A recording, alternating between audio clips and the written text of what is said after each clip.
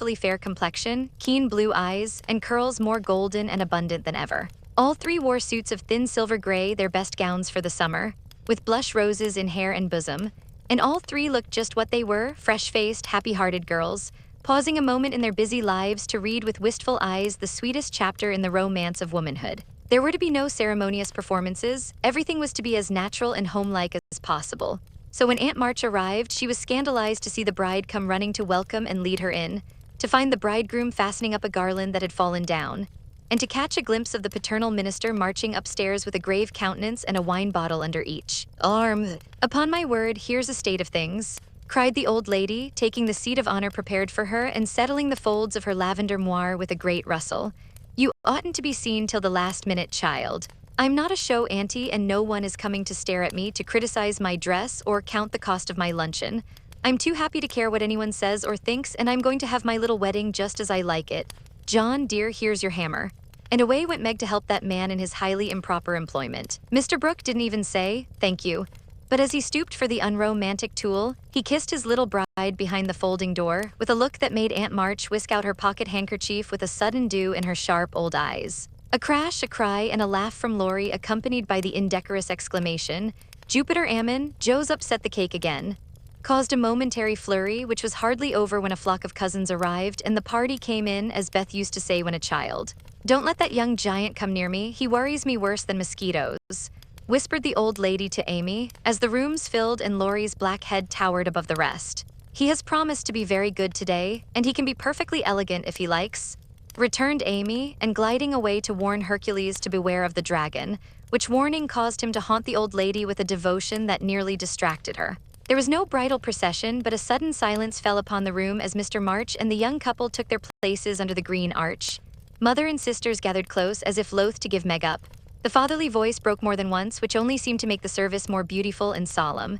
The bridegroom's hand trembled visibly and no one heard his replies. But Meg looked straight up in her husband's eyes and said, "I will," with such tender trust in her own face and voice that her mother's heart rejoiced and Aunt March sniffed audibly. Jo did not cry, though she was very near at once, and was only saved from a demonstration by the consciousness that Laurie was staring fixedly at her, with a comical mixture of merriment and emotion in his wicked black eyes.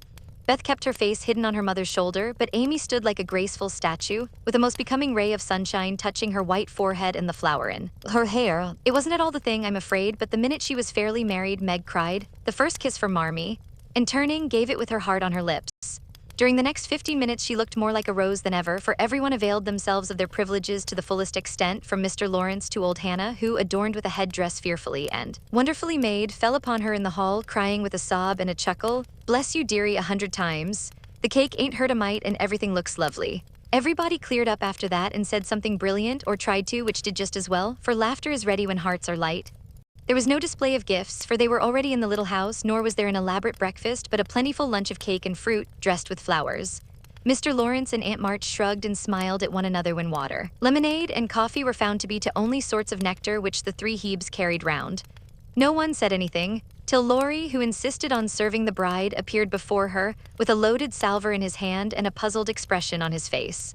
"Has Joe smashed all the bottles by accident?" he whispered, "or am I merely laboring under a delusion that I saw some lying about loose this morning?" "No, your grandfather kindly offered us his best, and Aunt March actually sent some, but father put away a little for Beth and dispatched the rest to the soldiers' home. You know he thinks that wine should be used only in illness, and mother says that neither she nor her daughters will ever offer it to any young man under her roof." Meg spoke seriously and expected to see Laurie frown or laugh, but he did neither, for after a quick look at her he said in his impetuous way, "I like that. For I've seen enough harm done to wish other women would think as you do. You are not made wise by experience, I hope," and there was an anxious accent in Meg's voice. "No, I give you my word for it. Don't think too well of me either, this is not one of my temptations. Being brought up where wine is as common as water and almost as harmless, I don't care for it, but when a pretty girl offers it one doesn't like to refuse, you see. But you will for the sake of others, if not for your own. Come, Laurie, promise, and give me one more reason to call this the happiest day of my life." A demand so sudden and so serious made the young man hesitate a moment, for ridicule is often harder to bear than self-denial. Meg knew that if he gave the promise he would keep it at all costs, and feeling her power, used it as a woman may for her friend's good. She did not speak, but she looked up at him with a face made very eloquent by happiness and a smile which said, "No one can refuse me." "Anything today?" Laurie certainly could not, and with an answering smile he gave her his hand, saying heartily, "I promise, Mrs. Brooke." "I thank you very, very much." "And I drink long life to your resolution, Teddy," cried Jo, baptizing him with a splash of lemonade, as she waved her glass and beamed approvingly upon him. So the toast was drunk, the pledge made and loyally kept in spite of many temptations. For with instinctive wisdom, the girls seized a happy moment to do their friend a service, for which he thanked them all his life. After lunch, people strolled about by twos and threes, through the house and garden, enjoying the sunshine without and within. Meg and John happened to be standing together in the middle of the grass plot, when Laurie was seized with an inspiration which put the finishing touch to this unfashionable wedding. "All the married people take hands and dance round the new-made husband and wife, as the Germans do, while we bachelors and spinsters prance in couples outside," cried Laurie, promenading down the path with Amy with such infectious spirit and skill that everyone else followed their example without a murmur.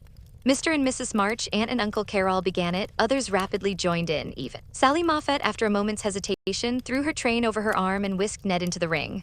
But the crowning joke was Mr. Lawrence and Aunt March, for when the stately old gentleman chassied solemnly up to the old lady, she just tucked her cane under her arm and hopped briskly away to join hands with the rest and dance about the bridal pair, while the young folks pervaded the garden like butterflies on a midsummer day. Want of breath brought the impromptu ball to a close, and then people began to go.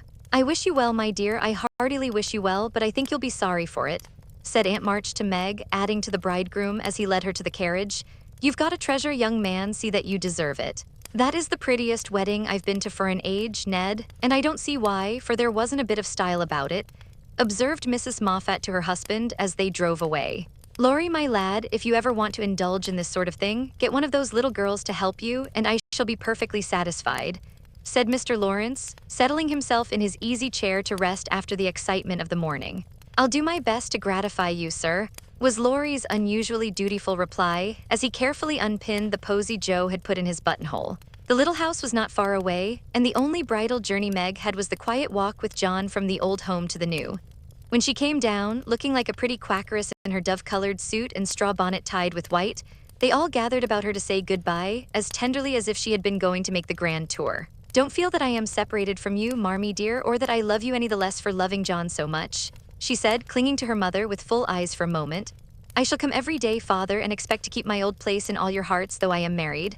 Beth is going to be with me a great deal, and the other girls will drop in now and then to laugh at my housekeeping struggles. Thank you all for my happy wedding day. Goodbye, goodbye." They stood watching her with faces full of love and hope and tender pride as she walked away, leaning on her husband's arm, with her hands full of flowers and the June sunshine brightening her happy face. And so Meg's married life began. Chapter 26, Artistic Attempts. It takes people a long time to learn the difference between talent and genius, especially ambitious young men and women. Amy was learning this distinction through much tribulation, for mistaking enthusiasm for inspiration, she attempted every branch of art with youthful audacity. For a long time there was a lull in the mud pie business, and she devoted herself to the finest pen and ink drawing, in which she showed such taste and skill that her graceful handiwork proved both pleasant and profitable. But overstrained eyes caused pen and ink to be laid aside for a bold attempt at poker sketching. While this attack lasted, the family lived in constant fear of a conflagration, for the odor of burning wood pervaded the house at all hours. Smoke issued from attic and shed with alarming frequency, red-hot pokers lay about promiscuously, and Hannah never went to bed without a pail of water and the dinner bell at her door in case of fire. Raphael's face was found boldly executed on the underside of the molding board, and Bacchus on the head of a beer barrel.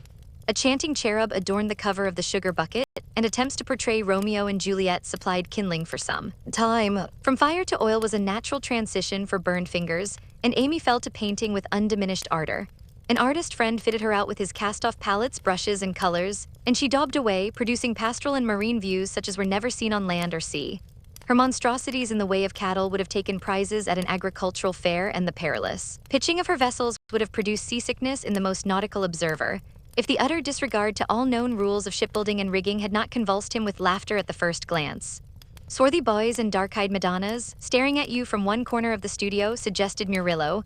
Oily brown shadows of faces with a lurid streak in the wrong place meant Rembrandt. Buxom ladies and dropical infants, Rubens. And Turner appeared in tempests of blue thunder, orange lightning, brown rain, and purple clouds, with a tomato-colored splash in the middle, which might be the sun or a Bowie, a sailor's shirt or a king's robe, as the spectator pleased. Charcoal portraits came next, and the entire family hung in a row, looking as wild and crocky as if just evoked from a coal bin.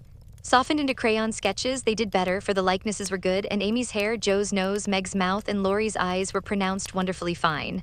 A return to clay and plaster followed, and ghostly casts of her acquaintances haunted corners of the house or tumbled off closet shelves onto people's heads. Children were enticed in as models, till their incoherent accounts of her mysterious doings caused Miss Amy to be regarded in the light of a young ogress.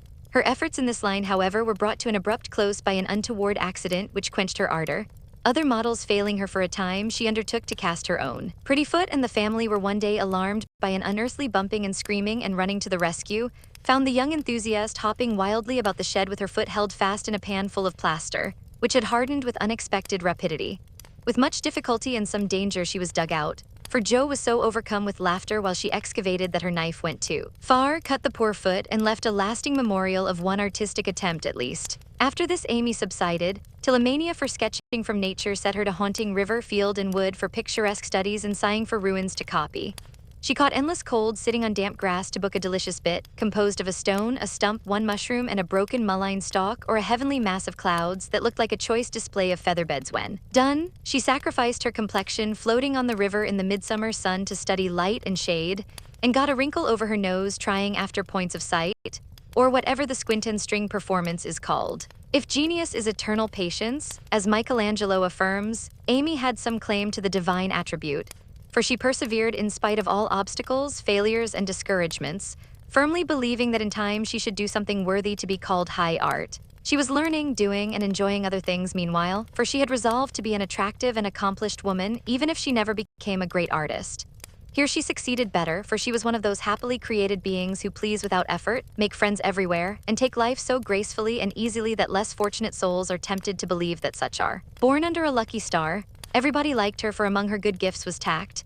She had an instinctive sense of what was pleasing and proper, always said the right thing to the right person, did just what suited the time and place, and was so self-possessed that her sisters used to say, if Amy went to court without any rehearsal beforehand, she'd know exactly what to do. One of her weaknesses was a desire to move in our best society, without being quite sure what the best really was.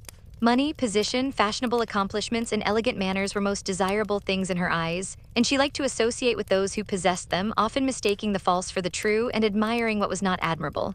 Never forgetting that by birth she was a gentlewoman, she cultivated her aristocratic tastes and feelings, so that when the opportunity came, she might be ready to take the place from which poverty now excluded her. My lady, as her friends called her, sincerely desired to be a genuine lady and was so at heart, but had yet to learn that money cannot buy refinement of nature, that rank does not always confer nobility, and that true breeding makes itself felt in spite of external drawbacks. I want to ask a favor of you, Mamma, Amy said, coming in with an important air one day. Well, little girl, what is it? Replied her mother, in whose eyes the stately young lady still remained the baby. Our drawing class breaks up next week, and before the girls separate for the summer, I want to ask them out here for a day. They are wild to see the river, sketch the broken bridge, and copy some of the things they admire in my book.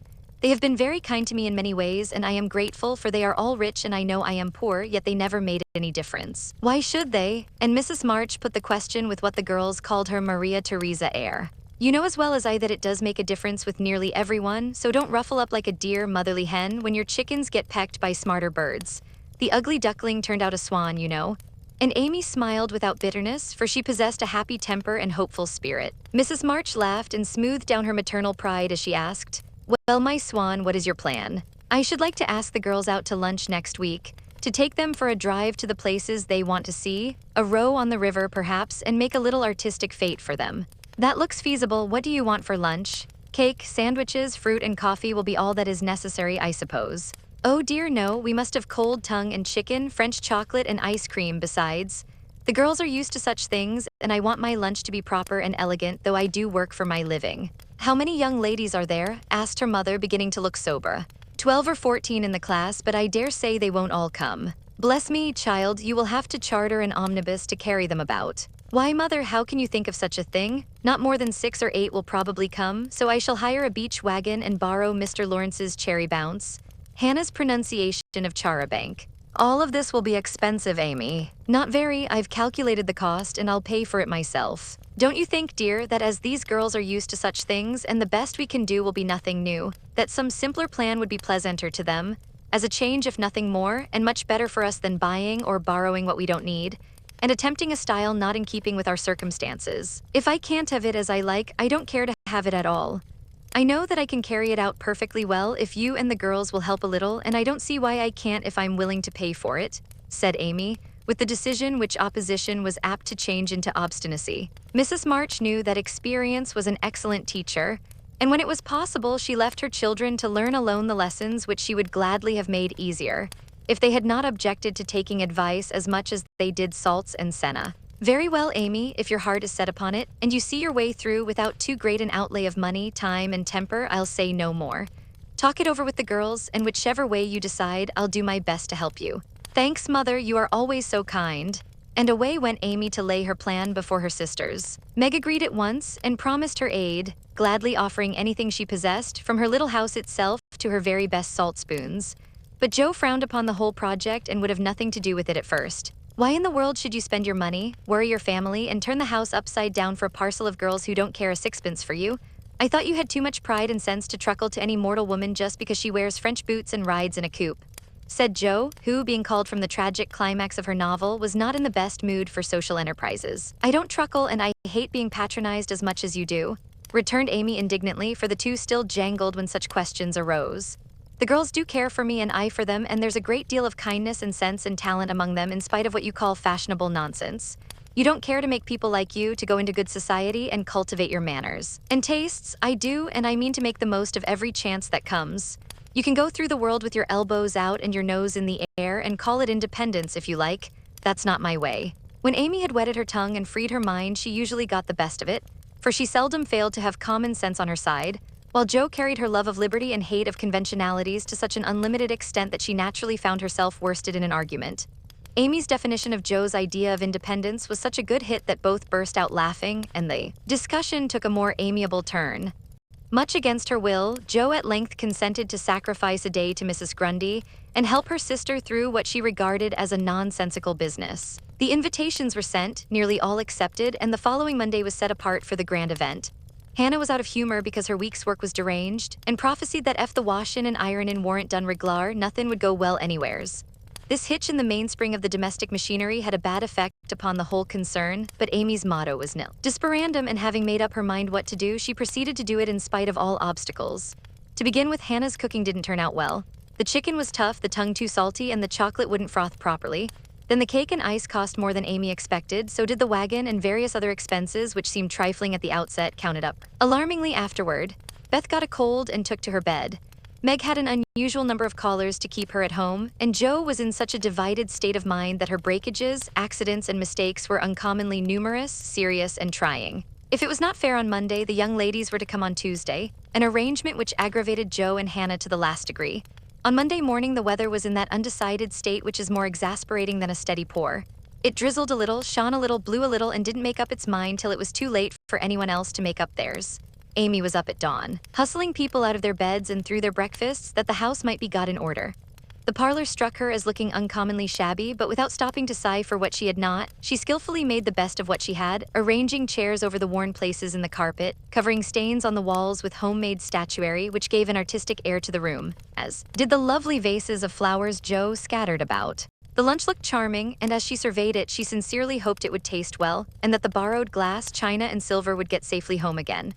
The carriages were promised, Meg and Mother were all ready to do the honors, Beth was able to help Hannah behind the scenes, Joe had engaged to be as lively and amiable as an absent mind, an aching head, and a very decided disapproval of everybody and everything would allow, and as she wearily dressed, Amy cheered herself with anticipations of the happy moment when, lunch safely over, she should drive away with her friends for an afternoon of artistic delights, for the cherry bounce and the broken bridge were her strong points. Then came the hours of suspense, during which she vibrated from parlor to porch, while public opinion varied like the weathercock. A smart shower at 11 had evidently quenched the enthusiasm of the young ladies who were to arrive at 12, for nobody came, and at 2 the exhausted family sat down in a blaze of sunshine to consume the perishable portions of the feast, that nothing might be lost. No doubt about the weather today, they will certainly come, so we must fly round and be ready for them, said Amy, as the sun woke her next morning. She spoke briskly, but in her secret soul she wished she had said nothing about Tuesday, for her interest, like her cake, was getting a little stale. I can't get any lobsters, so you will have to do without salad today, said Mr. March, coming in half an hour later with an expression of placid despair. Use the chicken then, the toughness won't matter in a salad, advised his wife. Hannah left it on the kitchen table a minute and the kittens got at it. I'm very sorry, Amy, added Beth, who was still a patroness of cats. Then I must have a lobster, for tongue alone won't do, said Amy decidedly. Shall I rush into town and demand one? Asked Joe with the magnanimity of a martyr. You'd come bringing it home under your arm without any paper, just to try me. I'll go myself, answered Amy, whose temper was beginning to fail. Shrouded in a thick veil and armed with a genteel traveling basket, she departed, feeling that a cool drive would soothe her ruffled spirit and fit her for the labors of the day. After some delay, the object of her desire was procured, likewise a bottle of dressing to prevent further loss of time at home, and off she drove again, well pleased with her own forethought. As the omnibus contained only one other passenger, a sleepy old lady, Amy pocketed her veil and beguiled the tedium of the way by trying to find out where all her money had gone to. So busy was she with her card full of refractory figures that she did not observe a newcomer, who entered without stopping the vehicle till a masculine voice said, "Good morning, Miss March," and looking up she beheld one of Laurie's most elegant college friends. Fervently hoping that he would get out before she did, Amy utterly ignored the basket at her feet, and congratulating herself that she had on her new traveling dress, returned the young man's greeting with her usual suavity and spirit. They got on excellently, for Amy's chief care was soon set at rest by learning that the gentleman would leave first, and she was chatting away in a peculiarly lofty strain when the old lady got out. In stumbling to the door, she upset the basket, and oh horror! The lobster in all its vulgar size and brilliancy was revealed to the high-born eyes of a tutor. "By Jove, she's forgotten her dinner," cried the unconscious youth, poking the scarlet monster into its place with his cane and preparing to hand out the basket after the old lady. "Please don't, it's mine," murmured Amy, with a face nearly as red as her fish. "Oh really, I beg pardon, it's an uncommonly fine one, isn't it?" said Tudor with great presence of mind and an air of sober interest that did credit to his breeding. Amy recovered herself in a breath, set her basket boldly on the seat and said, laughing, "Don't you wish you were to have some of the salad he's going to make, and to see the charming young ladies who are to eat it?" Now that was tact, for two of the ruling foibles of the masculine mind were touched. The lobster was instantly surrounded by a halo of pleasing reminiscences, and curiosity about the charming young ladies diverted his mind from the comical mishap. "I suppose he'll laugh and joke over it with Laurie, but I shan't see them, that's a comfort," thought Amy, as Tudor bowed and departed. She did not mention this meeting at home, though she discovered that, thanks to the upset, her new dress was much damaged by the rivulets of dressing that meandered down the skirt, but went through with the preparations which now seemed more irksome than before, and at 12 o'clock all was ready again. Feeling that the neighbors were interested in her movements, she wished to efface the memory of yesterday's failure by a grand success today, so she ordered the cherry bounce, and drove away in state to meet and escort her guests to the banquet. "There's the rumble, they're coming. I'll go onto the porch and meet them. It looks hospitable and I want the poor child to have a good time after all her trouble," said Mrs. March, suiting the action to the word. But after one glance, she retired with an indescribable expression, for looking quite lost in the big carriage sat Amy and one young lady. "Run, Beth, and help Hannah clear half the things off the table. It will be too absurd to put a luncheon for 12 before a single girl," cried Joe, hurrying away to the lower regions, too excited to stop even for a laugh. In came Amy, quite calm and delightfully cordial to the one guest who had kept her promise. The rest of the family, being of a dramatic turn, played their parts equally well, and Miss Elliot found them a most hilarious set, for it was impossible to control entirely the merriment which possessed them. The remodeled lunch being gaily partaken of, the studio and garden visited, and art discussed with enthusiasm, Amy ordered a buggy, alas, for the elegant cherry bounce, and drove her friend quietly about the neighborhood till sunset, when the party went out. As she came walking in, looking very tired but as composed as ever, she observed that every vestige of the unfortunate fate had disappeared, except a suspicious pucker about the corners of Joe's mouth. "You've had a lovely afternoon for your drive, dear," said her mother as respectfully as if the whole 12 had come. "Miss Elliot is a very sweet girl and seemed to enjoy herself, I thought," observed Beth with unusual warmth. "Could you spare me some of your cake? I really need some, I have so much company and I can't make such delicious stuff as yours," asked Meg soberly. "Take it all. I'm the only one here who likes sweet things, and it will mold before I can dispose of it," answered Amy, thinking with a sigh of the generous store she had laid in for such an end as this. "It's a pity Laurie isn't here to help us," began Joe, as they sat down to ice cream and salad for the second time in 2 days. A warning look from her mother checked any further remarks, and the whole family ate in heroic silence, till Mr. March mildly observed, salad was one of the favorite dishes of the ancients and Evelyn, Here a general explosion of laughter cut short the history of salads to the great surprise of the learned gentleman. Bundle everything into a basket and send it to the Hummels. Germans like messes. I'm sick of the sight of this, and there's no reason you should all die of a surfeit because I've been a fool, cried Amy, wiping her eyes. I thought I should have died when I saw you two girls rattling about in the what-you-call-it, like two little kernels in a very big nutshell, and mother waiting in state to receive the throng, sighed Joe, quite spent with laughter. I'm very sorry you were disappointed, dear, but we all did our best to satisfy you, said Mrs. March, in a tone full of motherly regret. I am satisfied. I've done what I undertook, and it's not my fault that it failed. I comfort myself with that, said Amy with a little quiver in her voice. I thank you all very much for helping me, and I'll thank you still more if you won't allude to it for a month at least. No one did for several months, but the word fate always produced a general smile, and Laurie's birthday gift to Amy was a tiny coral lobster in the shape of a charm for her watchguard. Chapter 27. Fortune suddenly smiled upon Joe and dropped a good luck penny in her path. Not a golden penny exactly, but I doubt if $500,000 would have given more real happiness than did the little sum that came to her in this wise. Every few weeks she would shut herself up in her room, put on her scribbling suit and fall into a vortex, as she expressed it, writing away at her novel with all her heart and soul, for till that was finished she could find no peace. Her scribbling suit consisted of a black woolen pinafore on which she could wipe her pen at will, and a cap of the same material adorned with a cheerful red bow into which she bundled her hair when the decks were cleared for action. This cap was a beacon to the inquiring eyes of her family, who during these periods kept their distance, merely popping in their heads semi-occasionally to ask with interest, "Does genius burn, Joe?" They did not always venture even to ask this question, but took an observation of the cap and judged accordingly. If this expressive article of dress was drawn low upon the forehead, it was a sign that hard work was going on. In exciting moments it was pushed rakishly askew, and when despair seized the author it was plucked wholly off and cast upon the floor. At such times the intruder silently withdrew, and not until the red bow was seen gaily erect upon the gifted brow did anyone dare address Joe. She did not think herself a genius by any means, but when the writing fit came on she gave herself up to it with entire abandon and led a blissful life, unconscious of want, care, or bad weather, while she sat safe and happy in an imaginary world full of friends almost as real and dear to her as any in the flesh. Sleep forsook her eyes, meals stood untasted, day and night were all too short to enjoy the happiness which blessed her only at such times, and made these hours worth living, even if they bore no other fruit.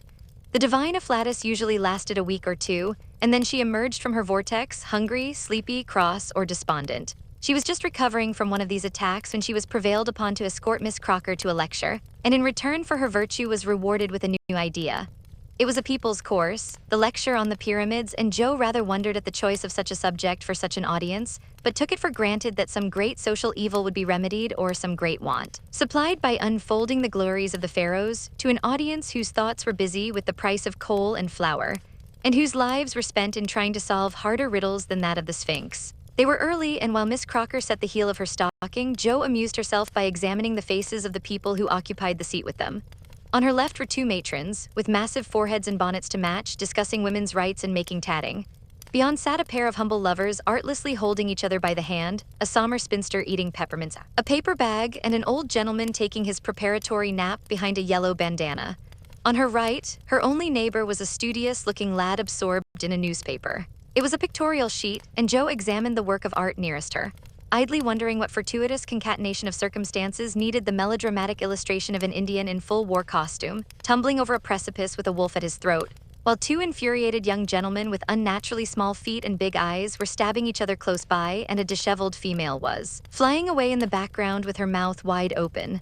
Pausing to turn a page, the lad saw her looking and with boyish good nature offered half his paper, saying bluntly, "Want to read it? That's a first-rate story." Joe accepted it with a smile, for she had never outgrown her liking for lads and soon found herself involved in the usual labyrinth of love, mystery, and murder.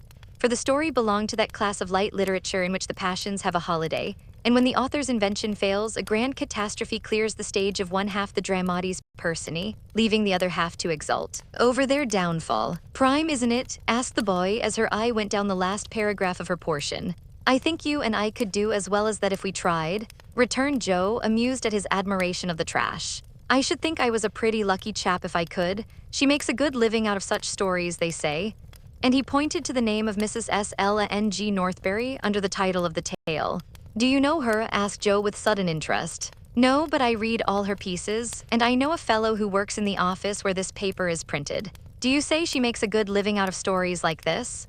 And Joe looked more respectfully at the agitated group and thickly sprinkled exclamation points that adorned the page. Guess she does. She knows just what folks like and gets paid well for writing it. Here the lecture began, but Joe heard very little of it, for while Professor Sands was prosing away about Belzoni, Cheops, Scarabaei, and hieroglyphics, she was covertly taking down the address of the paper and boldly resolving to try for the $100 prize offered in its columns for a sensational story.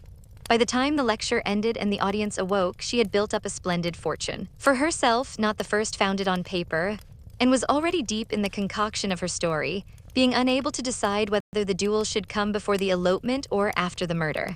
She said nothing of her plan at home, but fell to work next day, much to the disquiet of her mother, who always looked a little anxious when genius took to burning. Jo had never tried the style before, contenting herself with very mild romances for the Spread Eagle. Her experience and miscellaneous reading were of service now, for they gave her some idea of dramatic effect and supplied plot, language, and costumes.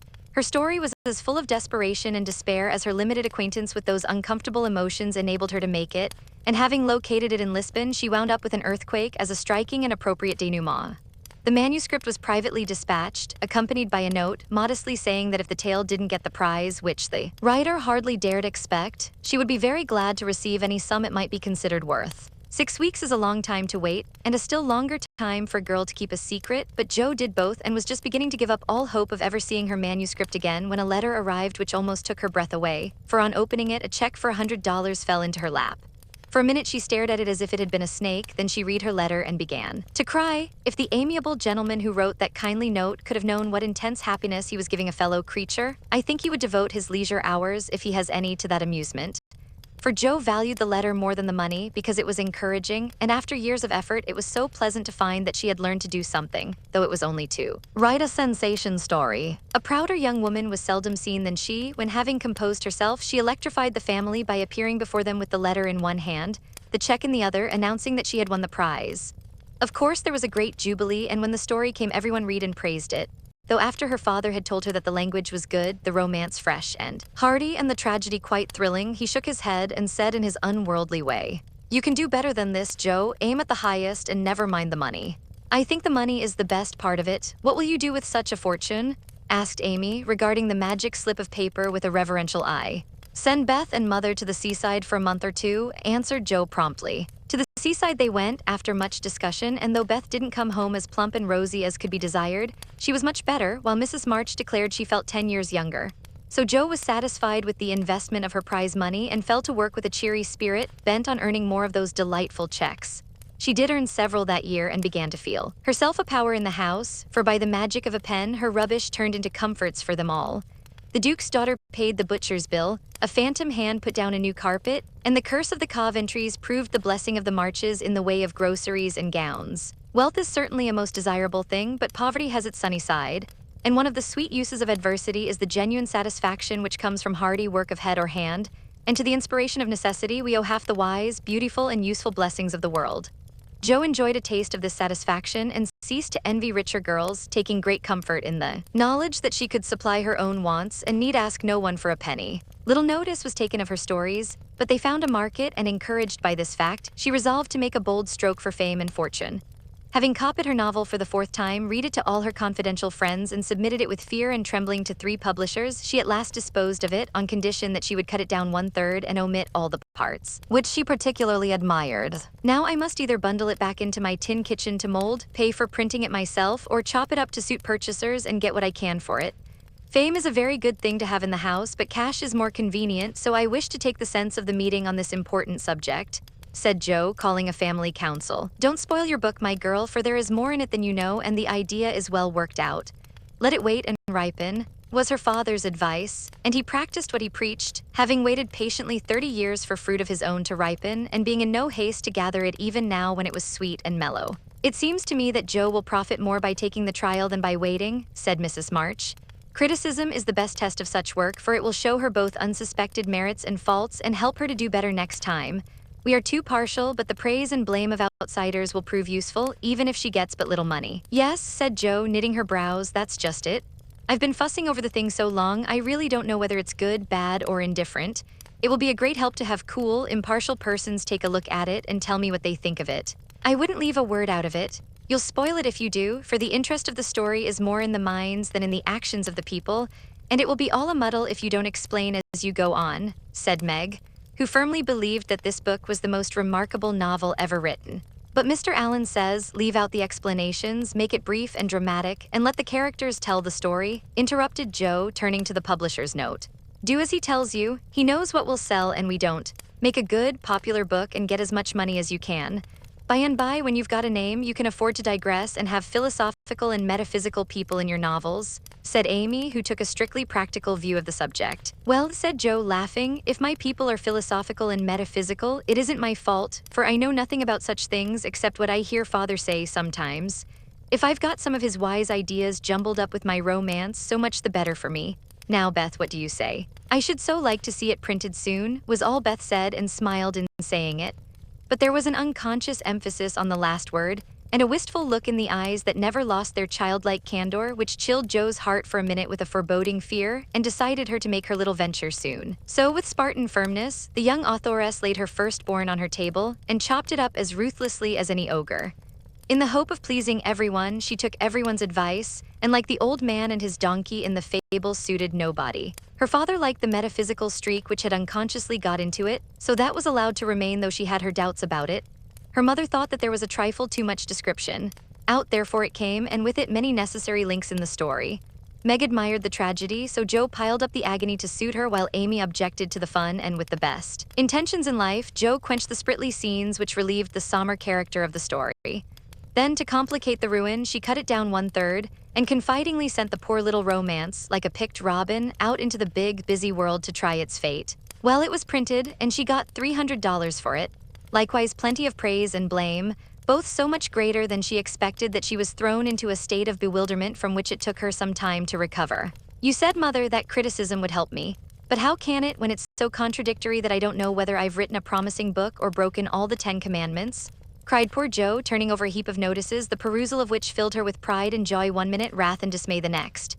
This man says an exquisite book full of truth, beauty, and earnestness. All is sweet, pure, and healthy, continued the perplexed authoress. The next, the theory of the book is bad, full of morbid fancies, spiritualistic ideas, and unnatural characters.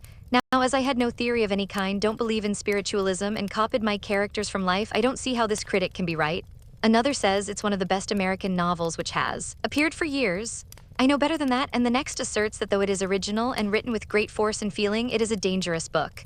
Tisn't, some make fun of it, some overpraise, and nearly all insist that I had a deep theory to expound when I only wrote it for the pleasure and the money. I wish I'd printed the whole or not at all, for I do hate to be misjudged. Her family and friends administered comfort and commendation liberally. Yet it was a hard time for sensitive, high-spirited Joe, who meant so well and had apparently done so ill.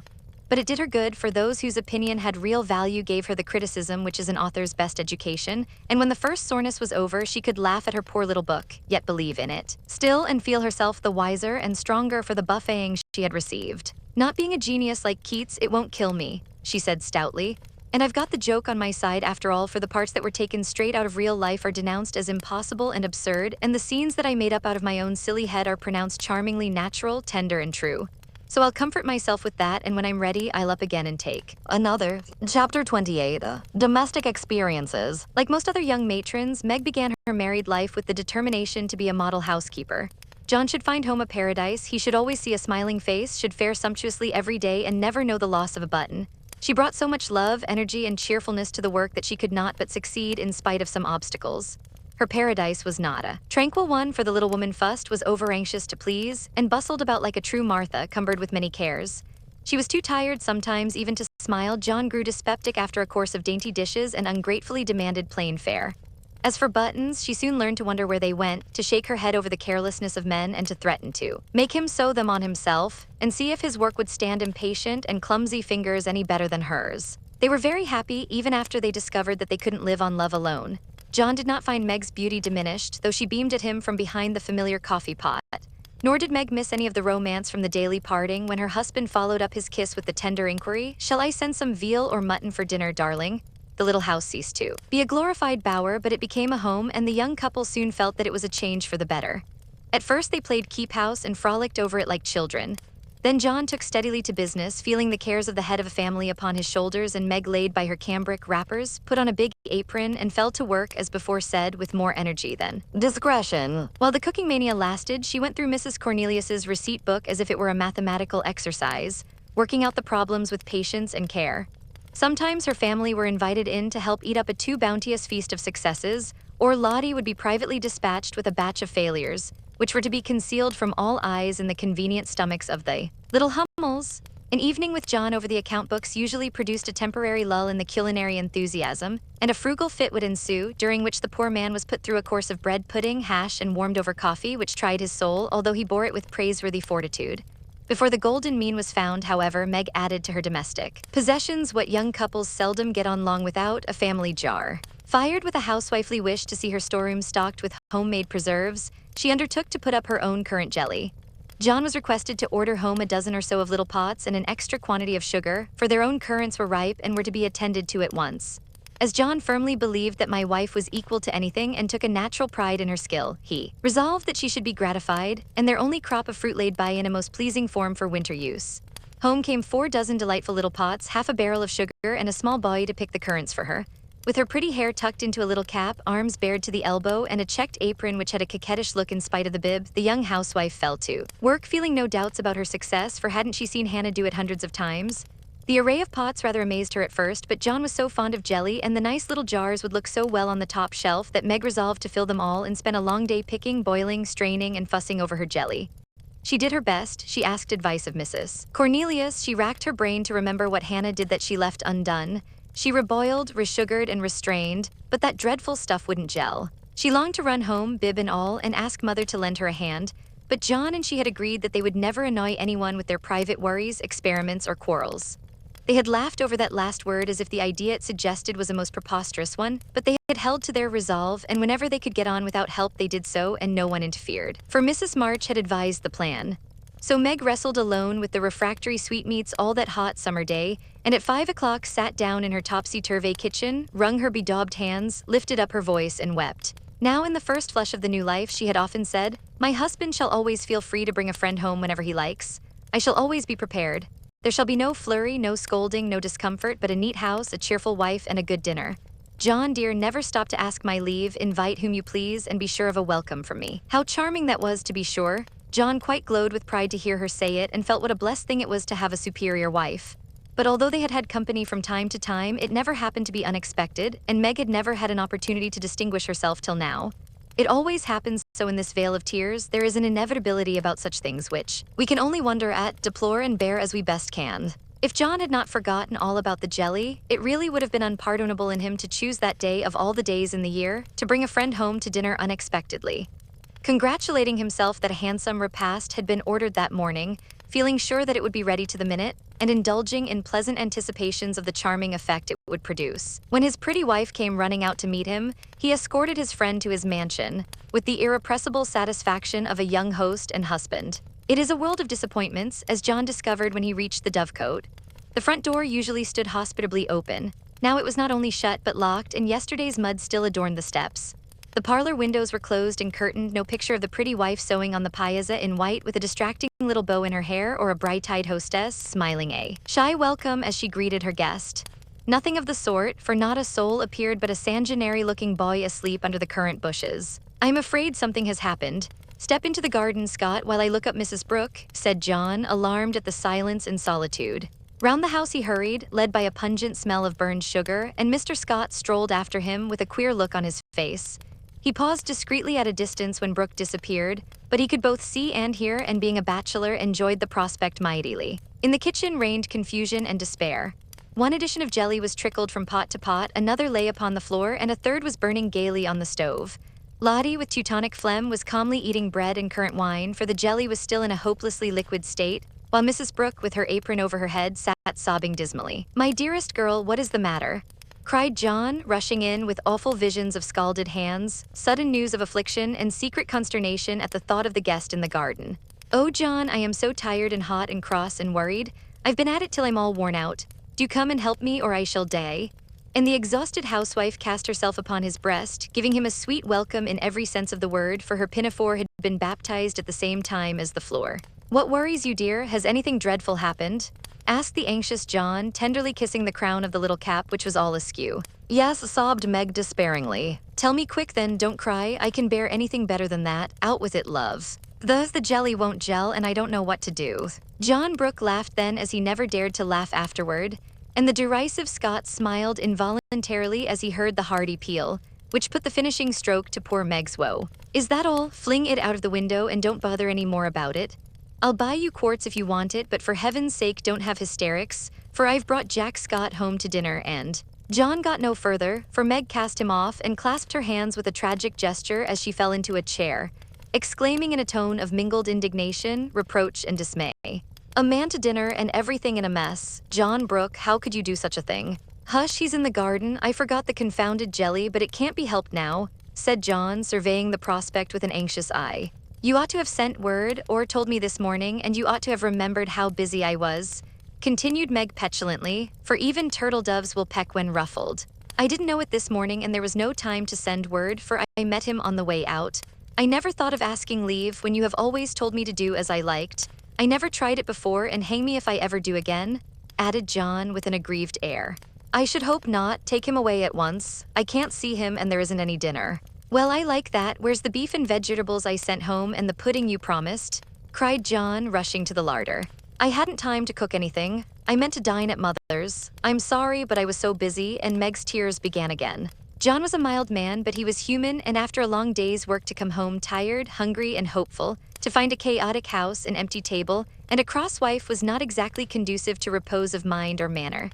He restrained himself, however, and the little squall would have blown over but for one unlucky word. "It's a scrape, I acknowledge, but if you will lend a hand, we'll pull through and have a good time yet. Don't cry, dear, but just exert yourself a bit and fix us up something to eat.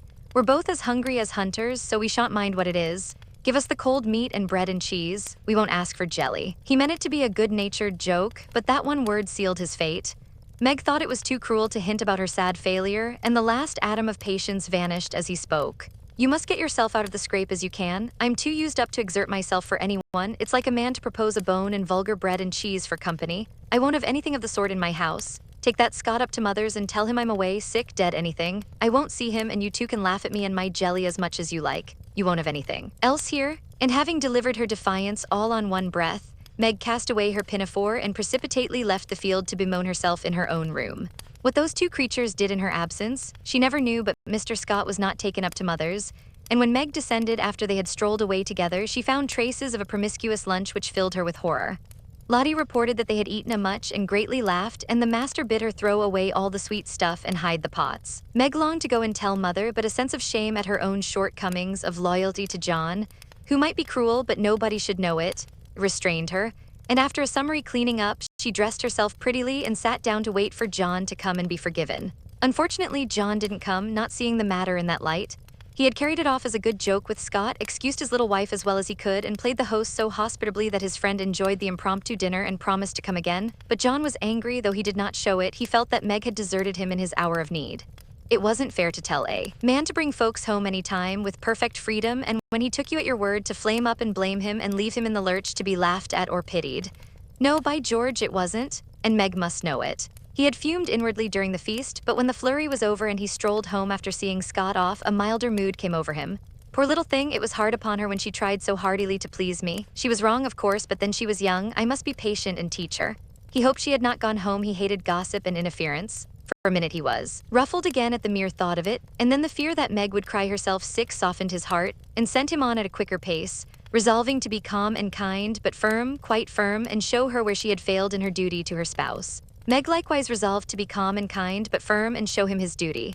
She longed to run to meet him and beg pardon and be kissed and comforted as she was sure of being, but of course she did nothing of the sort, and when she saw John coming began to hum quite naturally, as she rocked and sewed like a lady of leisure in her best parlor. John was a little disappointed not to find a tender Niobe, but feeling that his dignity demanded the first apology, he made none, only came leisurely in and laid himself upon the sofa with the singularly relevant remark, "We are going to have a new moon, my dear." "I've no objection," was Meg's equally soothing remark. A few other topics of general interest were introduced by Mr. Brooke and wet-blanketed by Mrs. Brooke, and conversation languished. John went to one window, unfolded his paper, and wrapped himself in it, figuratively speaking. Meg went to the other window and sewed as if new rosettes for slippers were among the necessaries of life. Neither spoke, both looked quite calm and firm, and both felt desperately uncomfortable. Oh dear, thought Meg. Married life is very trying and does need infinite patience as well as love, as Mother says. The word mother suggested other maternal counsels given long ago and received with unbelieving protests. John is a good man, but he has his faults, and you must learn to see and bear with them, remembering your own. He is very decided, but never will be obstinate if you reason kindly, not oppose impatiently. He is very accurate and particular about the truth, a good trait, though you call him fussy. Never deceive him by look or word, Meg, and he will give you the confidence you deserve, the support you need. He has a temper, not like ours, one flash and then all over, but the white, still anger that is seldom stirred, but once kindled is hard to quench. Be careful, be very careful not to wake his anger against yourself, for peace and happiness depend on keeping his respect. Watch yourself, be the first to ask pardon if you both err, and guard against the little peaks, misunderstandings, and hasty words that often pave the way for bitter sorrow and regret. These words came back to Meg as she sat sewing in the sunset, especially the last. This was the first serious disagreement. Her own hasty speeches sounded both silly and unkind as she recalled them. Her own anger looked childish now, and thoughts of poor John coming home to such a scene quite melted her heart. She glanced at him with tears in her eyes, but he did not see them. She put down her work and got up, thinking, I will be the first to say forgive me, but he did not seem to hear her. She went very slowly across the room, for pride was hard to swallow, and stood by him, but he did not turn his head. For a minute she felt as if she really couldn't do it, then came the thought, this is the beginning. I'll do my part and have nothing to reproach myself with, and stooping down, she softly kissed her husband on the forehead. Of course that settled it. The penitent kiss was better than a world of words, and John had her on his knee in a minute, saying tenderly, it was too bad to laugh at the poor little jelly pots. Forgive me, dear, I never will again. But he did, oh bless you, yes, hundreds of times, and so did Meg, both declaring that it was the sweetest jelly they ever made. For family peace was preserved in that little family jar. After this, Meg had Mr. Scott to dinner by special invitation, and served him up a pleasant feast without a cooked wife for the first course, on which occasion she was so gay and gracious, and made everything go off so charmingly that Mr. Scott told John he was a lucky fellow and shook his head over the hardships of bachelorhood all the way home. In the autumn, new trials and experiences came to Meg. Sally Moffat renewed her friendship, was always running out for a dish of gossip at the little house, or inviting that poor dear to come in and spend the day at the big house. It was pleasant, for in dull weather Meg often felt lonely. All were busy at home, John absent till night, and nothing to do but sew or read or potter about, so it naturally fell out that Meg got into the way of gadding and gossiping with her friend. Seeing Sally's pretty things made her long for such and pity herself because she had not got them. Sally was very kind and often offered her the coveted trifles, but Meg declined them, knowing that John wouldn't like it, and then this foolish little woman went and did what John disliked even worse. She knew her husband's income, and she loved to feel that he trusted her not only with his happiness, but what some men seem to value more, his money. She knew where it was free to take what she liked, and all he asked was that she should keep account of every penny, pay bills once a month, and remember that she was a poor man's wife. Till now she had done well, been prudent and exact, kept her little account books neatly, and showed them to him monthly without fear. But that autumn the serpent got into Meg's paradise and tempted her like many a modern Eve, not with apples but with dress. Meg didn't like to be pitied and made to feel poor. It irritated her, but she was ashamed to confess it, and now and then she tried to console herself by buying something pretty so that Sally needn't think she had to economize. She always felt wicked after it, for the pretty things were seldom necessaries, but then they cost so little, it wasn't worth worrying about, so the trifles increased unconsciously, and in the shopping excursions she was no longer a passive looker-on. But the trifles cost more than one would imagine, and when she cast up her accounts at the end of the month, the sum total rather scared her. John was busy that month and left the bills to her. The next month he was absent, but the third he had a grand quarterly settling up, and Meg never forgot it. A few days before she had done a dreadful thing, and it weighed upon her conscience. Sally had been buying silks, and Meg longed for a new one, just a handsome light one for parties. Her black silk was so common, and thin things for evening wear were only proper for girls. Aunt March usually gave the sisters a present of $25 apiece at New Year's.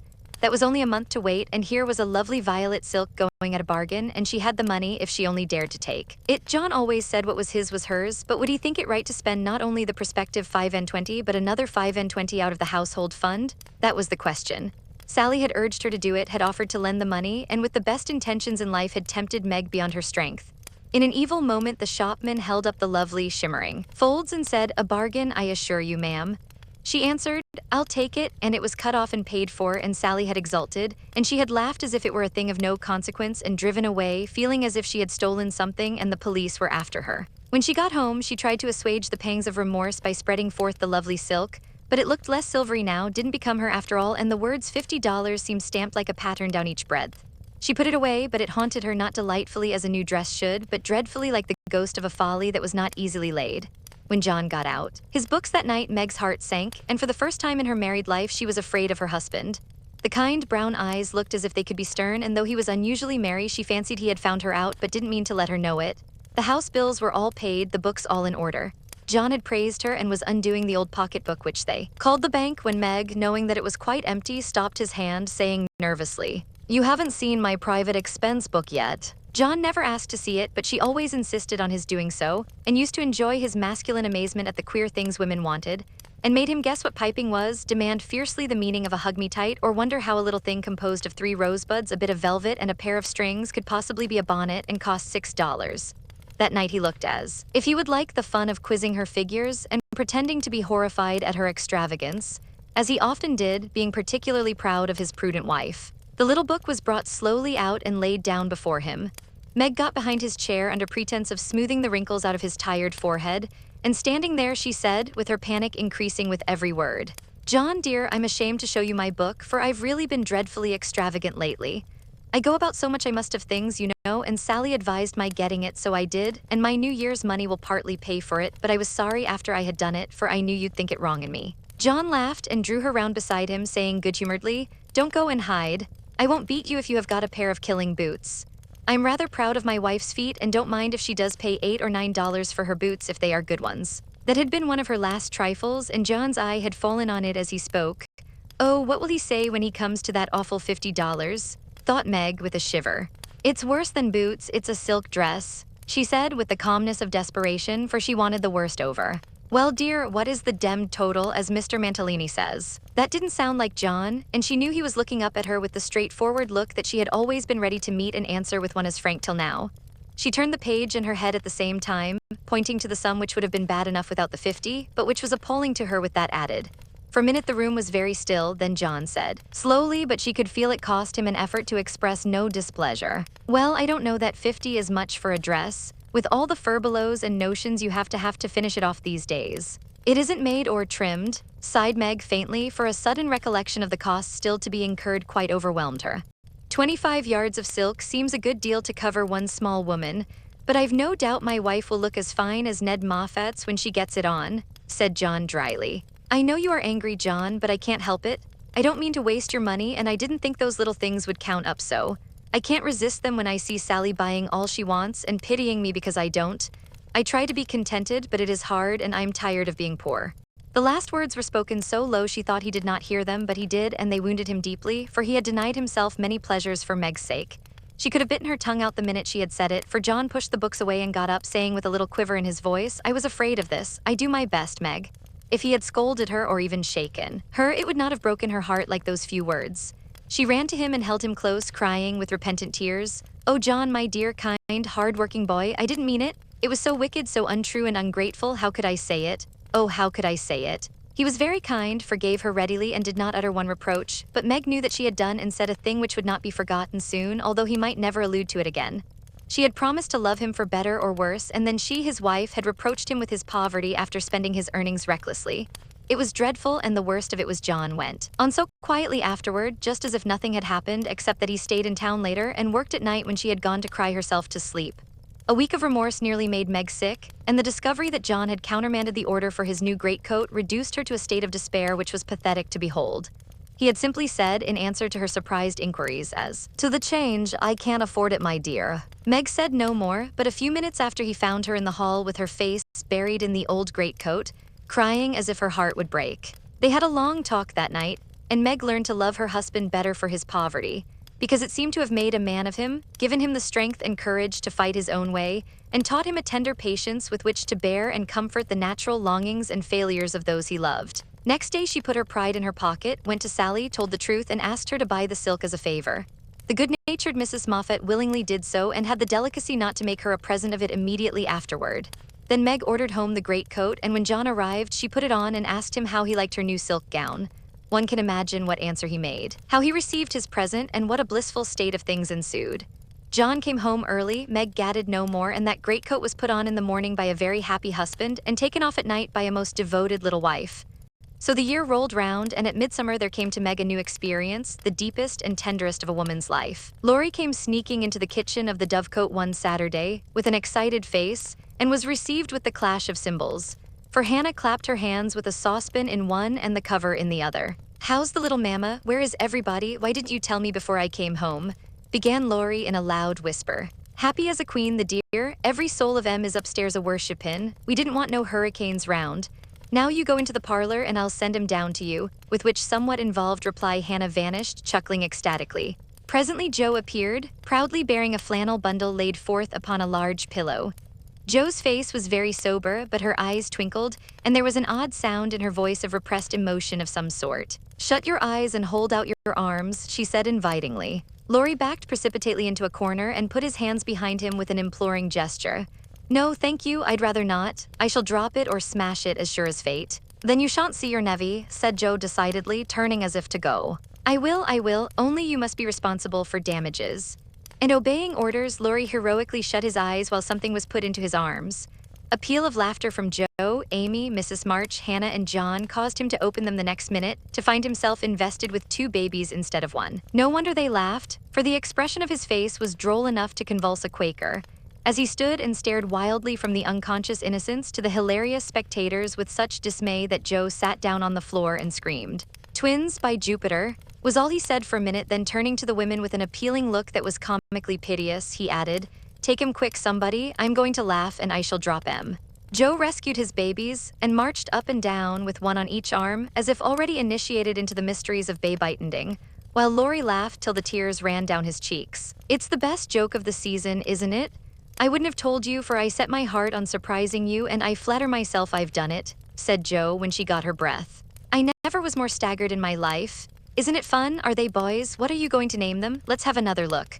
"Hold me up, Joe, for upon my life it's one too many for me," returned Laurie, regarding the infants with the air of a big, benevolent Newfoundland looking at a pair of infantile kittens. "Boy and girl, aren't they beauties?"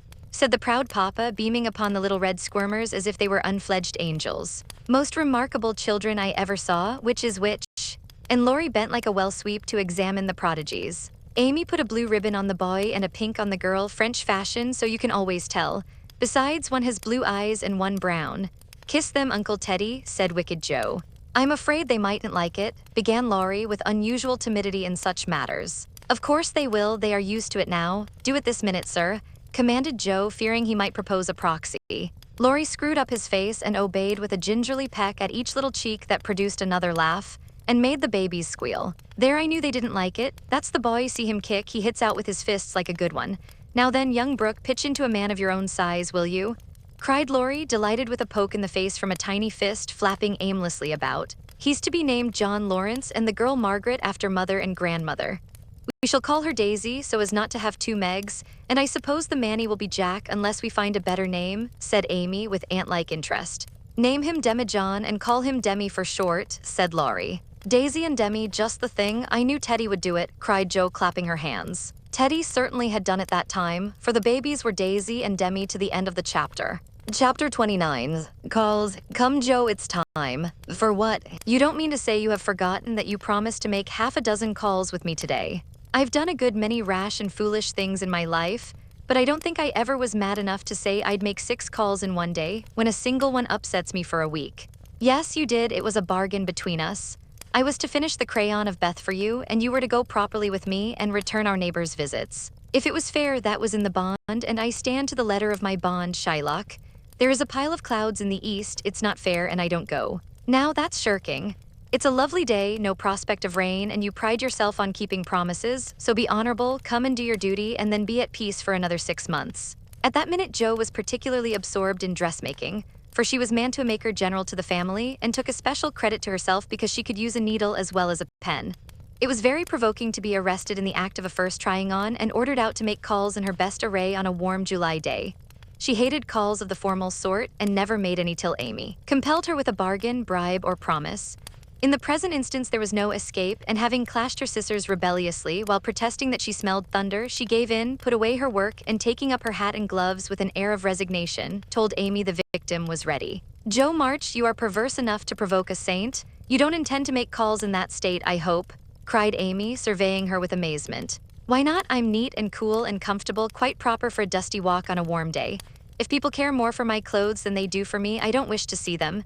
You can dress for both and be as elegant as you please. It pays for you to be fine. It doesn't for me, and furbelows only worry me. Oh dear, sighed Amy. Now she's in a contrary fit and will drive me distracted before I can get her properly ready. I'm sure it's no pleasure to me to go today, but it's a debt we owe society and there's no one to pay it but you and me. I'll do anything for you, Joe, if you'll only dress yourself nicely and come and help me do the civil. You can talk so well, look so aristocratic in your best things, and behave so beautifully if you try that I'm proud of you. I'm afraid to go alone. Do come and take care of me. You're an artful little puss to flatter and wheedle your cross old sister in that way. The idea of my being aristocratic and well-bred and you're being afraid to go anywhere alone. I don't know which is the most absurd. Well, I'll go if I must and do my best. You shall be commander of the expedition and I'll obey blindly. Will that satisfy you? Said Joe with a sudden change from perversity to lamb-like submission. You're a perfect cherub. Now put on all your best things and I'll tell you how to behave at each place so that you will make a good impression. I want people to like you, and they would if you'd only try to be a little more agreeable. Do your hair the pretty way and put the pink rose in your bonnet. It's becoming and you look too sober in your plain suit. Take your light gloves and the embroidered handkerchief. We'll stop at Meg's and borrow her white sunshade, and then you can have my dove-colored one. While Amy dressed, she issued her orders, and Joe obeyed them, not without entering her protest, however, for she sighed as she rustled into her new organdy, frowned darkly at herself as she tied her bonnet strings in an irreproachable bow, wrestled viciously with pins as she put on her collar, wrinkled up her features generally as she shook out the handkerchief, whose embroidery was as irritating to her nose as the present mission was to her feelings, and when she had squeezed her hands into tight gloves with 3 buttons and a tassel, as the last touch of elegance, she turned to Amy with an imbecile expression of countenance, saying meekly, I'm perfectly miserable, but if you consider me presentable, I die happy. You're highly satisfactory. Turn slowly round and let me get a careful view. Joe revolved, and Amy gave a touch here and there, then fell back with her head on one side, observing graciously, Yes, you'll do. Your head is all I could ask, for that white bonnet with the rose is quite ravishing. Hold back your shoulders and carry your hands easily, no matter if your gloves do pinch. There's one thing you can do well, Joe, that is wear a shawl. I can't, but it's very nice to see you, and I'm so glad Aunt March gave you that lovely one. It's simple but handsome, and those folds over the arm are really artistic. Is the point of my mantle in the middle, and have I looped my dress evenly? I like to show my boots, for my feet are pretty, though my nose isn't. You are a thing of beauty and a joy forever, said Joe, looking through her hand with the air of a connoisseur at the blue feather against the golden hair. Am I to drag my best dress through the dust, or loop it up, please, ma'am? Hold it up when you walk, but drop it in the house. The sweeping style suits you best, and you must learn to trail your skirts gracefully. You haven't half-buttoned one cuff, do it at once. You'll never look finished if you are not careful about the little details, for they make up the pleasing whole. Joe sighed and proceeded to burst the buttons off her glove in doing up her cuff, but at last both were ready and sailed away looking as pretty as pictures, Hannah said as she hung out of the upper window to watch them. Now, Joe dear, the Chesters consider themselves very elegant people, so I want you to put on your best deportment. Don't make any of your abrupt remarks or do anything odd, will you? Just be calm, cool, and quiet. That's safe and ladylike, and you can easily do it for 15 minutes. Said Amy as they approached the first place, having borrowed the white parasol and been inspected by Meg with a baby on each arm. Let me see, calm, cool, and quiet. Yes, I think I can promise that. I've played the part of a prim young lady on the stage, and I'll try it off. My powers are great, as you shall see, so be easy in your mind, my child. Amy looked relieved, but naughty Joe took her at her word. For during the first call she sat with every limb gracefully composed, every fold correctly draped, calm as a summer sea, cool as a snowbank, and as silent as the Sphinx. In vain Mrs. Chester alluded to her charming novel, and the Mrs. Chester introduced parties, picnics, the opera, and the fashions. Each and all were answered by a smile, a bow, and a demure yes or no with the chill on. In vain Amy telegraphed the word talk, tried to draw her out, and administered covert pokes with her foot. Joe sat as if blandly unconscious of it all, with deportment like Maud's face, icily regular, splendidly null. What a haughty, uninteresting creature that oldest Miss March is, was the unfortunately audible remark of one of the ladies as the door closed upon their guests. Joe laughed noiselessly all through the hall, but Amy looked disgusted at the failure of her instructions and very naturally laid the blame upon Joe. How could you mistake me so? I merely meant you to be properly dignified and composed, and you made yourself a perfect stock and stone. Try to be sociable at the Lambs. Gossip as other girls do and be interested in dress and flirtations and whatever nonsense comes up. They move in the best society, are valuable persons for us to know, and I wouldn't fail to make a good impression there for anything. I'll be agreeable, I'll gossip and giggle and have horrors and raptures over any trifle you like. I rather enjoy this, and now I'll imitate what is called a charming girl. I can do it, for I have made Chester as a model, and I'll improve upon her. See if the lambs don't say, "What a lively, nice creature that Joe March is." Amy felt anxious, as well she might, for when Joe turned freakish, there was no knowing where she would stop. Amy's face was a study when she saw her sister skim into the next drawing room, kiss all the young ladies with effusion, beam graciously upon the young gentlemen, and join in the chat with a spirit which amazed the beholder. Amy was taken possession of by Mrs. Lamb, with whom she was a favorite, and forced to hear a long account of Lucretia's last attack, while 3 delightful young gentlemen hovered near, waiting for a pause when they might rush in and rescue her. So situated, she was powerless to check Joe, who seemed possessed by a spirit of mischief and talked away as volubly as the lady. A knot of heads gathered about her, and Amy strained her ears to hear what was going on, for broken sentences filled her with curiosity, and frequent peals of laughter made her wild to share the fun. One may imagine her suffering on overhearing fragments of this sort of conversation. She rides splendidly. Who taught her? No one. She used to practice mounting, holding the reins, and sitting straight on an old saddle in a tree.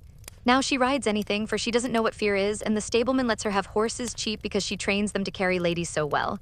She has such a passion for it. I often tell her if everything else fails, she can be a horsebreaker and get her living so. At this awful speech, Amy contained herself with difficulty, for the impression was being given that she was rather a fast young lady, which was her especial aversion. But what could she do?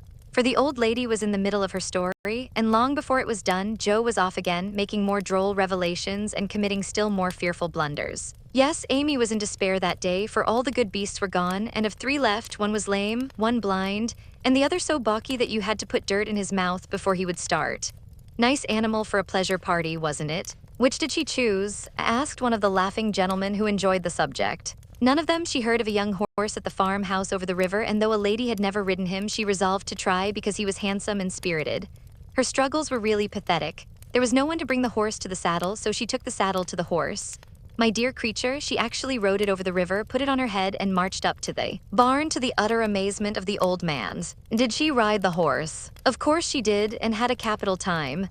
I expected to see her brought home in fragments, but she managed him perfectly and was the life of the party. Well, I call that plucky.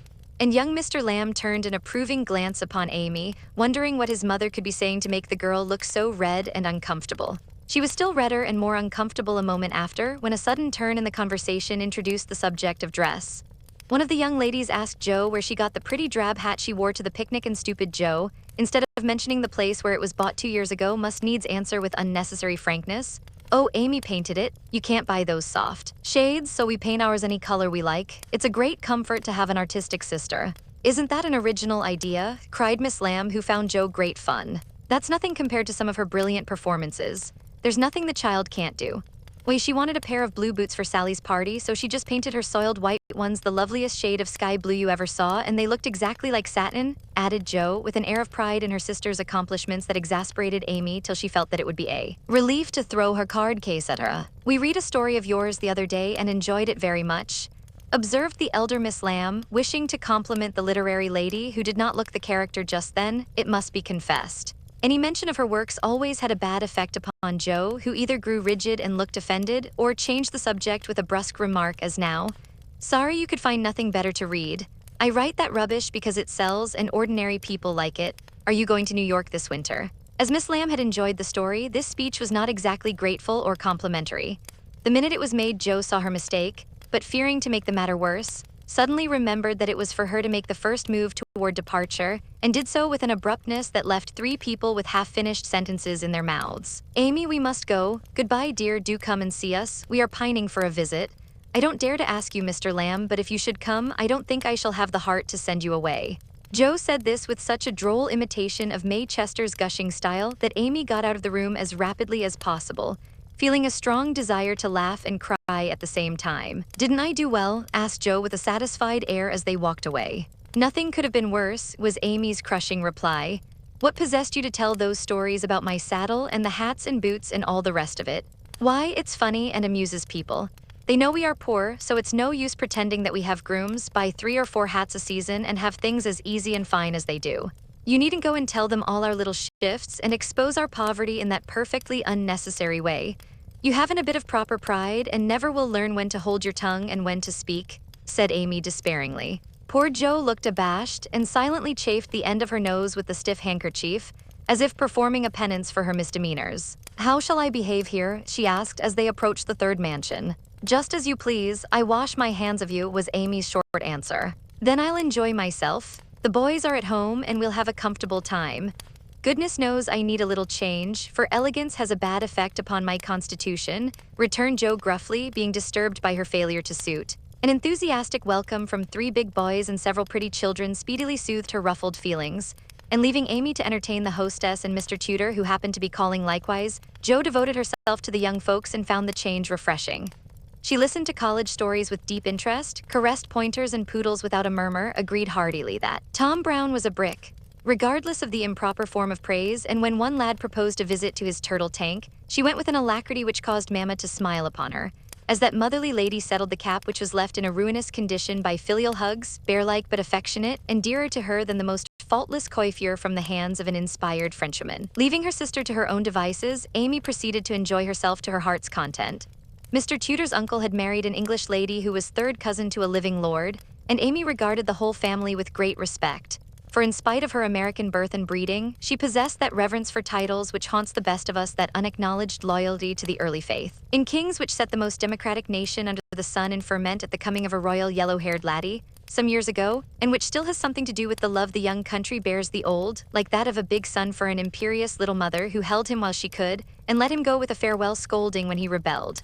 But even the satisfaction of talking with a distant connection of the British nobility did not render Amy forgetful of time, and when the proper number of minutes had passed, she reluctantly tore herself from this aristocratic society and looked about for Jo, fervently hoping that her incorrigible sister would not be found in any position which should bring disgrace upon the name of March. It might have been worse, but Amy considered it bad, for Jo sat on the grass with an encampment of boys about her and a dirty-footed dog reposing on the skirt of her state and festival dress, as she related one of Laurie's pranks to her admiring audience. One small child was poking turtles with Amy's cherished parasol, a second was eating gingerbread over Jo's best bonnet, and a third playing ball with her gloves, but all were enjoying themselves, and when Jo collected her damaged property to go, her escort accompanied her, begging her to come again. It was such fun to hear about Laurie's larks. Capital boys, aren't they? I feel quite young and brisk again after that, said Jo, strolling along with her hands behind her, partly from habit, partly to conceal the bespattered parasol. Why do you always avoid Mr. Tudor? Asked Amy, wisely refraining from any comment upon Jo's dilapidated appearance. Don't like him, he puts on airs, snubs his sisters, worries his father, and doesn't speak respectfully of his mother. Laurie says he is fast, and I don't consider him a desirable acquaintance, so I let him alone. You might treat him civilly, at least. You gave him a cool nod, and just now you bowed and smiled in the politest way to Tommy Chamberlain, whose father keeps a grocery store. If you had just reversed the nod and the bow, it would have been right, said Amy reprovingly. No, it wouldn't, returned Jo. I neither like, respect, nor admire Tudor, though his grandfather's uncle's nephew's niece was a third cousin to a lord. Tommy is poor and bashful and good and very clever. I think well of him and like to show that I do, for he is a gentleman in spite of the brown paper parcels. It's no use trying to argue with you, began Amy. Not the least, my dear, interrupted Jo. So let us look amiable and drop a card here, as the kings are evidently out, for which I'm deeply grateful. The family card case having done its duty, the girls walked on, and Jo uttered another thanksgiving on reaching the 5th house, and being told that the young ladies were engaged. Now let us go home and never mind Aunt March today. We can run down there any time, and it's really a pity to trail through the dust in our best bibs and tuckers when we are tired and cross. Speak for yourself, if you please. Aunt March likes to have us pay her the compliment of coming in style and making a formal call. It's a little thing to do, but it gives her pleasure, and I don't believe it will hurt your things half so much as letting dirty dogs and clumping boys spoil them. Stoop down and let me take the crumbs off of your bonnet. What a good girl you are, Amy, said Jo, with a repentant glance from her own damaged costume to that of her sister, which was fresh and spotless still. I wish it was as easy for me to do little things to please people as it is for you. I think of them, but it takes too much time to do them, so I wait for a chance to confer a great favor and let the small ones slip, but they tell best in the end, I fancy. Amy smiled and was mollified at once, saying with a maternal air, women should learn to be agreeable, particularly poor ones, for they have no other way of repaying the kindnesses they receive. If you'd remember that and practice it, you'd be better liked than I am, because there is more of you. I'm a crotchety old thing and always shall be, but I'm willing to own that you are right. Only it's easier for me to risk my life for a person than to be pleasant to him when I don't feel like it. It's a great misfortune to have such strong likes and dislikes, isn't it? It's a greater not to be able to hide them. I don't mind saying that I don't approve of Tudor any more than you do, but I'm not called upon to tell him so. Neither are you, and there is no use in making yourself disagreeable because he is. But I think girls ought to show when they disapprove of young men, and how can they do it except by their manners? Preaching does not do any good, as I know to my sorrow, since I've had Teddy to manage. But there are many little ways in which I can influence him without a word, and I say we ought to do it to others if we can. Teddy is a remarkable boy and can't be taken as a sample of other boys, said Amy, in a tone of solemn conviction which would have convulsed the remarkable boy if he had heard it. If we were belles or women of wealth and position, we might do something perhaps, but for us to frown at one set of young gentlemen because we don't approve of them and smile upon another set because we do, wouldn't have a particle of effect, and we should only be considered odd and puritanical. So we are to countenance things and people which we detest, merely because we are not belles and millionaires, are we? That's a nice sort of morality. I can't argue about it, I only know that it's the way of the world, and people who set themselves against it only get laughed at for their pains. I don't like reformers, and I hope you never try to be one. I do like them, and I shall be one if I can, for in spite of the laughing, the world would never get on without them. We can't agree about that, for you belong to the old set and I to the new. You will get on the best, but I shall have the liveliest time of it. I should rather enjoy the brickbats and hooting, I think. Well, compose yourself now, and don't worry Aunt with your new ideas. I'll try not to, but I'm always possessed to burst out with some particularly blunt speech or revolutionary sentiment before her. It's my doom, and I can't help it. They found Aunt Carol with the old lady, both absorbed in some very interesting subject, but they dropped it as the girls came in with a conscious look which betrayed that they had been talking about their nieces. Joe was not in a good humor, and the perverse fit returned, but Amy, who had virtuously done her duty, kept her temper and pleased everybody, was in a most angelic frame of mind. This amiable spirit was felt at once, and both aunts my deared her affectionately, looking what they afterward said emphatically, that child improves every day. Are you going to help about the fair, dear? Asked Mrs. Carroll, as Amy sat down beside her with the confiding air elderly people like so well in the young. Yes, Aunt, Mrs. Chester asked me if I would, and I offered to tend a table, as I have nothing but my time to give. I'm not, put in Joe decidedly. I hate to be patronized, and the Chesters think it's a great favor to allow us to help with their highly connected fair. I wonder you consented, Amy, they only want you to work. I am willing to work. It's for the freedmen as well as the Chesters, and I think it very kind of them to let me share the labor and the fun. Patronage does not trouble me when it is well meant. Quite right and proper. I like your grateful spirit, my dear. It's a pleasure to help people who appreciate our efforts. Some do not, and that is trying, observed Aunt March, looking over her spectacles at Joe, who sat apart, rocking herself with a somewhat morose expression. If Joe had only known what a great happiness was wavering in the balance for one of them, she would have turned dove-like in a minute, but unfortunately we don't have windows in our breasts and cannot see what goes on in the minds of our friends. Better for us that we cannot as a general thing, but now and then it would be such a comfort, such a saving of time and temper. By her next speech, Joe deprived herself of several years of pleasure and received a timely lesson in the art of holding her tongue. I don't like favors, they oppress and make me feel like a slave. I'd rather do everything for myself and be perfectly independent. Ahem, coughed Aunt Carol softly with a look at Aunt March. I told you so, said Aunt March with a decided nod to Aunt Carol. Mercifully unconscious of what she had done, Joe sat with her nose in the air and a revolutionary aspect which was anything but inviting. Do you speak French, dear? Asked Mrs. Carroll, laying a hand on Amy's. Pretty well, thanks to Aunt March, who lets Esther talk to me as often as I like, replied Amy with a grateful look which caused the old lady to smile affably. How are you about languages? Asked Mrs. Carroll of Joe. Don't know a word. I'm very stupid about studying anything, can't bear French, it's such a slippery, silly sort of language, was the brusque reply. Another look passed between the ladies, and Aunt March said to Amy, You are quite strong and well now, dear, I believe. Eyes don't trouble you anymore, do they? Not at all, thank you, ma'am. I'm very well and mean to do great things next winter so that I may be ready for Rome whenever that joyful time arrives. Good girl, you deserve to go, and I'm sure you will someday, said Aunt March with an approving pat on the head as Amy picked up her ball for her. Crossbatch, draw the latch, sit by the fire and spin, squalled Polly, bending down from his perch on the back of her chair to peep into Joe's face, with such a comical air of impertinent inquiry that it was impossible to help laughing. Most observing bird, said the old lady. Come and take a walk, my dear, cried Polly, hopping toward the china closet with a look suggestive of a lump of sugar. Thank you, I will come, Amy. And Joe brought the visit to an end, feeling more strongly than ever that calls did have a bad effect upon her constitution. She shook hands in a gentlemanly manner, but Amy kissed both the aunts, and the girls departed, leaving behind them the impression of shadow and sunshine, which impression caused Aunt March to say as they vanished, You'd better do it, Mary, I'll supply the money. And Aunt Carol to reply decidedly, I certainly will if her father and mother consent. Chapter 30, Consequences. Mrs. Chester's fare was so very elegant and select that it was considered a great honor by the young ladies of the neighborhood to be invited to take a table, and everyone was much interested in the matter. Amy was asked, but Jo was not, which was fortunate for all parties, as her elbows were decidedly akimbo at this period of her life, and it took a good many hard knocks to teach her how to get uneasily. The haughty, uninteresting creature was let severely alone, but Amy's talent and taste were duly complimented by the offer of the art table, and she exerted herself to prepare and secure appropriate and valuable contributions to it. Everything went on smoothly till the day before the fair opened. Then there occurred one of the little skirmishes which it is almost impossible to avoid, when some 25 women, old and young, with all their private piques and prejudices, try to work together.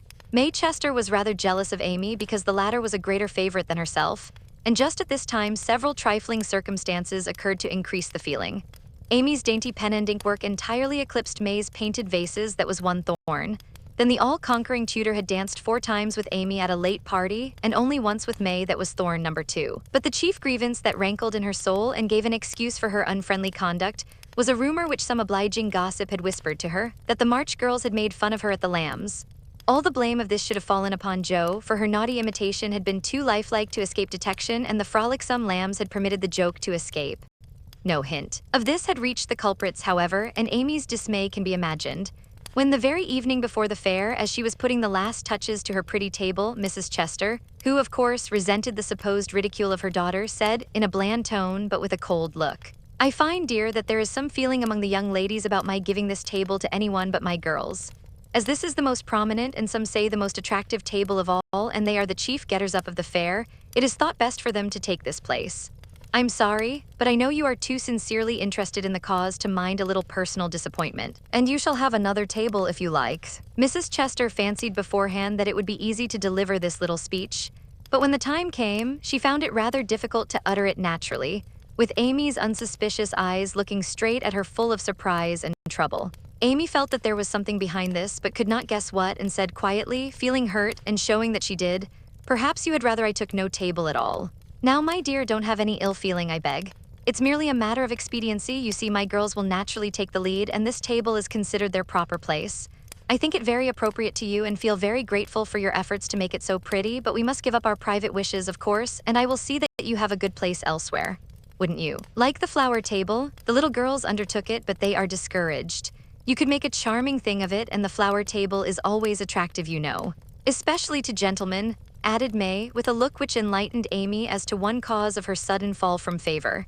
She colored angrily, but took no other notice of that girlish sarcasm, and answered with unexpected amiability, "It shall be as you please, Mrs. Chester. I'll give up my place here at once and attend to the flowers if you like. You can put your own things on your own table if you prefer," began May, feeling a little conscience-stricken as she looked at the pretty racks, the painted shells, and quaint illuminations Amy had so carefully made and so gracefully arranged. She meant it kindly, but Amy mistook her meaning and said quickly, "Oh, certainly, if they are in your way," and sweeping her contributions into her apron pell-mell, she walked off, feeling that herself and her works of art had been insulted past forgiveness. "Now she's mad. Oh dear, I wish I hadn't asked you to speak, Mamma," said May, looking disconsolately at the empty spaces on her table. "Girls' quarrels are soon over," returned her mother, feeling a trifle ashamed of her own part in this one, as well she might. The little girls hailed Amy and her treasures with delight, which cordial reception somewhat soothed her perturbed spirit, and she fell to work, determined to succeed florally if she could not artistically, but everything seemed against her. It was late and she was tired. Everyone was too busy with their own affairs to help her, and the little girls were only hindrances, for the dears fussed and chattered like so many magpies, making a great deal of confusion in their artless efforts to preserve the most perfect order. The evergreen arch wouldn't stay firm after she got it up, but wiggled and threatened to tumble down on her head when the hanging baskets were filled. Her best tile got a splash of water, which left a sepia tear on the Cupid's cheek. She bruised her hands with hammering, and got cold working in a draught, which last affliction filled her with apprehensions for the morrow. Any girl reader who has suffered like afflictions will sympathize with poor Amy and wish her well through her task. There was great indignation at home when she told her story that evening. Her mother said it was a shame, but told her she had done right.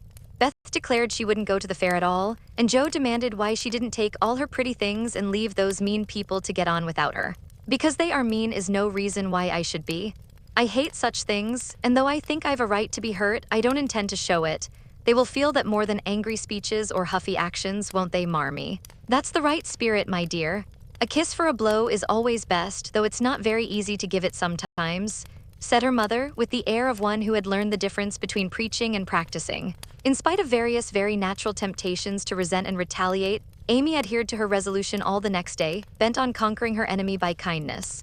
She began well thanks to a silent reminder that came to her unexpectedly but most opportunely. As she arranged her table that morning while the little girls were in the anteroom filling the baskets, she took up her pet production, a little book, the antique cover of which her father had found among his treasures, and in which on leaves of vellum she had beautifully illuminated different texts. As she turned the pages rich in dainty devices with very pardonable pride, her eye fell upon one verse that made her stop and think. Framed in a brilliant scrollwork of scarlet, blue, and gold, with little spirits of goodwill helping one another up and down among the thorns and flowers, were the words, "Thou shalt love thy neighbor as thyself." "I ought, but I don't," thought Amy, as her eye went from the bright page to May's discontented face behind the big vases that could not hide the vacancies her pretty work had once filled. Amy stood a minute, turning the leaves in her hand, reading on each some sweet rebuke for all heartburnings and uncharitableness of spirit. Many wise and true sermons are preached us every day by unconscious ministers in street, school, office, or home. Even a fair table may become a pulpit if it can offer the good and helpful words which are never out of season. Amy's conscience preached her a little sermon from that text then and there, and she did what many of us do not always do, took the sermon to heart and straightway put it in practice. A group of girls were standing about May's table, admiring the pretty things and talking over the change of saleswomen. They dropped their voices, but Amy knew they were speaking of her, hearing one side of the story and judging accordingly. It was not pleasant, but a better spirit had come over her, and presently a chance offered for proving it.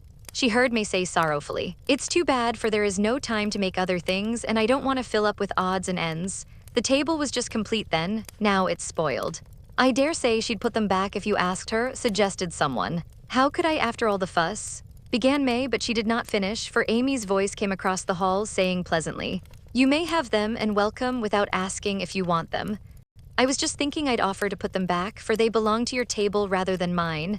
Here they are, please take them, and forgive me if I was hasty in carrying them away last night." As she spoke, Amy returned her contribution, with a nod and a smile, and hurried away again, feeling that it was easier to do a friendly thing than it was to stay and be thanked for it.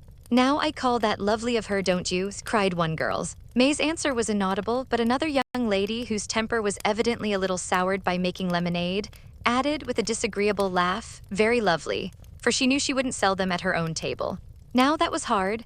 When we make little sacrifices, we like to have them appreciated at least, and for a minute Amy was sorry she had done it, feeling that virtue was not always its own reward. But it is, as she presently discovered, for her spirits began to rise and her table to blossom under her skillful hands. The girls were very kind, and that one little act seemed to have cleared the atmosphere amazingly. It was a very long day and a hard one for Amy, as she sat behind her table, often quite alone, for the little girls deserted very soon. Few cared to buy flowers in summer, and her bouquets began to droop long before night. The art table was the most attractive in the room. There was a crowd about it all day long, and the tenders were constantly flying to and fro with important faces and rattling money boxes. Amy often looked wistfully across, longing to be there where she felt at home and happy instead of in a corner with nothing to do. It might seem no hardship to some of us, but to a pretty blithe young girl, it was not only tedious, but very trying, and the thought of Laurie and his friends made it a real martyrdom. She did not go home till night, and then she looked so pale and quiet that they knew the day had been a hard one, though she made no complaint and did not even tell what she had done. Her mother gave her an extra cordial cup of tea. Beth helped her dress and made a charming little wreath for her hair, while Jo astonished her family by getting herself up with unusual care and hinting darkly that the tables were about to be turned. "Don't do anything rude, pray, Jo. I won't have any fuss made, so let it all pass and behave yourself," begged Amy, as she departed early, hoping to find a reinforcement of flowers to refresh her poor little table. "I merely intend to make myself entrancingly agreeable to everyone I know and to keep them in your corner as long as possible. Teddy and his boys will lend a hand, and we'll have a good time yet," returned Jo, leaning over the gate to watch for Laurie. Presently the familiar tramp was heard in the dusk, and she ran out to meet him. "Is that my boy?" "As sure as this is my girl," and Laurie tucked her hand under his arm with the air of a man whose every wish was gratified. "Oh, Teddy, such doings," and Jo told Amy's wrongs with sisterly zeal. "A flock of our fellows are going to drive over by and by, and I'll be hanged if I don't make them buy every flower she's got and camp down before her table afterward," said Laurie, espousing her cause with warmth. "The flowers are not at all nice, Amy says, and the fresh ones may not arrive in time. I don't wish to be unjust or suspicious, but I shouldn't wonder if they never came at all. When people do one mean thing, they are very likely to do another," observed Jo in a disgusted tone. Didn't Hayes give you the best out of our gardens? I told him to. I didn't know that he forgot, I suppose. And, as your grandpa was poorly, I didn't like to worry him by asking, though I did want some. Now, Joe, how could you think there was any need of asking? They are just as much yours as mine. Don't we always go halves in everything? Began Laurie in the tone that always made Joe turn thorny. Gracious, I hope not. Half of some of your things wouldn't suit me at all. But we mustn't stand philandering here. I've got to help Amy, so you go and make yourself splendid, and if you'll be so very kind as to let Hayes take a few nice flowers up to the hall, I'll bless you forever. Couldn't you do it now? Asked Laurie so suggestively that Joe shut the gate in his face with inhospitable haste and called through the bars, "Go away, Teddy, I'm busy." Thanks to the conspirators, the tables were turned that night, for Hayes sent up a wilderness of flowers with a lovely basket arranged in his best manner for a centerpiece. Then the March family turned out en masse, and Joe exerted herself to some purpose, for people not only came but stayed, laughing at her nonsense, admiring Amy's taste, and apparently enjoying themselves very much. Laurie and his friends gallantly threw themselves into the breach, bought up the bouquets, and camped before the table and made that corner the liveliest spot in the room. Amy was in her element now, and out of gratitude, if nothing more, was as sprightly and gracious as possible, coming to the conclusion about that time that virtue was its own reward after all. Joe behaved herself with exemplary propriety, and when Amy was happily surrounded by her guard of honor, Joe circulated about the hall, picking up various bits of gossip which enlightened her upon the subject of the Chester change of base. She reproached herself for her share of the ill-feeling and resolved to exonerate Amy as soon as possible. She also discovered what Amy had done about the things in the morning and considered her a model of magnanimity. As she passed the art table, she glanced over it for her sister's things, but saw no sign of them. Tucked away out of sight, I dare say, thought Joe, who could forgive her own wrongs, but hotly resented any insult offered her family. "Good evening, Miss Joe. How does Amy get on?" asked May with a conciliatory air, for she wanted to show that she also could be generous. "She has sold everything she had that was worth selling, and now she is enjoying herself. The flower table is always attractive, you know, especially to gentlemen." Joe couldn't resist giving that little slap, but May took it so meekly she regretted it a minute after and fell to praising the great vases which still remained unsold. "Is Amy's illumination anywhere about? I took a fancy to buy that for father," said Joe, very anxious to learn the fate of her sister's work. "Everything of Amy's sold long ago. I took care that the right people saw them, and they made a nice little sum of money for us," returned May, who had overcome sundry small temptations as well as Amy had that day. Much gratified, Joe rushed back to tell the good news, and Amy looked both touched and surprised by the report of May's word and manner. "Now, gentlemen, I want you to go and do your duty by the other tables as generously as you have by mine, especially the art table," she said, ordering out Teddy's own, as the girls called the college friends. "Charge, Chester, charge," is the motto for that table, but do your duty like men, and you'll get your money's worth of art in every sense of the word, said the irrepressible Joe as the devoted phalanx prepared to take the field. "To hear is to obey, but March is fairer far than May," said little Parker, making a frantic effort to be both witty and tender and getting promptly quenched by Laurie, who said, "Very well, my son, for a small boy," and walked him off with a paternal pat on the head. "By the vases," whispered Amy to Laurie as a final heaping of coals of fire on her enemy's head. To May's great delight, Mr. Lawrence not only bought the vases, but pervaded the hall with one under each arm. The other gentlemen speculated with equal rashness in all sorts of frail trifles, and wandered helplessly about afterward, burdened with wax flowers, painted fans, filigree portfolios, and other useful and appropriate purchases. Aunt Carol was there, heard the story, looked pleased, and said something to Mrs. March in a corner, which made the latter lady beam with satisfaction, and watch Amy with a face full of mingled pride and anxiety, though she did not betray the cause of her pleasure till several days later. The fair was pronounced a success, and when May bade Amy good night, she did not gush as usual but gave her an affectionate kiss, and a look which said forgive and forget. That satisfied Amy, and when she got home she found the vases paraded on the parlor chimney-piece with a great bouquet in each. The reward of merit for a magnanimous March, as Laurie announced with a flourish. "You've a deal more principle and generosity and nobleness of character than I ever gave you credit for, Amy. You've behaved sweetly, and I respect you with all my heart," said Joe warmly, as they brushed their hair together late that night. "Yes, we all do, and love her for being so ready to forgive. It must have been dreadfully hard, after working so long and setting your heart on selling your own pretty things. I don't believe I could have done it as kindly as you did," added Beth from her pillow. "Why, girls, you needn't praise me so. I only did as I'd be done by. You laugh at me when I say I want to be a lady, but I mean a true gentlewoman in mind and manners, and I try to do it as far as I know how. I can't explain exactly, but I want to be above the little meannesses and follies and faults that spoil so many women." I'm far from it now, but I do my best and hope in time to be what mother is. Amy spoke earnestly, and Joe said with a cordial hug, I understand now what you mean, and I'll never laugh at you again. You are getting on faster than you think, and I'll take lessons of you in true politeness, for you've learned the secret, I believe.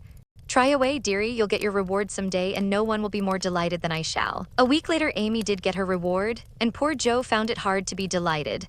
A letter came from Aunt Carol, and Mrs. March's face was illuminated to such a degree when she read it that Joe and Beth, who were with her, demanded what the glad tidings were.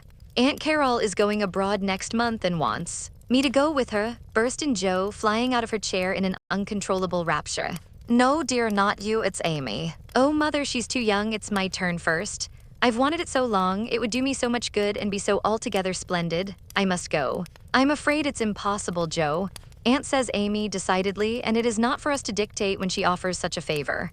It's always so. Amy has all the fun and I have all the work. It isn't fair, oh, it isn't fair, cried Joe passionately. I'm afraid it's partly your own fault, dear. When Aunt spoke to me the other day, she regretted your blunt manners and too independent spirit, and here she writes, as if quoting something you had said. I planned at first to ask Joe, but as favors burden her and she hates French, I think I won't venture to invite her. Amy is more docile, will make a good companion for Flo and receive gratefully any help the trip may give her. Oh, my tongue, my abominable tongue, why can't I learn to keep it quiet? Groaned Joe, remembering words which had been her undoing. When she had heard the explanation of the quoted phrases, Mrs. March said sorrowfully, I wish you could have gone, but there is no hope of it this time, so try to bear it cheerfully, and don't sadden Amy's pleasure by reproaches or regrets. I'll try, said Joe, winking hard as she knelt down to pick up the basket she had joyfully upset. I'll take a leaf out of her book and try not only to seem glad, but to be so and not grudge her 1 minute of happiness. But it won't be easy, for it is a dreadful disappointment, and poor Joe bedewed the little fat pincushion she held with several very bitter tears. Joe, dear, I'm very selfish, but I couldn't spare you, and I'm glad you are not going quite yet, whispered Beth, embracing her, basket and all, with such a clinging touch and loving face that Joe felt comforted in spite of the sharp regret that made her want to box her own ears, and humbly beg Aunt Carol to burden her with this favor and see how gratefully she would bear it. By the time Amy came in, Joe was able to take her part in the family jubilation, not quite as heartily as usual perhaps, but without repinings at Amy's good fortune. The young lady herself received the news as tidings of great joy, went about in a solemn sort of rapture, and began to sort her colors and pack her pencils that evening, leaving such trifles as clothes, money, and passports to those less absorbed in visions of art than herself. It isn't a mere pleasure trip to me, girls, she said impressively as she scraped her best palette. It will decide my career, for if I have any genius, I shall find it out in Rome and will do something to prove it. Suppose you haven't, said Joe, sewing away with red eyes at the new collars which were to be handed over to Amy. Then I shall come home and teach drawing for my living, replied the aspirant for fame with philosophic composure. But she made a wry face at the prospect and scratched away at her palette as if bent on vigorous measures before she gave up her hopes. No, you won't. You hate hard work, and you'll marry some rich man and come home to sit in the lap of luxury all your days, said Joe. Your predictions sometimes come to pass, but I don't believe that one will. I'm sure I wish it would, for if I can't be an artist myself, I should like to be able to help those who are, said Amy, smiling, as if the part of Lady Bountiful would suit her better than that of a poor drawing teacher. Said Joe with a sigh. If you wish it, you'll have it, for your wishes are always granted, mine never. Would you like to go? Asked Amy, thoughtfully patting her nose with her knife. Rather. Well, in a year or two I'll send for you, and we'll dig in the forum for relics, and carry out all the plans we've made so many times. Thank you. I'll remind you of your promise when that joyful day comes, if it ever does, returned Joe, accepting the vague but magnificent offer as gratefully as she could. There was not much time for preparation, and the house was in a ferment till Amy was off. Joe bore up very well till the last flutter of blue ribbon vanished, when she retired to her refuge, the garret, and cried till she couldn't cry any more. Amy likewise bore up stoutly till the steamer sailed. Then just as the gangway was about to be withdrawn, it suddenly came over her that a whole ocean was soon to roll between her and those who loved her best, and she clung to Laurie, the last lingerer, saying with a sob, "Oh, take care of them for me, and if anything should happen." "I will, dear, I will, and if anything happens, I'll come and comfort you," whispered Laurie, little dreaming that he would be called upon to keep his word. So Amy sailed away to find the old world, which is always new and beautiful to young eyes, while her father and friend watched her from the shore, fervently hoping that none but gentle fortunes would befall the happy-hearted girl, who waved her hand to them till they could see nothing but the summer sunshine dazzling on the sea. Chapter 31. Our Foreign Correspondent. London. Dearest people, here I really sit at a front window of the Bath Hotel, Piccadilly. It's not a fashionable place, but Uncle stopped here years ago and won't go anywhere else. However, we don't mean to stay long, so it's no great matter. Oh, I can't begin to tell you how I enjoy it all. I never can, so I'll only give you bits out of my notebook, for I've done nothing but sketch and scribble since I started. I sent a line from Halifax when I felt pretty miserable, but after that I got on delightfully, seldom ill on deck all day with plenty of pleasant people to amuse me. Everyone was very kind to me, especially the officers.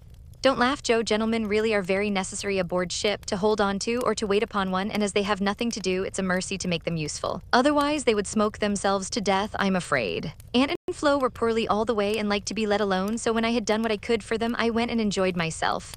Such walks on deck, such sunsets, such splendid air and waves. It was almost as exciting as riding a fast horse when we went rushing on so grandly. I wish Beth could have come, it would have done her so much good. As for Joe, she would have gone up and sat on the maintop jib, or whatever the high thing is called, made friends with the engineers, and tooted on the captain's speaking trumpet. She'd have been in such a state of rapture. It was all heavenly, but I was glad to see the Irish coast, and found it very lovely, so green and sunny, with brown cabins here and there, ruins on some of the hills, and gentlemen's countrysats in the valleys, with deer feeding in the parks. It was early in the morning, but I didn't regret getting up to see it, for the bay was full of little boats, the shore so picturesque, and a rosy sky overhead. I never shall forget it. At Queenstown, one of my new acquaintances left us, Mr. Lennox, and when I said something about the lakes of Killarney, he sighed and sung with a look at me. Oh, have you e'er heard of Kate Kearney? She lives on the banks of Killarney. From the glance of her eye, shun danger and fly, for fatal's the glance of Kate Kearney. Wasn't that nonsensical? We only stopped at Liverpool a few hours. It's a dirty, noisy place, and I was glad to leave it. Uncle rushed out and bought a pair of dogskin gloves, some ugly, thick shoes, and an umbrella, and got shaved a la mutton chop the first thing. Then he flattered himself that he looked like a true Briton, but the first time he had the mud cleaned off his shoes, the little bootblack knew that en. American stood in them and said with a grin, "There you are, sir, I've given him the latest Yankee shine." It amused Uncle immensely. Oh, I must tell you what that absurd Lennox did. He got his friend Ward, who came on with us, to order a bouquet for me, and the first thing I saw in my room was a lovely one with Robert Lennox's compliments on the card. Wasn't that fun, girls? I like traveling. I never shall get to London if I don't hurry. The trip was like riding through a long picture gallery full of lovely landscapes. The farmhouses were my delight, with thatched roofs, ivy up to the eaves, latticed windows, and stout women with rosy children at the doors. The very cattle looked more tranquil than ours as they stood knee-deep in clover, and the hens had a contented cluck as if they never got nervous like Yankee biddies. Such perfect color I never saw, the grass so green, sky so blue, grain so yellow, wood so dark. I was in a rapture all the way. So was Flo, and we kept bouncing from one side to the other, trying to see everything while we were whisking along at the rate of 60 miles an hour. Aunt was tired and went to sleep, but Uncle read his guidebook and wouldn't be astonished at anything. This is the way we went on. Amy flying up, oh, that must be Kenilworth, that gray place among the trees. Flo darting to my window, how sweet, we must go there sometime, won't we, Papa? Uncle calmly admiring his boots, no, my dear, not unless you want beer, that's a brewery. A pause, then Flo cried out, bless me, there's a gallows and a man going up. Where? Shrieks Amy, staring out at two tall posts with a crossbeam and some dangling chains. A colliery, remarks Uncle with a twinkle of the eye. Here's a lovely flock of lambs all lying down, says Amy. See, Papa, aren't they pretty? Added Flo sentimentally. Geese, young ladies, returns Uncle in a tone that keeps us quiet till Flo settles down to enjoy the flirtations of Captain Cavendish. And I have the scenery all to myself. Of course it rained when we got to London, and there was nothing to be seen but fog and umbrellas. We rested, unpacked, and shopped a little between the showers.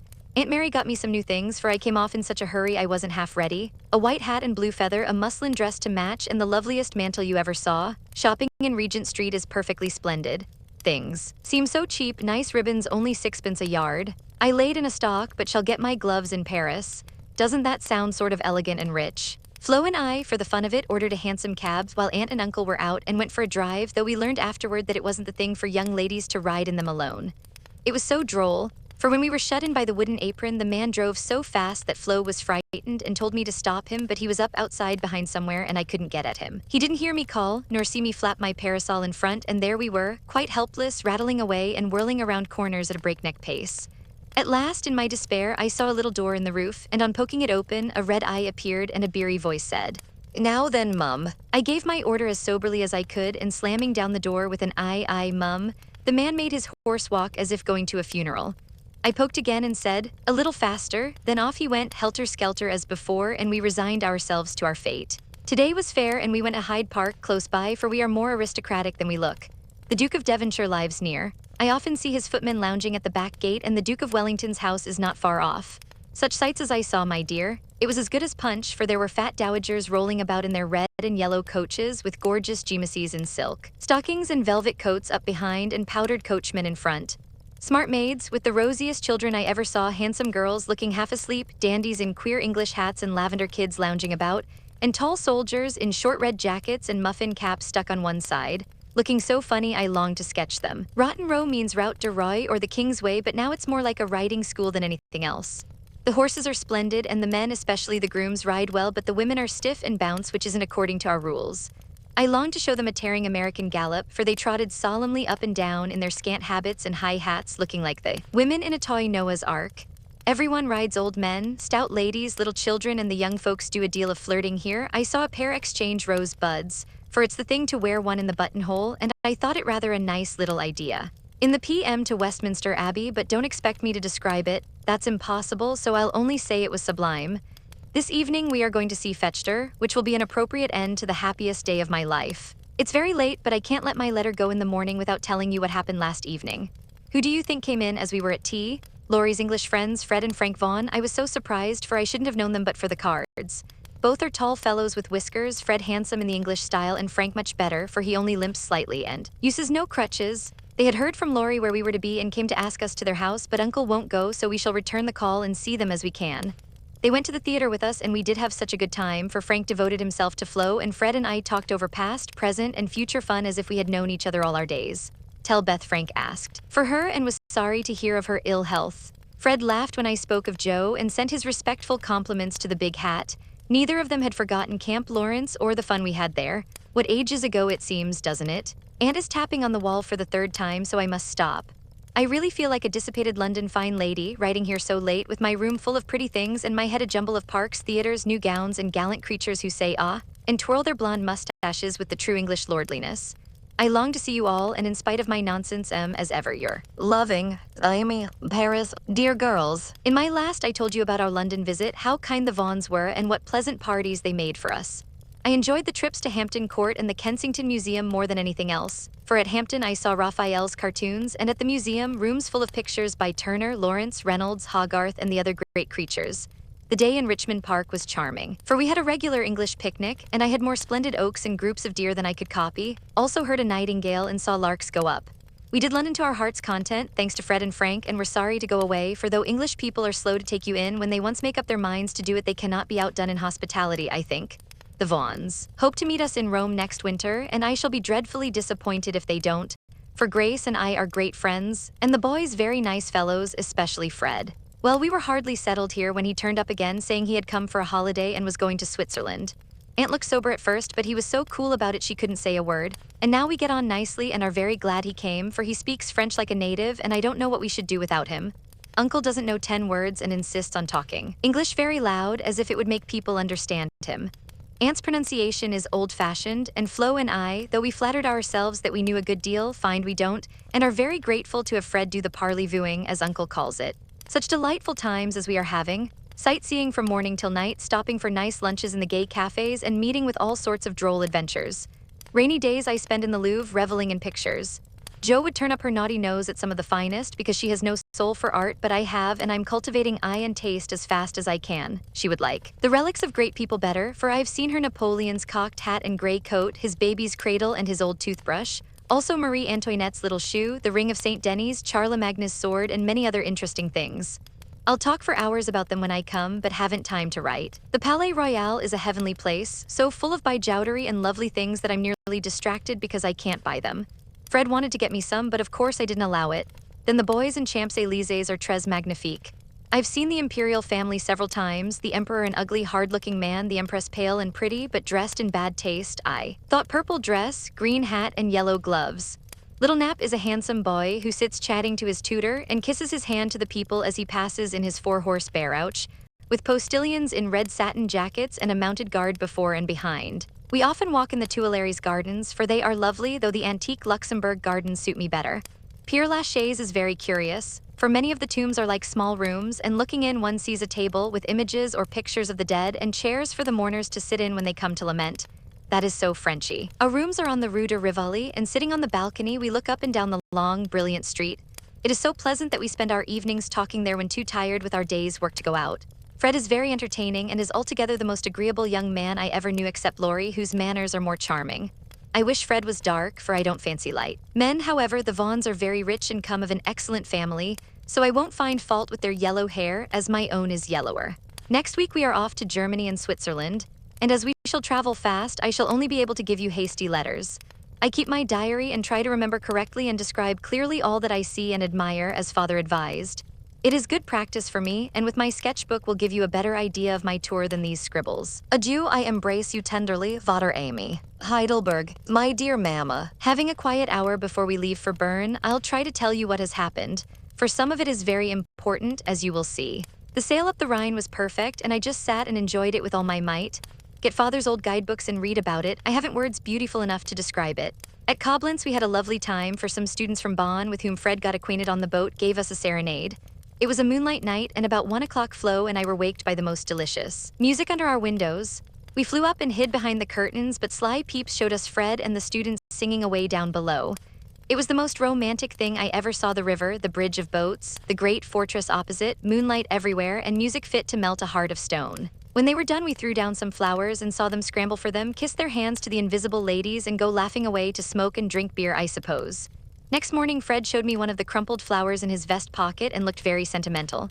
I laughed at him and said I didn't throw it, but Flo, which seemed to disgust him, for he tossed it out of the window and turned sensible again.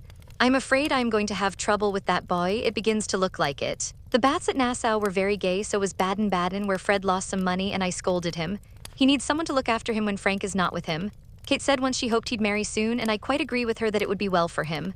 Frankfurt was delightful. I saw Goethe's house, Schiller's statue, and Danneker's famous Ariadne. It was very lovely, but I should have enjoyed it more if I had known the story better. I didn't like to ask, as everyone knew it or pretended they did. I wish Joe would tell me all about it. I ought to have read more, for I find I don't know anything, and it mortifies me. Now comes the serious part, for it happened here, and Fred has just gone. He has been so kind and jolly that we all got quite fond of him. I never thought of anything but a traveling friendship till the serenade night. Since then I've begun to feel that the moonlight walks, balcony talks, and daily adventures were something more to him than fun.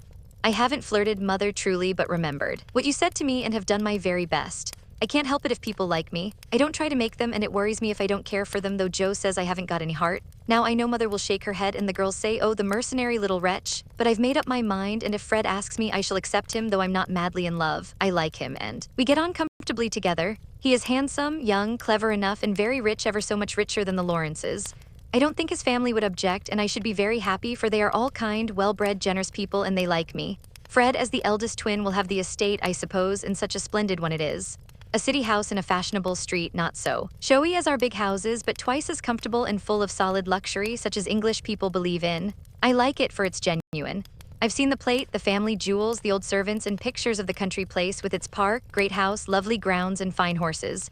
Oh, it would be all I should ask, and I'd rather have it than any title such as girls snap up so readily and find nothing behind. I may be mercenary, but I hate poverty and don't mean to bear it a minute longer than I can help.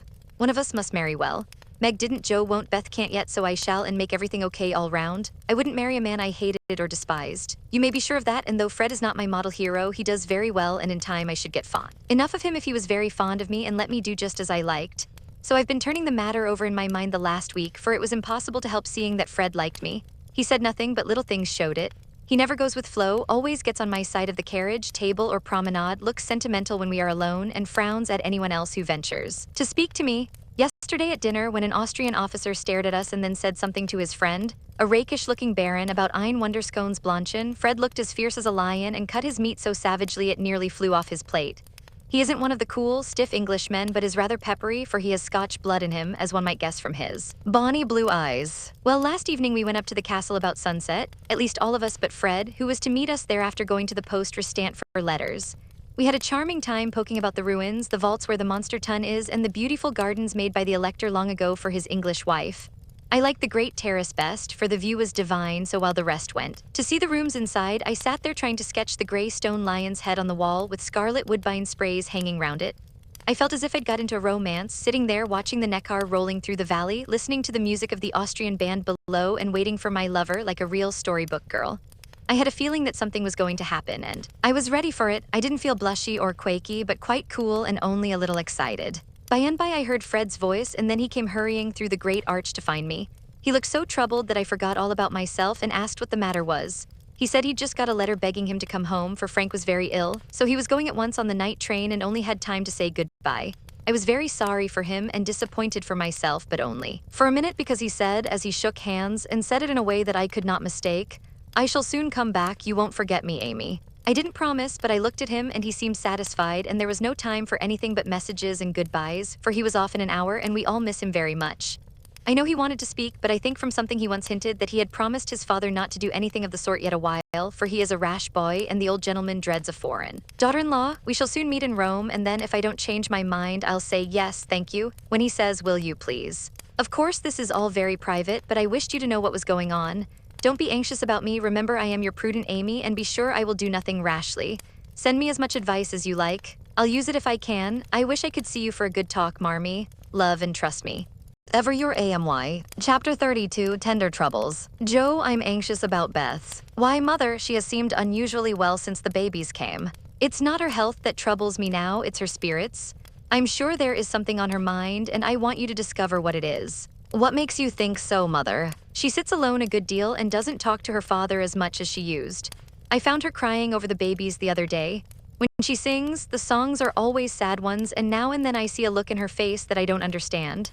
This isn't like Beth, and it worries me. Have you asked her about it? I have tried once or twice, but she either evaded my questions or looked so distressed that I stopped. I never force my children's confidence, and I seldom have to wait for long. Mrs. March glanced at Joe as she spoke, but the face opposite seemed quite unconscious of any secret disquietude but Beth's. And after sewing thoughtfully for a minute, Joe said, "I think she's growing up and so begins to dream dreams and have hopes and fears and fidgets without knowing why or being able to explain them. Why, mother, Beth's 18, but we don't realize it and treat her like a child, forgetting she's a woman." "So she is. Dear heart, how fast you do grow up," returned her mother with a sigh and a smile. "Can't be helped, Marmee, so you must resign yourself to all sorts of worries and let your birds hop out of the nest, one by one. I promise never to hop very far if that is any comfort to you." "It's a great comfort, Joe. I always feel strong when you are at home, now Meg is gone. Beth is too feeble and Amy too young to depend upon, but when the tug comes, you are always ready. Why, you know I don't mind hard jobs much, and there must always be one scrub in a family. Amy is splendid in fine works and I'm not, but I feel in my element when all the carpets are to be taken up or half the family falls sick at once. Amy is distinguishing herself abroad, but if anything is amiss at home, I'm your man. I leave Beth to your hands then, for she will open her tender little heart to her Joe sooner than to anyone else.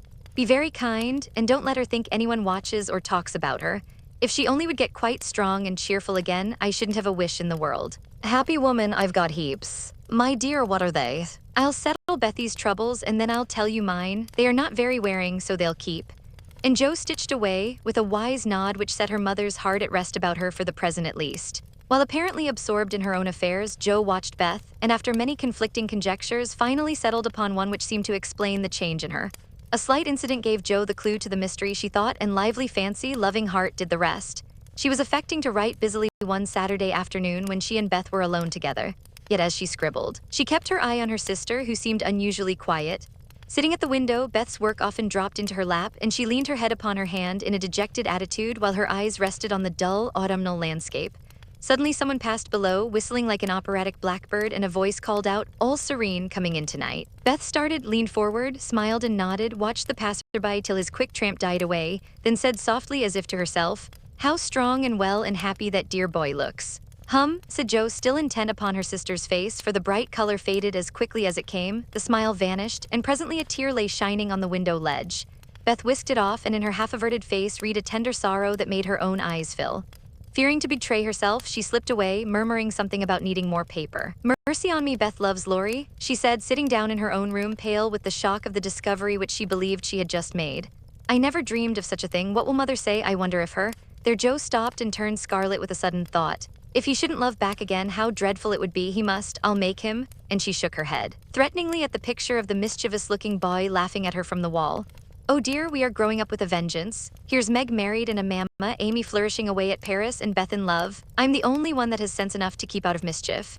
Joe thought intently for a minute with her eyes fixed on the picture, then she smoothed out her wrinkled forehead and said with a decided nod at the face opposite, "No thank you, sir, you're very charming, but you've no more stability than a weathercock.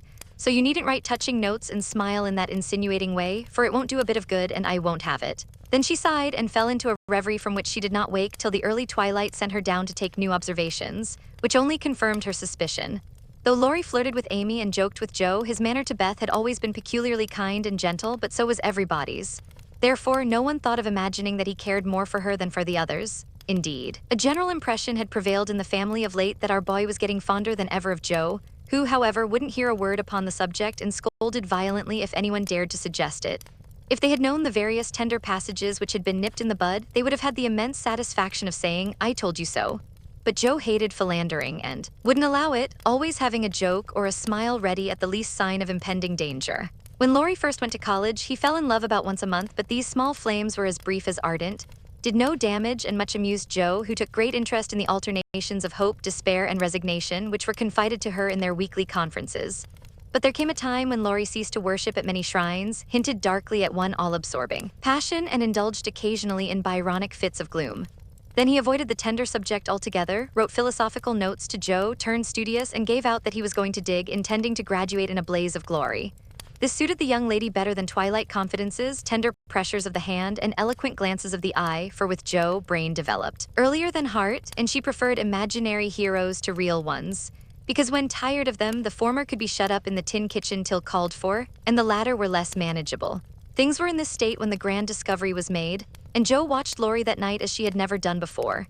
If she had not got the new idea into her head, she would have seen nothing unusual in the fact that Beth was very quiet and Laurie very kind to her. But having given the rein to her lively fancy, it galloped away with her at a great pace, and common sense, being rather weakened by a long course of romance writing, did not come to the rescue. As usual, Beth lay on the sofa and Laurie sat in a low chair close by, amusing her with all sorts of gossip, for she depended on her weekly spin and he never disappointed her. But that evening Joe fancied that Beth's eyes rested on the lively, dark face beside her with peculiar pleasure, and that she listened with intense interest to an account of some exciting cricket match, though the phrases, caught off a tice, stumped off his ground, and the leg hit for three were as intelligible to her as Sanskrit. She also fancied, having set her heart upon seeing it, that she saw a certain increase of gentleness in Laurie's manner, that he dropped his voice now and then, laughed less than usual, was a little absent-minded, and settled the Afghan over Beth's feet with an assiduity that was really almost tender. Who knows? Stranger things have happened, thought Joe as she fussed about the room. She will make quite an angel of him, and he will make life delightfully easy and pleasant for the dear if they only love each other. I don't see how he can help it, and I do believe he would if the rest of us were out of the way. As everyone was out of the way but herself, Joe began to feel that she ought to dispose of herself with all speed. But where should she go? And burning to lay herself upon the shrine of sisterly devotion, she sat down to settle that point. Now the old sofa was a regular patriarch of a sofa, long, broad, well-cushioned, and low, a trifle shabby as well it might be, for the girls had slept and sprawled on it as babies, fished over the back, rode on the arms, and had menageries under it as children, and rested tired heads, dreamed dreams, and listened to tender talk on it as young women. They all loved it, for it was a family refuge. And one corner had always been Joe's favorite lounging place. Among the many pillows that adorned the venerable couch was one hard round, covered with prickly horsehair, and furnished with a knobby button at each end. This repulsive pillow was her especial property, being used as a weapon of defense, a barricade, or a stern preventive of too much slumber. Laurie knew this pillow well and had cause to regard it with deep aversion, having been unmercifully pummeled with it in former days when romping was allowed, and now frequently debarred by it from the seat he most coveted next to Joe in the sofa corner. If the sausage, as they called it, stood on end, it was a sign that he might approach and repose, but if it lay flat across the sofa, woe to man, woman, or child who dared disturb it. That evening Joe forgot to barricade her corner and had not been in her seat 5 minutes before a massive form appeared beside her, and with both arms spread over the sofa back, both long legs stretched out before him, Laurie exclaimed with a sigh of satisfaction, "Now this is filling at the price." "No slang," snapped Joe, slamming down the pillow. But it was too late, there was no room for it, and coasting onto the floor, it disappeared in a most mysterious manner. "Come, Joe, don't be thorny. After studying himself to a skeleton all the week, a fellow deserves petting and ought to get it." "Beth will pet you, I'm busy." "No, she's not to be bothered with me, but you like that sort of thing unless you've suddenly lost your taste for it. Have you? Do you hate your boy and want to fire pillows at him?" Anything more wheedlesome than that touching appeal was seldom heard, but Joe quenched her boy by turning on him with a stern query. "How many bouquets have you sent Miss Randall this week?" "Not one, upon my word. She's engaged, now then." "I'm glad of it. That's one of your foolish extravagances, sending flowers and things to girls for whom you don't care two pins," continued Joe reprovingly. "Sensible girls for whom I do care whole papers of pins won't let me send them flowers and things, so what can I do? My feelings need a vent." Mother doesn't approve of flirting even in fun, and you do flirt desperately, Teddy. I'd give anything if I could answer, so do you. As I can't, I'll merely say that I don't see any harm in that pleasant little game if all parties understand that it's only play. Well, it does look pleasant, but I can't learn how it's done. I've tried because one feels awkward in company not to do as everybody else is doing, but I don't seem to get on, said Joe, forgetting to play mentor. Take lessons of Amy, she has a regular talent for it. Yes, she does it very prettily and never seems to go too far. I suppose it's natural to some people to please without trying, and others to always say and do the wrong thing in the wrong place. I'm glad you can't flirt. It's really refreshing to see a sensible, straightforward girl who can be jolly and kind without making a fool of herself. Between ourselves, Joe, some of the girls I know really do go on at such a rate I'm ashamed of them. They don't mean any harm, I'm sure, but if they knew how we fellows talked about them afterward, they'd mend their ways, I fancy. They do the same, and as their tongues are the sharpest, you fellows get the worst of it, for you are as silly as they every bit. If you behaved properly, they would, but knowing you like their nonsense, they keep it up, and then you blame them. Much you know about it, ma'am, said Laurie in a superior tone. We don't like romps and flirts, though we may act as if we did sometimes. The pretty, modest girls are never talked about except respectfully among gentlemen. Bless your innocent soul, if you could be in my place for a month you'd see things that would astonish you a trifle. Upon my word, when I see one of those harum-scarum girls, I always want to say with our friend Cock Robin, out upon you, fie upon you, bold-faced jig. It was impossible to help laughing at the funny conflict between Laurie's chivalrous reluctance to speak ill of womankind and his very natural dislike of the unfeminine folly of which fashionable society showed him many samples. Joe knew that young Lawrence was regarded as a most eligible party by worldly mammas, was much smiled upon by their daughters, and flattered enough by ladies of all ages to make a coxcomb of him, so she watched him rather jealously, fearing he would be spoiled, and rejoiced more than she confessed to find that he still believed in modest girls. Returning suddenly to her admonitory tone, she said, dropping her voice, if you must have a vent, Teddy, go and devote yourself to one of the pretty, modest girls whom you do respect, and not waste your time with the silly ones. You really advise it? And Laurie looked at her with an odd mixture of anxiety and merriment in his face. Yes, I do, but you'd better wait till you are through college on the whole and be fitting yourself for the place meantime. You're not half good enough for, well, whoever the modest girl may be. And Joe looked a little queer likewise, for name had almost escaped her. That I'm not, acquiesced Laurie with an expression of humility quite new to him, as he dropped his eyes and absently wound Joe's apron tassel round his finger. Mercy on us, this will never do, thought Joe, adding aloud, go and sing to me. I'm dying for some music and always like yours. I'd rather stay here, thank you. Well, you can't, there isn't room. Go and make yourself useful since you are too big to be ornamental. I thought you hated to be tied to a woman's apron string, retorted Joe, quoting certain rebellious words of his own. Ah, that depends on who wears the apron, and Laurie gave an audacious tweak at the tassel. Are you going? Demanded Joe, diving for the pillow. He fled at once, and the minute it was well, up with the bonnets of Bonnie Dundee, she slipped away to return no more till the young gentleman departed in high dudgeon.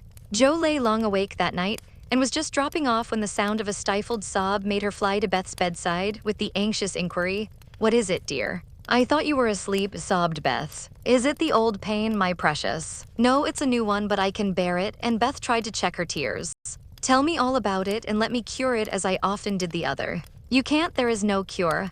There Beth's voice gave way, and clinging to her sister, she cried so despairingly that Joe was frightened. Where is it? Shall I call Mother? No, no, don't call her, don't tell her. I shall be better soon. Lie down here and pour my head. I'll be quiet and go to sleep, indeed I will. Joe obeyed, but as her hand went softly to and fro across Beth's hot forehead and wet eyelids, her heart was very full and she longed to speak. But young as she was, Joe had learned that hearts, like flowers, cannot be rudely handled but must open naturally, so though she believed she knew the cause of Beth's new pain, she only said in her tenderest tone, does anything trouble you, dearie? Yes, Joe, after a long pause. Wouldn't it comfort you to tell me what it is? Not now, not yet. Then I won't ask, but remember, Bethy, that Mother and Joe are always glad to hear and help you if they can. I know it, I'll tell you by and by. Is the pain better now? Oh yes, much better, you are so comfortable, Joe. Go to sleep, dear, I'll stay with you. So cheek to cheek they fell asleep, and on the morrow Beth seemed quite herself again, for at 18 neither heads nor hearts ache long, and a loving word can medicine most ills. But Joe had made up her mind, and after pondering over a project for some days, she confided it to her mother. You asked me the other day what my wishes were. I'll tell you one of them, Marmee, she began as they sat along together. I want to go away somewhere this winter for a change. Why, Joe? And her mother looked up quickly as if the words suggested a double meaning. With her eyes on her work, Joe answered soberly, I want something new. I feel restless and anxious to be seeing, doing, and learning more than I am. I brood too much over my own small affairs and need stirring up, so as I can be spared this winter, I'd like to hop a little way and try my wings. Where will you hop? To New York. I had a bright idea yesterday, and this is it. You know Mrs. Kirk wrote to you for some respectable young person to teach her children and so. It's rather hard to find just the thing, but I think I should suit if I tried. My dear, go out to service in that great boarding house. And Mrs. March looked surprised but not displeased. It's not exactly going out to service, for Mrs. Kirk is your friend, the kindest soul that ever lived, and would make things pleasant for me, I know. Her family is separate from the rest and no one knows me there. Don't care if they do, it's honest work and I'm not ashamed of it. Nor I, but your writings. All the better for the change. I shall see and hear new things, get new ideas, and even if I haven't much time there, I shall bring home quantities of material for my rubbish. I have no doubt of it, but are these your only reasons for this sudden fancy? No, Mother. May I know the others? Jo looked up and Jo looked down, then said slowly, with sudden color in her cheeks, "It may be vain and wrong to say it, but I'm afraid Laurie is getting too fond of me." Then you don't care for him in the way it is evident he begins to care for you? And Mrs. March looked anxious as she put the question. Mercy, no, I love the dear boy as I always have and am immensely proud of him, but as for anything more, it's out of the question. I'm glad of that, Jo. Why, please? Because, dear, I don't think you suited to one another. As friends you are very happy and your frequent quarrels soon blow over, but I fear you would both rebel if you were mated for life.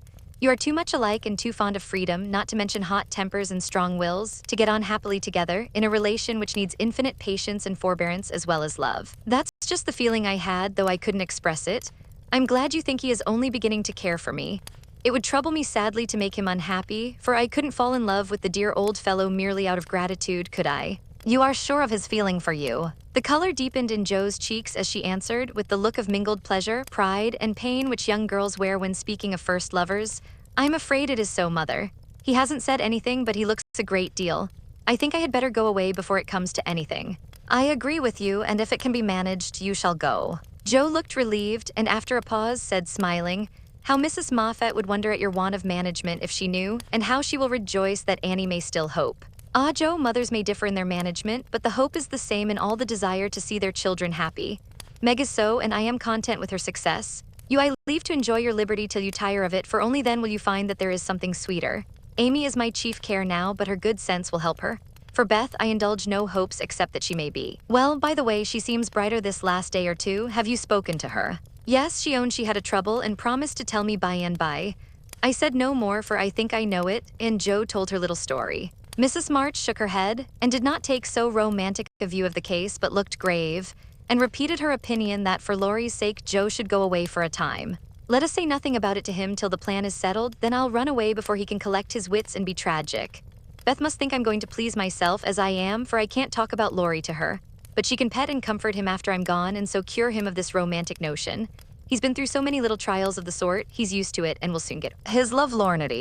Jo spoke hopefully, but could not rid herself of the foreboding fear that this little trial would be harder than the others, and that Laurie would not get over his lovelornity as easily as heretofore. The plan was talked over in a family council and agreed upon, for Mrs. Kirk gladly accepted Jo and promised to make a pleasant home for her. The teaching would render her independent, and such leisure as she got might be made profitable by writing, while the new scenes in society would be both useful and agreeable. Jo liked the prospect and was eager to be gone, for the home nest was growing too narrow for her restless nature and adventurous spirit. When all was settled, with fear and trembling she told Laurie, but to her surprise he took it very quietly. He had been graver than usual of late, but very pleasant, and when jokingly accused of turning over a new leaf, he answered soberly, "So I am, and I mean this one shall stay turned." Jo was very much relieved that one of his virtuous fits should come on just then, and made her preparations with a lightened heart, for Beth seemed more cheerful, and hoped she was doing the best for all. "One thing I leave in your especial care," she said the night before she left. "You mean your papers?" asked Beth. "No, my boy, be very good to him, won't you?" "Of course I will, but I can't fill your place, and he'll miss you sadly." "It won't hurt him, so remember I leave him in your charge, to plague, pet, and keep in order." "I'll do my best for your sake," promised Beth, wondering why Jo looked at her so queerly. When Laurie said goodbye, he whispered significantly, "It won't do a bit of good, Jo. My eye is on you, so mind what you do, or I'll come and bring you home." Chapter 33. Jo's Journal. New York, November. Dear Mar, me and Beth, I'm going to write you a regular volume, for I've got heaps to tell, though I'm not a fine young lady traveling on the continent. When I lost sight of father's dear old face, I felt a trifle blue and might have shed a briny drop or two if an Irish lady with 4 small children, all crying more or less, hadn't diverted my mind, for I amused myself by dropping gingerbread nuts over the seat every time they opened their mouths to roar. Soon the sun came out, and taking it as a good omen, I cleared up likewise and enjoyed my journey with all my heart. Mrs. Kirk welcomed me so kindly I felt at home at once, even in that big house full of strangers. She gave me a funny little sky parlor, all she had, but there is a stove in it and a nice table and a sunny window so I can sit here and write whenever I like. A fine view and a church tower opposite atone for the many stairs, and I took a fancy to my den on the spot. The nursery, where I am to teach and sew, is a pleasant room next Mrs. Kirk's private parlor. And the 2 little girls are pretty children, rather spoiled, I fancy, but they took to me after telling them the 7 bad pigs, and I've no doubt I shall make a model governess. I am to have my meals with the children if I prefer it to the great table, and for the present I do, for I am bashful, though no one will believe it. Now, my dear, make yourself at home, said Mrs. K in her motherly way. I'm on the drive from morning to night, as you may suppose with such a family, but a great anxiety will be off my mind if I know the children are safe with you. My rooms are always open to you, and your own shall be as comfortable as I can make it. There are some pleasant people in the house if you feel sociable, and your evenings are always free. Come to me if anything goes wrong, and be as happy as you can. There's the tea bell, I must run and change my cap. And off she bustled, leaving me to settle myself in my new nest. As I went downstairs soon after, I saw something I liked.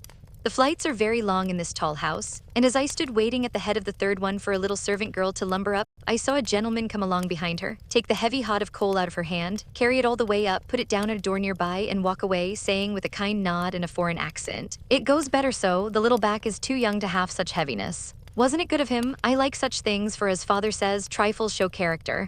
When I mentioned it to Mrs. K that evening, she laughed and said, "That must have been Professor Bear, he's always doing things of that sort." Mrs. K told me he was from Berlin, very learned and good, but poor as a church mouse, and gives lessons to support himself and 2 little orphan nephews whom he is educating here according to the wishes of his sister, who married an American. Not a very romantic story, but it interested me, and I was glad to hear that Mrs. K lends him her parlor for some of his scholars. There is a glass door between it and the nursery, and I mean to peep at him, and then I'll tell you how he looks. He's almost 40, so it's no harm, marmy. After tea and a go-to-bed romp with the little girls, I attacked the big work basket and had a quiet evening chatting with my new friend. I shall keep a journal letter and send it once a week, so good night and more tomorrow. Tuesday Eve. Had a lively time in my seminary this morning, for the children acted like Sancho, and at one time I really thought I should shake them all round. Some good angel inspired me to try gymnastics, and I kept it up till they were glad to sit down and keep still. After luncheon, the girl took them out for a walk, and I went to my needlework like little Mabel with a willing mind. I was thanking my stars that I'd learned to make nice buttonholes when the parlor door opened and shut, and someone began to hum "Kent's Du Das Land" like a big bumblebee. It was dreadfully improper, I know, but I couldn't resist the temptation, and lifting one end of the curtain before the glass door, I peeped in. Professor Bear was there, and while he arranged his books, I took a good look at him.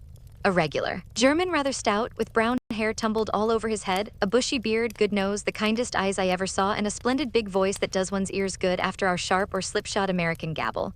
His clothes were rusty, his hands were large, and he hadn't a really handsome feature in his face except his beautiful teeth, yet I liked him, for he had a fine head, his linen was very nice, and he looked like a gentleman, though 2 buttons were off his coat and there was a patch on one shoe.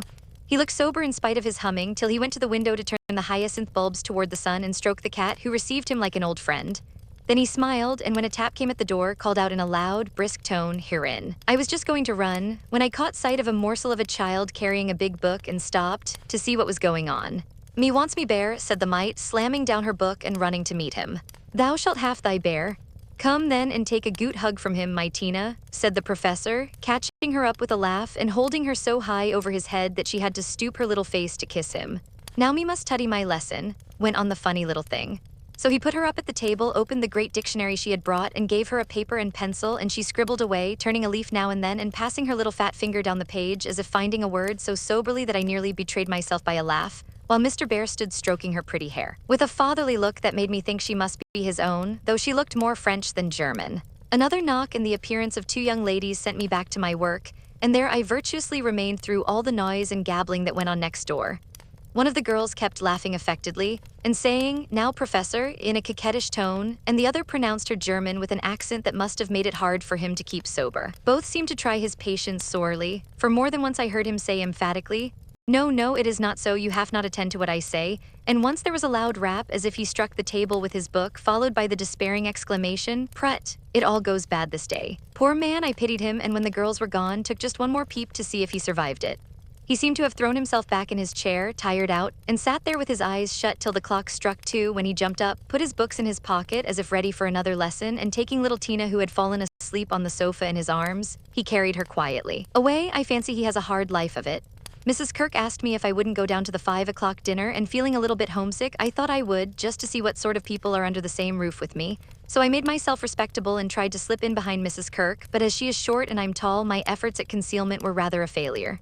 She gave me a seat by her, and after my face cooled off, I plucked up courage and looked about me.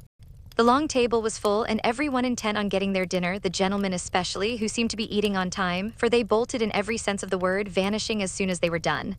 There was the usual assortment of young men absorbed in themselves, young couples absorbed in each other, married ladies and their babies, and old gentlemen in politics. I don't think I shall care to have much to do with any of them, except one sweet-faced maiden lady, who looks as if she had something in her. Cast away at the very bottom of the table was the professor, shouting answers to the questions of a very inquisitive, deaf old gentleman on one side, and talking philosophy with a Frenchman on the other. If Amy had been here, she'd have turned her back on him forever because, sad to relate, he had a great appetite and shoveled in his dinner in a manner which would have horrified her ladyship.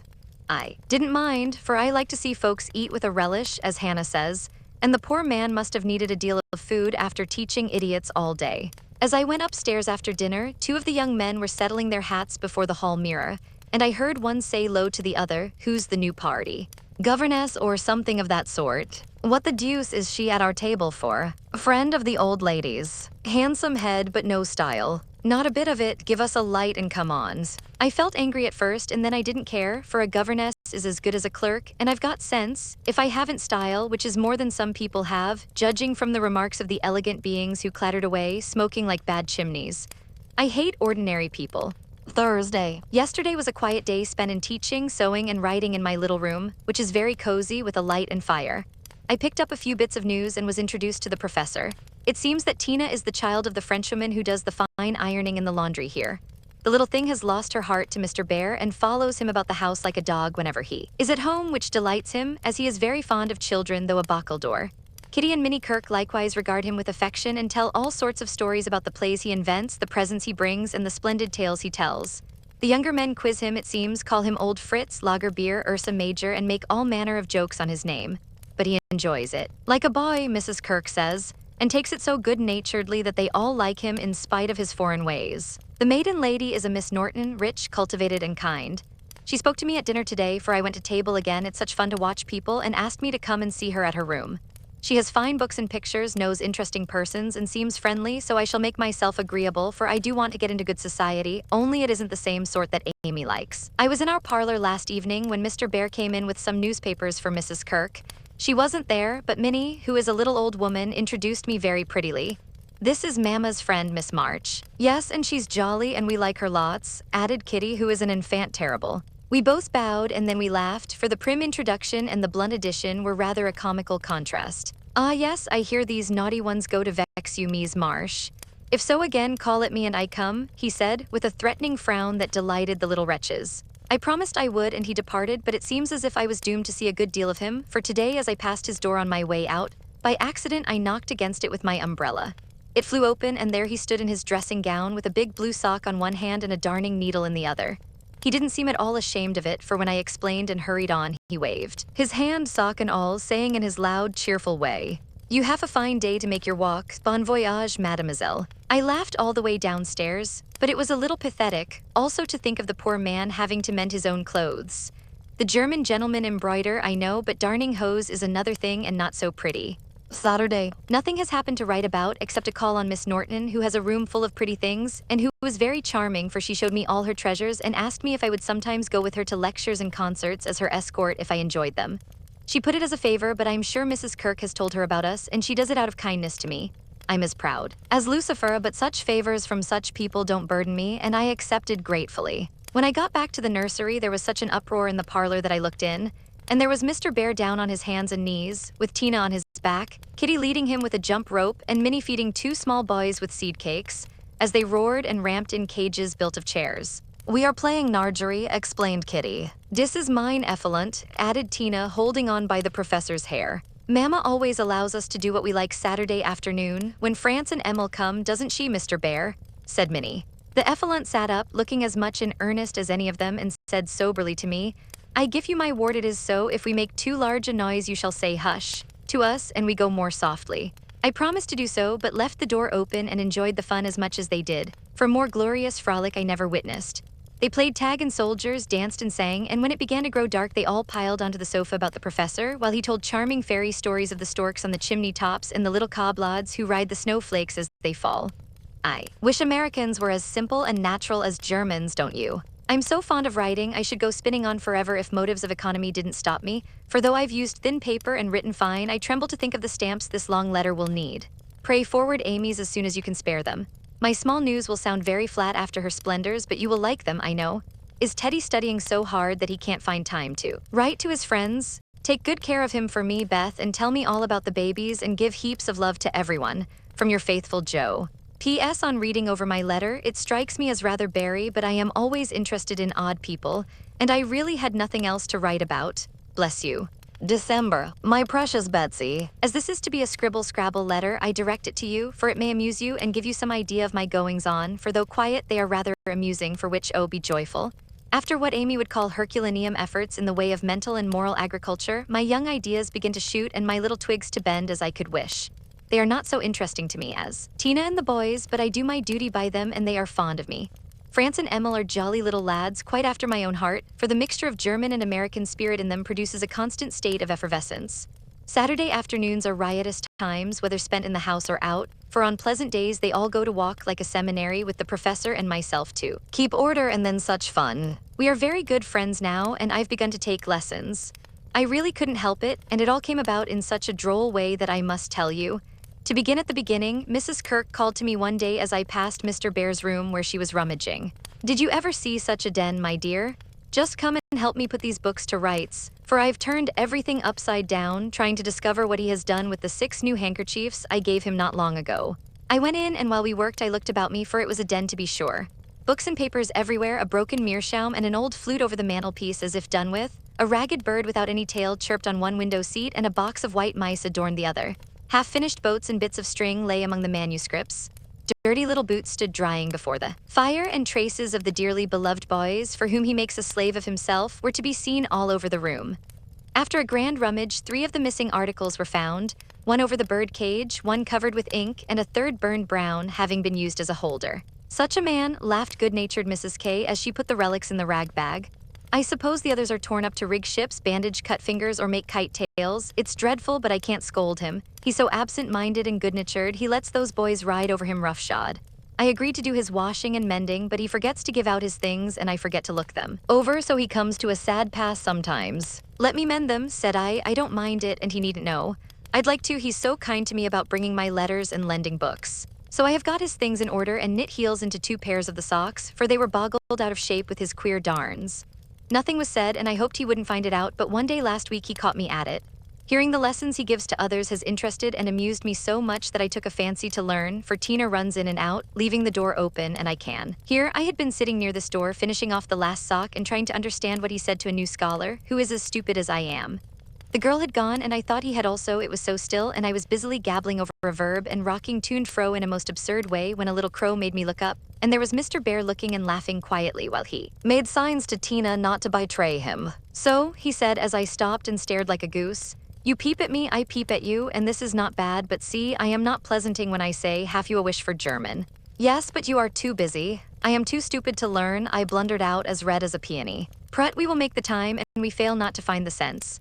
At effening I shall give a little lesson with much gladness, for look you, Mies Marsh, I have this debt to pay." And he pointed to my work. "Yes, they say to one another, these so kind ladies, he is a stupid old fellow, he will see not what we do, he will never observe that his sock heels go not in holes any more, he will think his buttons grow out new when they fall, and believe that strings make theirselves. But I have an eye, and I see much, I have a heart, and I feel thanks for this. Come, a little lesson then and now, or no more good fairy works for me and mine." Of course I couldn't say anything after that, and as it really is a splendid opportunity, I made the bargain and we began. I took 4 lessons, and then I stuck fast in a grammatical bog. The professor was very patient with me, but it must have been torment to him, and now and then he'd look at me with such an expression of mild despair that it was a toss-up with me whether to laugh or cry. I tried both ways, and when it came to a sniff or utter mortification and woe, he just threw the grammar onto the floor and marched out of the room. I felt myself disgraced and deserted forever, but didn't blame him a particle and was scrambling my papers together, meaning to rush upstairs and shake myself hard, when in he came, as brisk and beaming as if I'd covered myself in glory. "Now we shall try a new way. You and I will read these pleasant little marchen together and dig no more in that dry book that goes in the corner for making us trouble." He spoke so kindly and opened Hans Andersen's fairy tales so invitingly before me that I was more ashamed than ever and went at my lesson in a neck-or-nothing style that seemed to amuse him immensely. I forgot my bashfulness and pegged away, no other word will express it, with all my might, tumbling over long words, pronouncing according to inspiration of the minute, and doing my very best. When I finished reading my first page and stopped for breath, he clapped his hands and cried out in his hearty way, "Das ist gut, now we go well, my turn, I do him in German, give me your ear."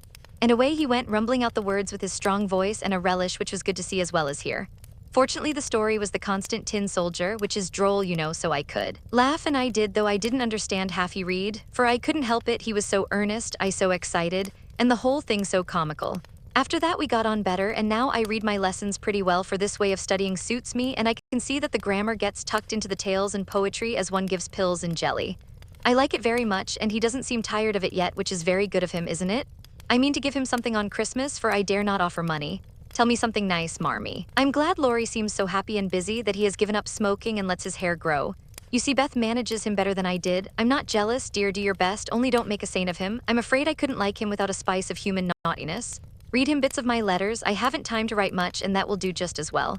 Thank heaven Beth continues so comfortable. January. A happy new year to you all, my dearest family, which of course includes Mr. L and a young man by the name of Teddy. I can't tell you how much I enjoyed your Christmas bundle, for I didn't get it till night and had given up hoping. Your letter came in the morning, but you said nothing about a parcel, meaning it for a surprise, so I was disappointed, for I'd had a kind of feeling that you wouldn't forget me. I felt a little low in my mind as I sat up in my room after tea, and when the big, muddy, battered-looking bundle was brought to me, I just hugged it and pranced. It was so homey and refreshing that I sat down on the floor and read and looked and ate and laughed and cried in my usual absurd way. The things were just what I wanted, and all the better for being made instead of bought. Beth's new ink bib was capital, and Hannah's box of hard gingerbread will be a treasure. I'll be sure and wear the nice flannels you sent, Marmee, and read carefully the books Father has marked. Thank you all, heaps and heaps. Speaking of books reminds me that I'm getting rich in that line, for on New Year's Day Mr. Bear gave me a fine Shakespeare. It is one he values much, and I've often admired it, set up in the place of honor with his German Bible, Plato, Homer, and Milton, so you may imagine how I felt when he brought it down without its cover and showed me my own name in it, from my friend Friedrich Bear. You say often you wish a library. Here I give you one, for between these lids, he meant covers, is many books in one. Read him well, and he will help you much, for the study of character in this book will help you to read it in the world and paint it with your pen. I thanked him as well as I could and talked now about my library as if I had 100 books. I never knew how much there was in Shakespeare before, but then I never had a bear to explain it to me. Now don't laugh at his horrid name. It isn't pronounced either bear or beer as people will say it, but something between the two as only Germans can give it. I'm glad you both like what I tell you about him and hope you will know him someday. Mother would admire his warm heart, father his wise head. I admire both and feel rich in my new friend Friedrich Bear. Not having much money or knowing what he'd like, I got several little things and put them about the room where he would find them unexpectedly. They were useful, pretty, or funny. A new standish on his table, a little vase for his flower. He always has one, or a bit of green in a glass to keep him fresh, he says, and a holder for his blower so that he needn't burn up what Amy calls malquires. I made it like those Beth invented, a big butterfly with a fat body and black and yellow wings, worsted feelers, and bead eyes. It took his fancy immensely, and he put it on his mantelpiece as an article of virtue, so it was rather a failure after all. Poor as he is, he didn't forget a servant or a child in the house, and not a soul here, from the French laundrywoman to Miss Norton. Forgot him, I was so glad of that. They got up a masquerade and had a gay time New Year's Eve. I didn't mean to go down having no dress. But at the last minute, Mrs. Kirk remembered some old brocades, and Miss Norton lent me lace and feathers, so I dressed up as Mrs. Malaprop and sailed in with a mask on. No one knew me, for I disguised my voice, and no one dreamed of the silent, haughty Miss March, for they think I am very stiff and cool, most of them, and so I am to whippersnappers, could dance and dress, and burst out into a nice derangement of epitaphs like an allegory on the banks of the Nile. I enjoyed it very much, and when we unmasked it was fun to see them stare at me. I heard one of the young men tell another that he knew I'd been an actress. In fact, he thought he remembered seeing me at one of the minor theaters. Meg will relish that joke. Mr. Bear was Nick Bottom, and Tina was Titania, a perfect little fairy in his arms. To see them dance was quite a landscape, to use a Teddyism. I had a very happy new year after all, and when I thought it over in my room, I felt as if I was getting on a little in spite of my many failures, for I'm cheerful all the time now, work with a will, and take more interest in other people than I used to, which is satisfactory. Bless you all, ever your loving, Joe. Chapter 34. Friend. Though very happy in the social atmosphere about her and very busy with the daily work that earned her bread and made it sweeter for the effort, Joe still found time for literary labors. The purpose which now took possession of her was a natural one to a poor and ambitious girl, but the means she took to gain her end were not the best. She saw that money conferred power, money and power. Therefore she resolved to have, not to be used for herself alone, but for those whom she loved more than life. The dream of filling home with comforts, giving Beth everything she wanted, from strawberries in winter to an organ in her bedroom, going abroad herself, and always having more than enough so that she might indulge in the luxury of charity, had been for years Joe's most cherished castle. In the air. The prize story experience had seemed to open a way which might, after long traveling and much uphill work, lead to this delightful chateau en Espagny. But the novel disaster quenched her courage for a time, for public opinion is a giant which has frightened stouter-hearted jacks on bigger beanstalks than hers. Like that immortal hero, she reposed a while after the first attempt, which resulted in a tumble and the least lovely of the giant's treasures, if I remember rightly. But the up again and take another spirit was as strong in Joe as in Jack, so she scrambled up on the shady side this time and got more booty, but nearly left behind her what was far more precious than the moneybags. She took to writing sensation stories, for in those dark ages even all perfect America read rubbish.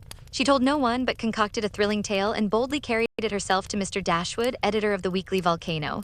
She had never read Sartor Resartus, but she had a womanly instinct that clothes possess an influence more powerful over many than the worth of character or the magic of manners. So she dressed herself in her best and, trying to persuade herself that she was neither excited nor nervous, bravely climbed 2 pairs of dark and dirty stairs to find herself in a disorderly room, a cloud of cigar smoke, and the presence of 3 gentlemen sitting with their heels rather higher than their hats, which articles of dress none of them took the trouble to remove on her appearance. Somewhat daunted by this reception, Joe hesitated on the threshold, murmuring in much embarrassment, "Excuse me, I was looking for the weekly Volcano office. I wish to see Mr. Dashwood." Down went the highest pair of heels. Up rose the smokiest gentleman, and carefully cherishing his cigar between his fingers, he advanced with a nod and a countenance expressive of nothing but sleep.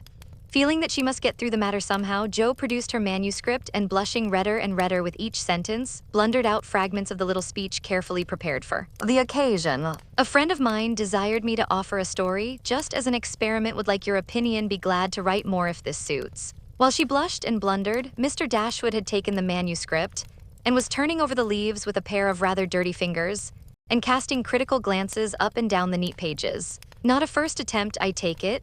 Observing that the pages were numbered, covered only on one side and not tied up with a ribbon, sure sign of a novice. "No, sir, she has had some experience and got a prize for a tale in the Blarnestone Banner." "Oh, did she?" And Mr. Dashwood gave Joe a quick look which seemed to take note of everything she had on, from the bow in her bonnet to the buttons on her boots. "Well, you can leave it if you like. We've more of this sort of thing on hand than we know what to do with at present, but I'll run my eye over it and give you an answer next week." Now Joe did not like to leave it, for Mr. Dashwood didn't suit her at all. But under the circumstances, there was nothing for her to do but bow and walk away, looking particularly tall and dignified, as she was apt to do when nettled or abashed. Just then she was both, for it was perfectly evident from the knowing glances exchanged among the gentlemen that her little fiction of my friend was considered a good joke, and a laugh, produced by some inaudible remark of the editor as he closed the door, completed her discomfiture. Half resolving never to return, she went home and worked off her irritation by stitching pinafores vigorously, and in an hour or 2 was cool enough to laugh over the scene and long for next week. When she went again, Mr. Dashwood was alone, whereat she rejoiced. Mr. Dashwood was much wider awake than before, which was agreeable, and Mr. Dashwood was not too deeply absorbed in a cigar to remember his manners, so the second interview was much more comfortable than the first. "We'll take this, editors never say aye, if you don't object to a few alterations. It's too long, but omitting the passages I've marked will make it just the right length," he said in a businesslike tone. Joe hardly knew her own manuscript again, so crumpled and underscored were its pages and paragraphs. But feeling as a tender parent might on being asked to cut off her baby's legs in order that it might fit into a new cradle, she looked at the marked passages and was surprised to find that all the moral reflections which she had carefully put in as ballast for much romance had been stricken out. "But sir, I thought every story should have some sort of a moral, so I took care to have a few of my sinners repent." Mr. Dashwood's editorial gravity relaxed into a smile, for Joe had forgotten her friend and spoken as only an author could. "People want to be amused, not preached at, you know. Morals don't sell nowadays." which was not quite a correct statement, by the way. You think it would do with these alterations then? Yes, it's a new plot and pretty well worked up language good and so on, was Mr. Dashwood's affable reply. What do you that is, what compensation, began Jo, not exactly knowing how to express herself. Oh yes, well, we give from 25 to 30 for things of this sort. Pay when it comes out, returned Mr. Dashwood as if that point had escaped him. Such trifles do escape the editorial mind, it is said. Very well, you can have it, said Jo, handing back the story with a satisfied air, for after the $1-a-column work, even 25 seemed good pay. Shall I tell my friend you will take another if she has one better than this? Asked Jo, unconscious of her little slip of the tongue and emboldened by her success. Well, we'll look at it, can't promise to take it. Tell her to make it short and spicy and never mind the moral. What name would your friend like to put on it? In a careless tone. None at all, if you please. She doesn't wish her name to appear and has no nom de plume, said Jo, blushing in spite of herself. Just as she likes, of course. The tale will be out next week. Will you call for the money or shall I send it? Asked Mr. Dashwood, who felt a natural desire to know who his new contributor might be. I'll call. Good morning, sir. As she departed, Mr. Dashwood put up his feet with the graceful remark, poor and proud as usual, but she'll do. Following Mr. Dashwood's directions and making Mrs. Northberry her model, Jo rashly took a plunge into the frothy sea of sensational literature. But thanks to the life preserver thrown her by a friend, she came up again not much the worse for her ducking. Like most young scribblers, she went abroad for her characters and scenery, and banditti, counts, gypsies, nuns, and duchesses appeared upon her stage, and played their parts with as much accuracy and spirit as could be expected. Her readers were not particular about such trifles as grammar, punctuation, and probability, and Mr. Dashwood graciously permitted her to fill his columns at the lowest prices, not thinking it necessary to tell her that the real cause of his hospitality was the fact that one of his hacks, on being offered higher wages, had basely left him in the lurch. She soon became interested in her work, for her emaciated purse grew stout, and the little hoard she was making to take Beth to the mountains next summer grew slowly but surely as the weeks passed. One thing disturbed her satisfaction, and that was that she did not tell them at home. She had a feeling that father and mother would not approve and preferred to have her own way first and beg pardon. Afterward, it was easy to keep her secret, for no name appeared with her stories. Mr. Dashwood had of course found it out very soon, but promised to be dumb, and for a wonder kept his word. She thought it would do her no harm, for she sincerely meant to write nothing of which she would be ashamed, and quieted all pricks of conscience by anticipations of the happy minute when she should show her earnings and laugh over her well-kept secret. But Mr. Dashwood rejected any but thrilling tales, and as thrills could not be produced except by harrowing up the souls of the readers, history and romance, land and sea, science and art, police records and lunatic asylums had to be ransacked for the purpose. Jo soon found that her innocent experience had given her but few glimpses of the tragic world which underlies society, so regarding it. In a business light, she set about supplying her deficiencies with characteristic energy, eager to find material for stories and bent on making them original in plot, if not masterly in execution. She searched newspapers for accidents, incidents, and crimes. She excited the suspicions of public librarians by asking for works on poisons. She studied faces in the street and characters, good, bad, and indifferent, all about her. She delved in the dust of ancient times for facts or fictions so old that they were as good as new, and introduced herself to folly, sin, and misery as well as her limited opportunities allowed. She thought she was prospering finely, but unconsciously she was beginning to desecrate some of the womanliest attributes of a woman's character. She was living in bad society, and imaginary though it was, its influence affected her, for she was feeding heart and fancy on dangerous and unsubstantial food, and was fast brushing the innocent bloom from her nature by a premature acquaintance with the darker side of life, which comes soon enough to all of us. She was beginning to feel rather than see this, for much describing of other people's passions and feelings set her to studying and speculating about her own, a morbid amusement in which healthy young minds do not voluntarily indulge. Wrongdoing always brings its own punishment, and when Jo most needed hers, she got it. I don't know whether the study of Shakespeare helped her to read character, or the natural instinct of a woman for what was honest, brave, and strong, but while endowing her imaginary heroes with every perfection under the sun, Jo was discovering a live hero who interested her in spite of many human imperfections. Mr. Bear, in one of their conversations, had advised her to study simple, true, and lovely characters wherever she found them as good training for a writer. Jo took him at his word, for she coolly turned round and studied him, a proceeding which would have much surprised him, had he known it, for the worthy professor was very humble in his own conceit. Why everybody liked him was what puzzled Jo at first. He was neither rich nor great, young nor handsome, in no respect what is called fascinating, imposing, or brilliant, and yet he was as attractive as a genial fire, and people seemed to gather about him as naturally as about a warm hearth. He was poor yet always appeared to be giving something away, a stranger yet everyone was his friend, no. Longer young but as happy-hearted as a boy, plain and peculiar yet his face looked beautiful to many and his oddities were freely forgiven for his sake. Joe often watched him trying to discover the charm and at last decided that it was benevolence which worked the miracle. If he had any sorrow, it sat with its head under its wing and he turned only his sunny side to the world. There were lines upon his forehead, but time seemed to have touched him gently, remembering how kind he was to others. The pleasant curves about his mouth were the memorials of many friendly words and cheery laughs. His eyes were never cold or hard, and his big hand had a warm, strong grasp that was more expressive than words. His very clothes seemed to partake of the hospitable nature of the wearer. They looked as if they were at ease and liked to make him comfortable. His capacious waistcoat was suggestive of a large heart underneath. His rusty coat had a social air, and the baggy pockets plainly proved that little hands often went in empty and came out full.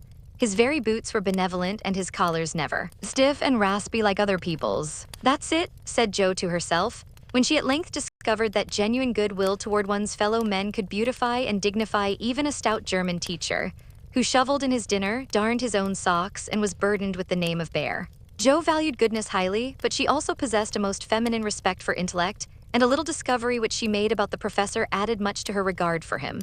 He never spoke of himself, and no one ever knew that in his native city he had been a man much honored and esteemed for learning and integrity till a countryman came to see him.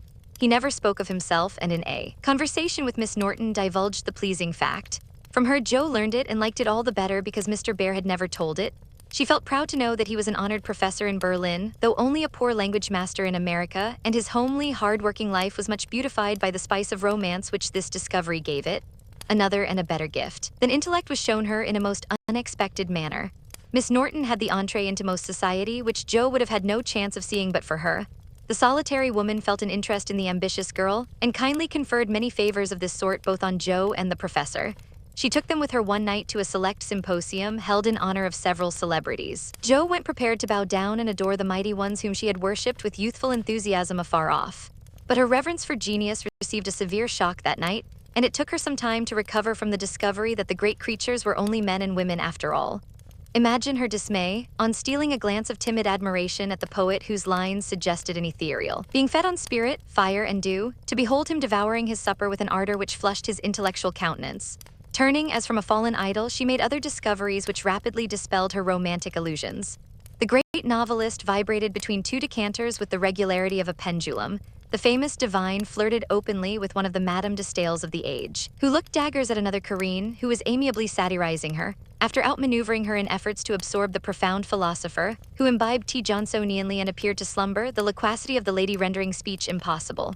The scientific celebrities, forgetting their mollusks and glacial periods, gossiped about art, while devoting themselves to oysters and ices with characteristic energy. The young musician, who was charming the city like a second Orpheus, talked horses, and the specimen of the British nobility present happened to be the most ordinary man of the party. Before the evening was half over, Joe felt so completely disillusioned that she sat down in a corner to recover herself.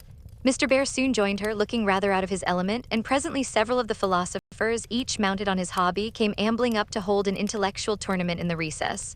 The conversations were miles beyond Joe's comprehension, but she enjoyed it. Though Kant and Hegel were unknown gods, the subjective and objective unintelligible terms, and the only thing evolved from her inner consciousness was a bad headache after it was all over. It dawned upon her gradually that the world was being picked to pieces and put together on new and, according to the talkers, on infinitely better principles than before, that religion was in a fair way to be reasoned into nothingness, and intellect was to be the only god. Joe knew nothing about philosophy or metaphysics of any sort, but a curious excitement, half pleasurable, half painful, came over her as she listened with a sense of being turned adrift into time and space, like a young balloon out on a holiday. She looked round to see how the professor liked it, and found him looking at her with the grimmest expression she had ever seen him wear. He shook his head and beckoned her to come away, but she was fascinated just then by the freedom of speculative philosophy, and kept her seat, trying to find out what the wise gentleman intended to rely upon after they had annihilated all the old beliefs. Now Mr. Bear was a diffident man and slow to offer his own opinions, not because they were unsettled, but too sincere and earnest to be lightly spoken. As he glanced from Joe to several other young people attracted by the brilliancy of the philosophic pyrotechnics, he knit his brows and longed to speak, fearing that some inflammable young soul would be led astray by the rockets, to find when the display was over that they had only an empty stick or a scorched hand. He bore it as long as he could, but when he was appealed to for an opinion, he blazed up with honest indignation and defended religion with all the eloquence of truth and eloquence which made his broken English musical and his plain face beautiful. He had a hard fight, for the wise men argued well, but he didn't know when he was beaten and stood to his colors like a man. Somehow, as he talked, the world got right again to Jo. The old beliefs that had lasted so long seemed better than the new. God was not a blind force, and immortality was not a pretty fable, but a blessed fact. She felt as if she had solid ground under her feet again, and when Mr. Bear paused, out-talked but not one whit convinced, Jo wanted to clap her hands and thank him. She did neither, but she remembered the scene and gave the professor her heartiest respect. For she knew it cost him an effort to speak out then and there, because his conscience would not let him be silent. She began to see that character is a better possession than money, rank, intellect, or beauty, and to feel that if greatness is what a wise man has defined it to be, truth, reverence, and goodwill, then her friend Friedrich Bear was not only good but great. This belief strengthened daily. She valued his esteem, she coveted his respect, she wanted to be worthy of his friendship, and just when the wish was sincerest, she came near to losing everything. It all grew out of a cocked hat, for one evening the professor came in to give Jo her lesson with a paper soldier cap on his head, which Tina had put there and he had forgotten to take off. "It's evident he doesn't look in his glass before coming down," thought Jo with a smile as he said "Gut effening," and sat soberly down, quite unconscious of the ludicrous contrast between his subject and his headgear, for he was going to read her The Death of Wallenstein. She said nothing at first, for she liked to hear him laugh out his big hearty laugh when anything funny happened, so she left him to discover it for himself and presently forgot all about it, for to hear a German read Schiller is rather an absorbing occupation. After the reading came the lesson, which was a lively one, for Jo was in a gay mood that night, and the cocked hat kept her eyes dancing with merriment. The professor didn't know what to make of her and stopped at last to ask with an air of mild surprise that was irresistible, "Mies Marsh, for what do you laugh in your master's face? Have you no respect for me that you go on so bad?" "How can I be respectful, sir, when you forget to take your hat off?" said Jo. Lifting his hand to his head, the absent-minded professor gravely felt and removed the little cocked hat, looked at it a minute, and then threw back his head and laughed like a merry bass viol. "Ah, I see him now, it is that imp Tina who makes me a fool with my cap. Well, it is nothing, but see you, if this lesson goes not well, you too shall wear him." But the lesson did not go at all for a few minutes, because Mr. Bear caught sight of a picture on the hat, and unfolding it said with great disgust, "I wish these papers did not come in the house. They are not for children to see, nor young people to read. It is not well, and I have no patience with those who make this harm." Jo glanced at the sheet and saw a pleasing illustration composed of a lunatic, a corpse, a villain, and a viper. She did not like it, but the impulse that made her turn it over was not one of displeasure but fear, because for a minute she fancied the paper was the volcano. It was not, however, and her panic subsided as she remembered that even if it had been and one of her own tales in it, there would have been no name to betray her. She had betrayed herself, however, by a look and a blush, for though an absent man, the professor saw a good deal more than people fancied. He knew that Jo wrote and had met her down among the newspaper offices more than once, but as she never spoke of it, he asked no questions in spite of a strong desire to see her work. Now it occurred to him that she was doing what she was ashamed to own, and it troubled him. He did not say to himself, "It is none of my business. I've no right to say anything," as many people would have done. He only remembered that she was young and poor, a girl far away from mother's love and father's care, and he was moved to help her with an impulse as quick and natural as that which would prompt him to put out his hand to save a baby from a puddle. All this flashed through his mind in a minute, but not a trace of it appeared in his face, and by the time the paper was turned and Jo's needle threaded, he was ready to say quite naturally but very gravely, "Yes, you are right to put it from you. I do not think that good young girls should see such things. They are made pleasant to some, but I would more rather give my boys gunpowder to play with than this bad trash. All may not be bad, only silly, you know, and if there is a demand for it, I don't see any harm in supplying it. Many very respectable people make an honest living out of what are called sensation stories," said Jo, scratching gathers so energetically that a row of little slits followed her pin. "There is a demand for whiskey, but I think you and I do not care to sell it. If the respectable people knew what harm they did, they would not feel that the living was honest. They have no right to put poison in the sugar plum and let the small ones eat it. No, they should think a little and sweep mud in the street before they do this thing." Mr. Bear spoke warmly and walked to the fire, crumpling the paper in his hands. Jo sat still, looking as if the fire had come to her, for her cheeks burned long after the cocked hat had turned to smoke and gone harmlessly up the chimney. "I should like much to send all the rest after him," muttered the professor, coming back with a relieved air. Jo thought what a blaze her pile of papers upstairs would make, and her hard-earned money lay rather heavily on her conscience at that minute. Then she thought consolingly to herself, "Mine are not like that, they are only silly, never bad, so I won't be worried," and taking up her book, she said with a studious face, "Shall we go on, sir? I'll be very good and proper now." "I shall hope so," was all he said, but he meant more than she imagined. and the grave, kind look he gave her made her feel as if the words weekly volcano were printed in large type on her forehead.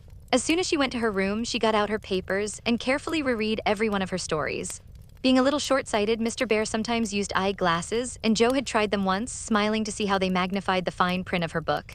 Now she seemed to have on the professor's mental or moral spectacles also, for the faults of these poor stories glared at her dreadfully, and filled her with dismay. They are trash and will soon be worse trash if I go on, for each is more sensational than the last. I've gone blindly on, hurting myself and other people for the sake of money.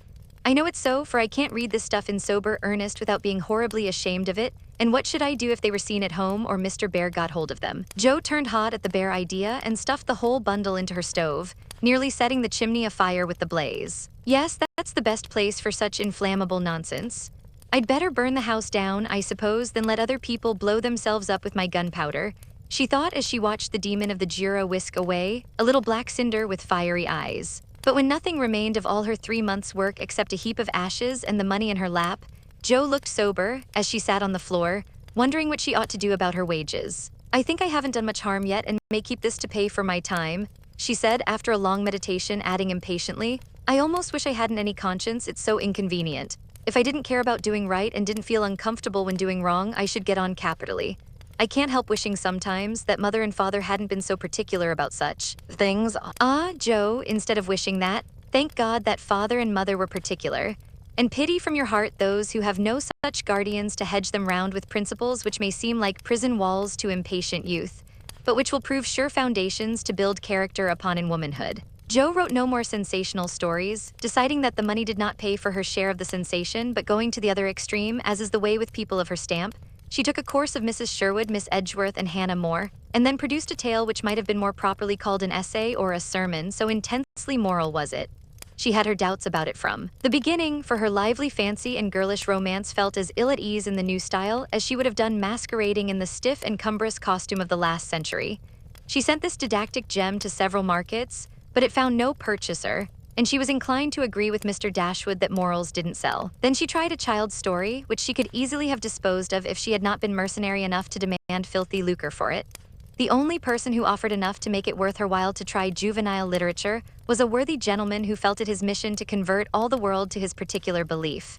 But much as she liked to write for children, Joe could not consent to depict all her naughty boys as being eaten by bears or tossed by mad bulls because they did not go to a particular Sabbath school, nor all the good infants who did go as rewarded by every kind of bliss, from gilded gingerbread to escorts of angels when they departed this life with psalms or sermons on their lisping tongues. So nothing came of these trials, and Joe corked up her inkstand and said, in a fit of very wholesome humility, I don't know anything. I'll wait until I do before I try again, and meantime, sweep mud in the street if I can't do better, that's honest, at least. Which decision proved that her second tumble down the beanstalk had done her some good. While these internal revolutions were going on, her external life had been as busy and uneventful as usual, and if she sometimes looked serious or a little sad, no one observed it but Professor Bear. He did it so quietly that Joe never knew he was watching to see if she would accept and profit by his reproof, but she stood the test, and he was satisfied, for though no words passed between them, he knew that she had given up writing. Not only did he guess it by the fact that the second finger of her right hand was no longer in Kai, but she spent her evenings downstairs now, was met no more among newspaper offices, and studied with a dogged patience, which assured him that she was bent on occupying her mind with something useful, if not pleasant. He helped her in many ways, proving himself a true friend, and Joe was happy, for while her pen lay idle, she was learning other lessons besides German, and laying a foundation for the sensation story of her own life. It was a pleasant winter and a long one, for she did not leave Mrs. Kirk till June. Everyone seemed sorry when the time came. The children were inconsolable, and Mr. Bear's hair stuck straight up all over his head, for he always rumpled it wildly when disturbed in mind. Going home, you are happy that you have a home to go in, he said when she told him, and sat silently pulling his beard in the corner while she held a little levee on that last evening. She was going early, so she bade them all goodbye overnight, and when his turn came, she said warmly, Now, sir, you won't forget to come and see us if you ever travel our way, will you? I'll never forgive you if you do, for I want them all to know my friend. Do you? Shall I come? He asked, looking down at her with an eager expression which she did not see. Yes, come next month. Laurie graduates then, and you'd enjoy commencement as something new. That is your best friend of whom you speak, he said in an altered tone. Yes, my boy Teddy, I'm very proud of him and should like you to see him. Joe looked up then, quite unconscious of anything but her own pleasure in the prospect of showing them to one another. Something in Mr. Bear's face suddenly recalled the fact that she might find Lori more than a best friend, and simply because she particularly wished not to look as if anything was the matter, she involuntarily began to blush, and the more she tried not to, the redder she grew. If it had not been for Tina on her knee, she didn't know what would have become of her. Fortunately, the child was moved to hug her, so she managed to hide her face an instant, hoping the professor did not see it. But he did, and his own changed again from that momentary anxiety to its usual expression as he said cordially, "I fear I shall not make the time for that, but I wish the friend much success and you all happiness. God bless you." And with that, he shook hands warmly, shouldered Tina, and went away. But after the boys were abed, he sat long before his fire with the tired look on his face and the heimweh or homesickness lying heavy at his heart. Once when he remembered Jo as she sat with the little child in her lap and that new softness in her face, he leaned his head on his hands a minute, and then roamed about the room as if in search of something that he could not find. "It is not for me, I must not hope it now," he said to himself with a sigh that was almost a groan. Then, as if reproaching himself for the longing that he could not repress, he went and kissed the two tousled heads upon the pillow, took down his seldom used meerschaum, and opened his Plotto. He did his best and did it manfully, but I don't think he found that a pair of rampant boys, a pipe, or even the divine Plotto were very satisfactory substitutes for wife and child at home. Early as it was, he was at the station next morning to see Jo off, and thanks to him she began her solitary journey with the pleasant memory of a familiar face smiling its farewell, a bunch of violets to keep her company, and best of all, the happy thought, "Well, the winter's gone, and I've written no books, earned no fortune, but I've made a friend worth having, and I'll try to keep him all my life." Chapter 35. Heartache. Whatever his motive might have been, Lori studied to some purpose that year, for he graduated with honor and gave the Latin oration with the grace of a Phillips and the eloquence of a Demosthenes, so his friends said.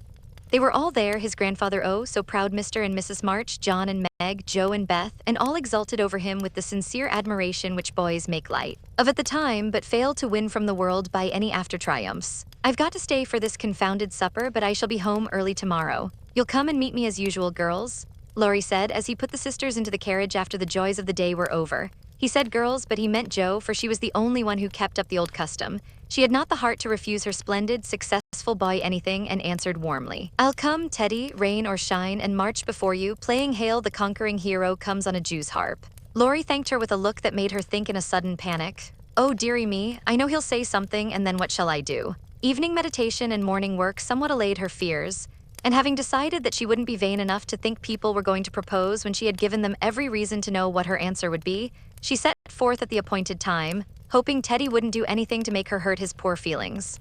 A call at Meg's and a refreshing sniff and sip at the Daisy and Demijohn still further fortified her for the tete-a-tete, but when she saw a stalwart figure looming in the distance, she had a strong desire to turn about and run away. "Where's the Jew's harp, Jo?" cried Laurie as soon as he was within speaking distance. "I forgot it," and Jo took heart again, for that salutation could not be called lover-like. She always used to take his arm on these occasions, now she did not, and he made no complaint, which was a bad sign, but talked on rapidly about all sorts of faraway subjects, till they turned from the road into the little path that led homeward through the grove. Then he walked more slowly, suddenly lost his fine flow of language, and now and then a dreadful pause occurred. To rescue the conversation from one of the wells of silence into which it kept falling, Jo said hastily, "Now you must have a good long holiday." "I intend to." Something in his resolute tone made Jo look up quickly to find him looking down at her with an expression that assured her the dreaded moment had come, and made her put out her hand with an imploring, "No, Teddy, please don't." "I will, and you must hear me. It's no use, Jo, we've got to have it out, and the sooner the better for both of us," he answered, getting flushed and excited all at once. "Say what you like, then. I'll listen," said Jo with a desperate sort of patience. Laurie was a young lover, but he was in earnest and meant to have it out if he died in the attempt, so he plunged into the subject with characteristic impetuosity, saying in a voice that would get choky now and then, in spite of manful efforts to keep it steady, "I've loved you ever since I've known you, Jo, couldn't help it, you've been so good to me. I've tried to show it, but you wouldn't let me. Now I'm going to make you hear and give me an answer, for I can't go on so any longer. I wanted to save you this, I thought you'd understand," began Jo, finding it a great deal harder than she expected. "I know you did, but the girls are so queer you never know what they mean. They say no when they mean yes, and drive a man out of his wits just for the fun of it," returned Laurie, entrenching himself behind an undeniable fact. I never wanted to make you care for me so, and I went away to keep you from it if I could. I thought so, it was like you, but it was no use. I only loved you all the more, and I worked hard to please you, and I gave up billiards and everything you didn't like and waited and never complained, for I hoped you'd love me though I'm not half good enough. Here there was a choke that couldn't be controlled, so he decapitated Buttercups while he cleared his confounded throat. You're a great deal too good for me, and I'm so grateful to you and so proud and fond of you. I don't know why I can't love you as you want me to. I've tried, but I can't change the feeling, and it would be a lie to say I do when I don't. A really, truly, Joe. He stopped short and caught both her hands as he put his question with a look that she did not soon forget. A really, truly, dear. They were in the grove now, close by the stile, and when the last words fell reluctantly from Joe's lips, Laurie dropped her hands and turned as if to go on, but for once in his life the fence was too much for him. So he just laid his head down on the mossy post and stood so still that Joe was frightened. Oh, Teddy, I'm sorry, so desperately sorry. I could kill myself if it would do any good. I wish you wouldn't take it so hard, I can't help it. You know it's impossible for people to make themselves love other people if they don't, cried Joe inelegantly but remorsefully as she softly patted his shoulder, remembering the time when he had comforted her so long ago. They do sometimes, said a muffled voice from the post. I don't believe it's the right sort of love, and I'd rather not try it, was the decided answer. There was a long pause while a blackbird sung blithely on the willow by the river and the tall grass rustled in the wind. Presently Joe said very soberly as she sat down on the step of the stile, Laurie, I want to tell you something. He started as if he had been shot, threw up his head and cried out in a fierce tone, Don't tell me that, Joe, I can't bear it now. Tell what? She asked, wondering at his violence. That you love that old man. What old man? Demanded Joe, thinking he must mean his grandfather. That devilish professor you were always writing about. If you say you love him, I know I shall do something desperate. And he looked as if he would keep his word as he clenched his hands with a wrathful spark in his eyes. Joe wanted to laugh but restrained herself and said warmly, for she too was getting excited with all this. Don't swear, Teddy, he isn't old nor anything bad but good and kind and the best friend I've got next to you. Pray don't fly into a passion. I want to be kind, but I know I shall get angry if you abuse my professor. I haven't the least idea of loving him or anybody else. But you will after a while, and then what will become of me? You'll love someone else too, like a sensible boy, and forget all this trouble. I can't love anyone else, and I'll never forget you, Joe, never, never, with a stamp to emphasize his passionate words. What shall I do with him? Sighed Joe, finding that emotions were more unmanageable than she expected. You haven't heard what I wanted to tell you. Sit down and listen, for indeed I want to do right and make you happy, she said, hoping to soothe him with a little reason, which proved that she knew nothing about love. Seeing a ray of hope in that last speech, Laurie threw himself down on the grass at her feet, leaned his arm on the lower step of the stile, and looked up at her with an expectant face. Now that arrangement was not conducive to calm speech or clear thought on Joe's part, for how could she say hard things to her boy while he watched her with eyes full of love and longing and lashes still wet with the bitter drop or two her hardness of heart had wrung from him? She gently turned his head away, saying, as she stroked the wavy hair which had been allowed to grow for her sake, how touching that was, to be sure. I agree with Mother that you and I are not suited to each other, because our quick tempers and strong wills would probably make us very miserable if we were so foolish as to. Joe paused a little over the last word, but Laurie uttered it with a rapturous expression. Mary, no, we shouldn't. If you loved me, Joe, I should be a perfect saint, for you could make me anything you like. No, I can't. I've tried and failed, and I won't risk our happiness by such a serious experiment. We don't agree and we never shall, so we'll be good friends all our lives, but we won't go and do anything rash. Yes, we will if we get the chance, muttered Laurie rebelliously. Now do be reasonable and take a sensible view of the case, implored Joe, almost at her wit's end. I won't be reasonable. I don't want to take what you call a sensible view. It won't help me and it only makes it harder. I don't believe you've got any heart. I wish I hadn't. There was a little quiver in Joe's voice, and thinking it a good omen, Laurie turned round, bringing all his persuasive powers to bear as he said, in the wheedlesome tone that had never been so dangerously wheedlesome before, Don't disappoint us, dear, everyone expects it. Grandpa has set his heart upon it, your people like it, and I can't get on without you. Say you will, and let's be happy. Do. Not until months afterward did Joe understand how she had the strength of mind to hold fast to the resolution she had made when she decided that she did not love her boy and never could. It was very hard to do, but she did it, knowing that delay was both useless and cruel. I can't say yes truly, so I won't say it at all. You'll see that I'm right by and by and thank me for it, she began solemnly. I'll be hanged if I do, and Laurie bounced up off the grass, burning with indignation at the very idea. Yes, you will, persisted Joe. You'll get over this after a while and find some lovely accomplished girl who will adore you and make a fine mistress for your fine house. I shouldn't. I'm homely and awkward and odd and old, and you'd be ashamed of me, and we should quarrel. We can't help it even now, you see, and I shouldn't like elegant society, and you would, and you'd hate my scribbling, and I couldn't get on without it, and we should be unhappy, and wish we hadn't done it, and everything would be horrid. Anything more? Asked Laurie, finding it hard to listen patiently to this prophetic burst. Nothing more, except that I don't believe I shall ever marry. I'm happy as I am, and love my liberty too well to be in a hurry to give it up for any mortal man. I know better, broken Lori. You think so now, but there'll come a time when you will care for somebody and you'll love him tremendously and live and die for him. I know you will, it's your way, and I shall have to stand by and see it. And the despairing lover cast his hat upon the ground with a gesture that would have seemed comical if his face had not been so tragic. Yes, I will live and die for him if he ever comes and makes me love him in spite of myself, and you must do the best you can, cried Joe, losing patience with poor Teddy. I've done my best, but you won't be reasonable, and it's selfish of you to keep teasing for what I can't give. I shall always be fond of you, very fond indeed as a friend, but I'll never marry you, and the sooner you believe it, the better for both of us. So now. That speech was like gunpowder. Lori looked at her a minute as if he did not quite know what to do with himself, then turned sharply away, saying in a desperate sort of tone, "You'll be sorry someday, Joe." "Oh, where are you going?" she cried, for his face frightened her. "To the devil," was the consoling answer. For a minute Joe's heart stood still, as he swung himself down the bank toward the river, but it takes much folly, sin, or misery to send a young man to a violent death, and Lori was not one of the weak sort who are conquered by a single failure. He had no thought of a melodramatic plunge, but some blind instinct led him to fling hat and coat into his boat and row away with all his might, making better time up the river than he had done in any race. Joe drew a long breath and unclasped her hands as she watched the poor fellow trying to outstrip the trouble which he carried in his heart. "That will do him good, and he'll come home in such a tender, penitent state of mind that I shan't dare to see him," she said, adding as she went slowly home, feeling as if she had murdered some innocent thing and buried it under the leaves. "Now I must go and prepare Mr. Lawrence to be very kind to my poor boy. I wish he'd love Beth, perhaps he may in time, but I begin to think I was mistaken about her. Oh dear, how can girls like to have lovers and refuse them? I think it's dreadful." Being sure that no one could do it so well as herself, she went straight to Mr. Lawrence, told the hard story bravely through, and then broke down, crying so dismally over her own insensibility that the kind old gentleman, though sorely disappointed, did not utter a reproach. He found it difficult to understand how any girl could help loving Lori and hoped she would change her mind, but he knew even better than Joe that love cannot be forced. So he shook his head sadly and resolved to carry his boy out of harm's way, for young impetuosity's parting words to Joe disturbed him more than he would confess. When Lori came home, dead tired but quite composed, his grandfather met him as if he knew nothing and kept up the delusion very successfully for an hour or two.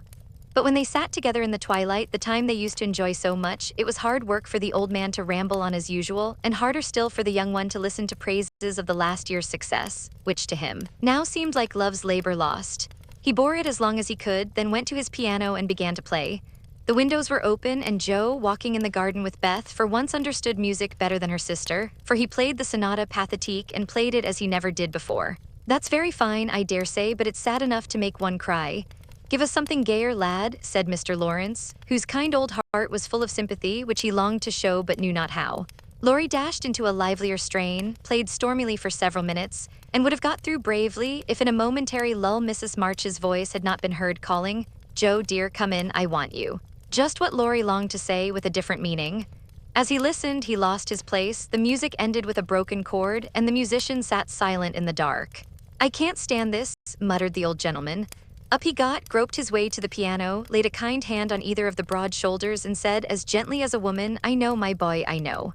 No answer for an instant, then Lori asked sharply, "Who told you?" "Joe herself." "Then there's an end of it." And he shook off his grandfather's hands with an impatient motion, for though grateful for the sympathy, his man's pride could not bear a man's pity. "Not quite. I want to say one thing, and then there shall be an end of it," returned Mr. Lawrence with unusual mildness. "You won't care to stay at home now, perhaps. I don't intend to run away from a girl. Joe can't prevent my seeing her, and I shall stay and do it as long as I like," interrupted Lori in a defiant tone. "Not if you are the gentleman I think you. I'm disappointed, but the girl can't help it, and the only thing left for you to do is to go away for a time. Where will you go?" "Anywhere. I don't care what becomes of me," and Lori got up with a reckless laugh that grated on his grandfather's ear. "Take it like a man, and don't do anything rash, for God's sake. Why not go abroad as you planned and forget it?" "I can't." "But you've been wild to go, and I promised you should when you got through college." "Ah, but I didn't mean to go alone." And Lori walked fast through the room with an expression which it was well his grandfather did not see. "I don't ask you to go alone. There's someone ready and glad to go with you anywhere in the world." "Who, sir?" Stopping to listen. "Myself." Lori came back as quickly as he went and put out his hand, saying huskily, "I'm a selfish brute, but you know, grandfather." "Lord help me, yes, I do know, for I've been through it all before, once in my own young days and then with your father. Now, my dear boy, just sit quietly down and hear my plan. It's all settled and can be carried out at once. said Mr. Lawrence, keeping hold of the young man as if fearful that he would break away as his father had done before him. Well, sir, what is it? And Laurie sat down without a sign of interest in face or voice. There is business in London that needs looking after. I meant you should attend to it, but I can do it better myself, and things here will get on very well with Brooke to manage them. My partners do almost everything. I'm merely holding on until you take my place and can be off at any time. But you hate traveling, sir. I can't ask it of you at your age, began Laurie, who was grateful for the sacrifice but much preferred to go alone if he went at all. The old gentleman knew that perfectly well and particularly desired to prevent it, for the mood in which he found his grandson assured him that it would not be wise to leave him to his own devices. So, stifling a natural regret at the thought of the home comforts he would leave behind him, he said stoutly, "Bless your soul, I'm not superannuated yet. I quite enjoy the idea, it will do me good. And my old bones won't suffer, for traveling nowadays is almost as easy as sitting in a chair." A restless movement from Laurie suggested that his chair was not easy or that he did not like the plan and made the old man add hastily, "I don't mean to be a marplot or a burden. I go because I think you'd feel happier than if I was left behind. I don't intend to gad about with you, but leave you free to go where you like while I amuse myself in my own way. I've friends in London and Paris, and should like to visit them. Meantime, you can go to Italy, Germany, Switzerland, where you will, and enjoy pictures, music, scenery, and adventures to your heart's content." Now, Laurie felt just then that his heart was entirely broken and the world a howling wilderness, but at the sound of certain words which the old gentleman artfully introduced into his closing sentence, the broken heart gave an unexpected leap, and a green oasis or two suddenly appeared in the howling wilderness. He sighed and then said in a spiritless tone, "Just as you like, sir. It doesn't matter where I go or what I do's. It does to me, remember that, my lad. I give you entire liberty, but I trust you to make an honest use of it. Promise me that, Laurie." "Anything you like, sir." "Good," thought the old gentleman. "You don't care now, but there'll come a time when that promise will keep you out of mischief, or I'm much mistaken." Being an energetic individual, Mr. Lawrence struck while the iron was hot, and before the blighted being recovered spirit enough to rebel, they were off. During the time necessary for preparation, Laurie bore himself as young gentlemen usually do in such cases.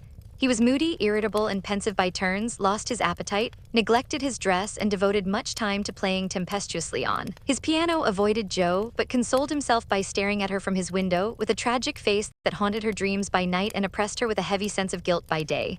Unlike some sufferers, he never spoke of his unrequited passion and would allow no one, not even Mrs. March, to attempt consolation or offer sympathy. On some accounts, this was a relief to his friends, but the weeks before his departure were very uncomfortable, and everyone rejoiced that the poor, dear fellow was going away to forget his trouble and come home happy.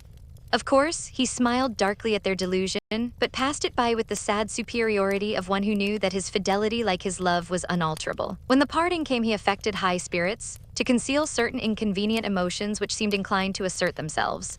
This gaiety did not impose upon anybody, but they tried to look as if it did for his sake, and he got on very well till Mrs. March kissed him with a whisper full of motherly solicitude. Then, feeling that he was going very fast, he hastily embraced them all round, not forgetting the afflicted Hannah, and ran downstairs as if for his life. Jo followed a minute after to wave her hand to him if he looked round. He did look round, came back, put his arms about her as she stood on the step above him, and looked up at her with a face that made his short appeal eloquent and pathetic. "Oh, Jo, can't you? Teddy dear, I wish I could." That was all except a little pause. Then Laurie straightened himself up, said, "It's all right, never mind," and went away without another word.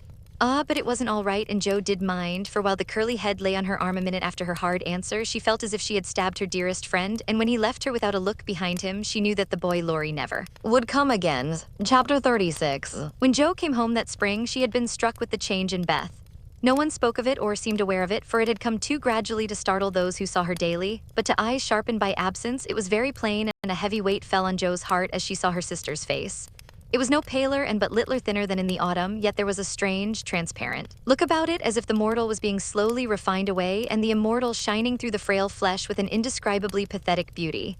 Jo saw and felt it, but said nothing at the time, and soon the first impression lost much of its power. For Beth seemed happy, no one appeared to doubt that she was better, and presently in other cares Jo for a time forgot her fear. But when Laurie was gone and peace prevailed again, the vague anxiety returned and haunted her.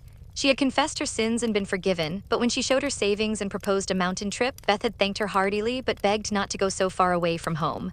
Another little visit to the seashore would suit her better, and as Grandma could not be prevailed upon to leave the babies, Jo took Beth down to the quiet place, where she could live much in the open air, and let the fresh sea breezes blow a little color into her pale cheeks. It was not a fashionable place, but even among the pleasant people there, the girls made few friends, preferring to live for one another. Beth was too shy to enjoy society, and Joe too wrapped up in her to care for anyone else.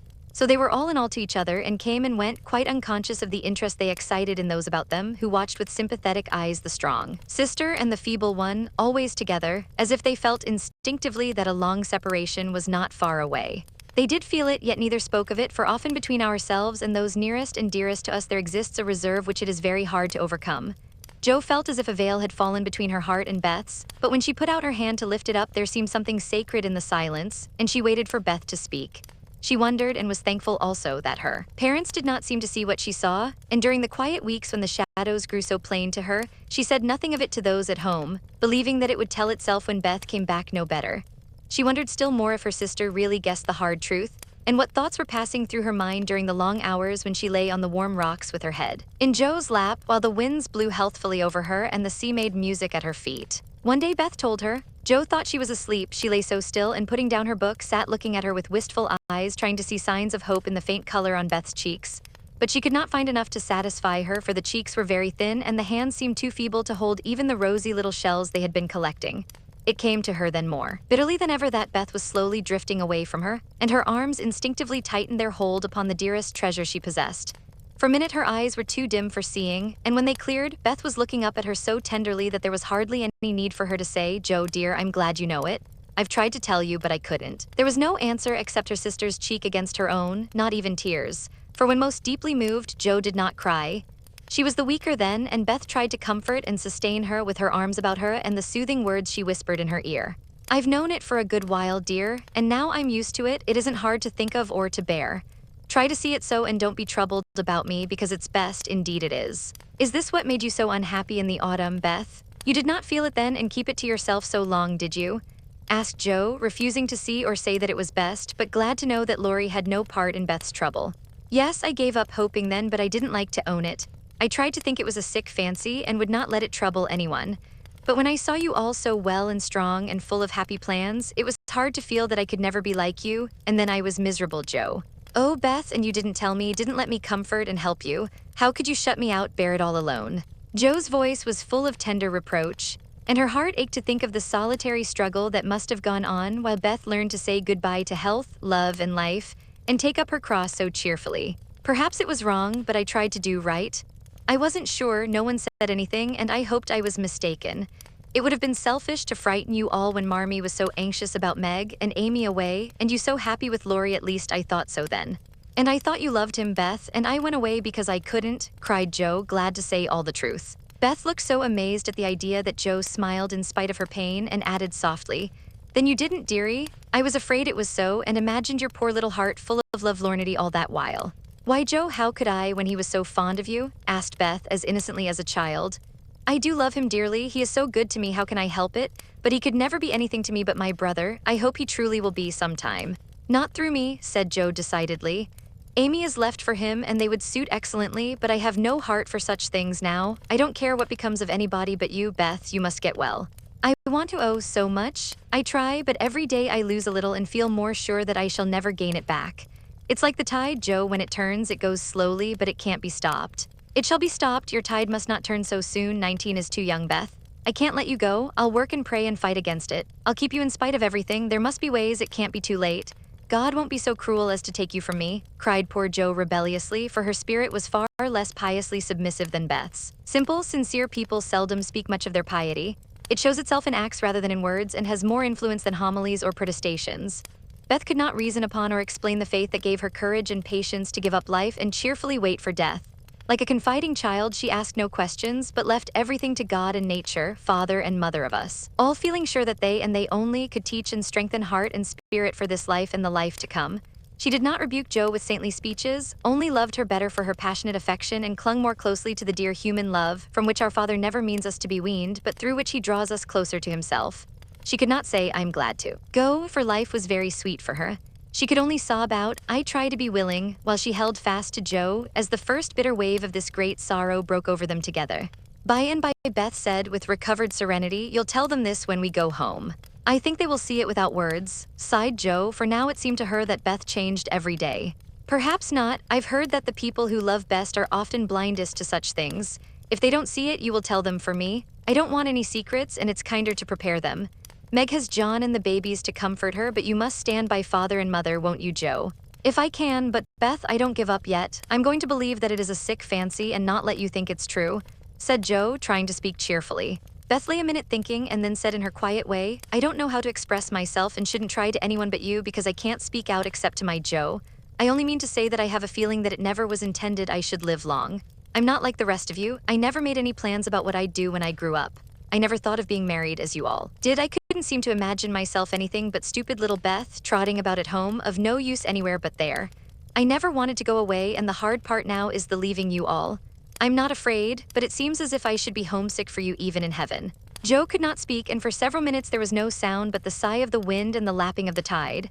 A white-winged gull flew by with the flash of sunshine on its silvery breast. Beth watched it till it vanished, and her eyes were full of sadness. A little gray-coated sandbird came tripping over the beach, peeping softly to itself as if enjoying the sun and sea. It came quite close to Beth and looked at her with a friendly eye and sat upon a warm stone, dressing its wet feathers, quite at home. Beth smiled and felt comforted, for the tiny thing seemed to offer its small friendship and remind her that a pleasant world was still to be enjoyed. "Dear little bird, see Joe how tame it is. I like peeps better than the gulls. They are not so wild and handsome, but they seem happy, confiding little things. I used to call them my birds last summer, and Mother said they reminded her of me, busy, Quaker-colored creatures always near the shore and always chirping that contented little song of theirs. You are the gull, Joe, strong and wild, fond of the storm and the wind, flying far out to sea and happy all alone. Meg is the turtle dove, and Amy is like the lark she writes about, trying to get up among the clouds, but always dropping down into its nest again. Dear little girl, she's so ambitious, but her heart is good and tender, and no matter how high she flies, she never will forget home. I hope I shall see her again, but she seems so far away. She is coming in the spring, and I mean that you shall be all ready to see and enjoy her. I'm going to have you well and rosy by that time," began Joe, feeling that of all the changes in Beth, the talking change was the greatest, for it seemed to cost no effort now, and she thought aloud in a way quite unlike bashful Beth. "Joe, dear, don't hope any more. It won't do any good, I'm sure of that. We won't be miserable, but enjoy being together while we wait. We'll have happy times, for I don't suffer much, and I think the tide will go out easily if you help me." Joe leaned down to kiss the tranquil face, and with that silent kiss, she dedicated herself soul and body to Beth. She was right. There was no need of any words when they got home, for father and mother saw plainly now what they had prayed to be saved from seeing. Tired with her short journey, Beth went at once to bed, saying how glad she was to be home, and when Joe went down, she found that she would be spared the hard task of telling Beth's secret. Her father stood leaning his head on the mantelpiece and did not turn as she came in, but her mother stretched out her arms as if for help, and Joe went to comfort her without a word. Chapter 37. New Impressions. At 3 o'clock in the afternoon, all the fashionable world at Nice may be seen on the Promenade des Anglais, a charming place, for the wide walk, bordered with palms, flowers, and tropical shrubs, is bounded on one side by the sea, on the other by the Grand Drive, lined with hotels and villas, while beyond lie orange orchards and the hills. Many nations are represented, many languages spoken, many costumes worn, and on a sunny day the spectacle is as gay and brilliant as a carnival. Haughty English, lively French, sober Germans, handsome Spaniards, ugly Russians, meek Jews, free and easy Americans all drive, sit, or saunter here, chatting over the news and criticizing the latest celebrity who has arrived, Ristori or Dickens, Victor Emmanuel, or the Queen of the Sandwich Islands. Equipages are as varied as the company and attract as much attention, especially the low basket barouches in which ladies drive themselves, with a pair of dashing ponies, gay nets to keep their voluminous flounces from overflowing the diminutive vehicles, and little grooms on the perch behind. Along this walk on Christmas Day, a tall young man walked slowly with his hands behind him and a somewhat absent expression of countenance. He looked like an Italian, was dressed like an Englishman, and had the independent air of an American, a combination which caused sundry pairs of feminine eyes to look approvingly after him, and sundry dandies in black velvet suits with rose-colored neckties, buff gloves, and orange flowers in their buttonholes to shrug their shoulders and then envy him his inches. There were plenty of pretty faces to admire, but the young man took little notice of them, except to glance now and then at some blonde girl in blue. Presently he strolled out of the promenade and stood a moment at the crossing, as if undecided whether to go and listen to the band in the Jardin Public or to wander along the beach toward Castle Hill. The quick trot of ponies' feet made him look up as one of the little carriages containing a single young lady came rapidly down the street. The lady was young, blonde, and dressed in blue. He stared a minute, then his whole face woke up, and waving his hat like a boy, he hurried forward to meet her. "Oh, Laurie, is it really you? I thought you'd never come," cried Amy, dropping the reins and holding out both hands to the great scandalization of a French mamma who hastened her daughter's steps, lest she should be demoralized by beholding the free manners of these mad English. "I was detained, by the way, but I promised to spend Christmas with you, and here I am." "How is your grandfather? When did you come? Where are you staying?" Very well. Last night at the Chauvin, I called at your hotel, but you were out. I have so much to say, I don't know where to begin. Get in and we can talk at our ease. I was going for a drive and longing for company. Flo's saving up for tonight. What happens then? A ball. A Christmas party at our hotel. There are many Americans there and they give it in honor of the day. You'll go with us, of course. Aunt will be charmed. Thank you. Where now? Asked Laurie, leaning back and folding his arms. A proceeding which suited Amy, who preferred to drive, for her parasol whip and blue reins over the white ponies' backs afforded her infinite satisfaction. I'm going to the bankers first for letters and then to Castle Hill. The view is so lovely and I like to feed the peacocks. Have you ever been there?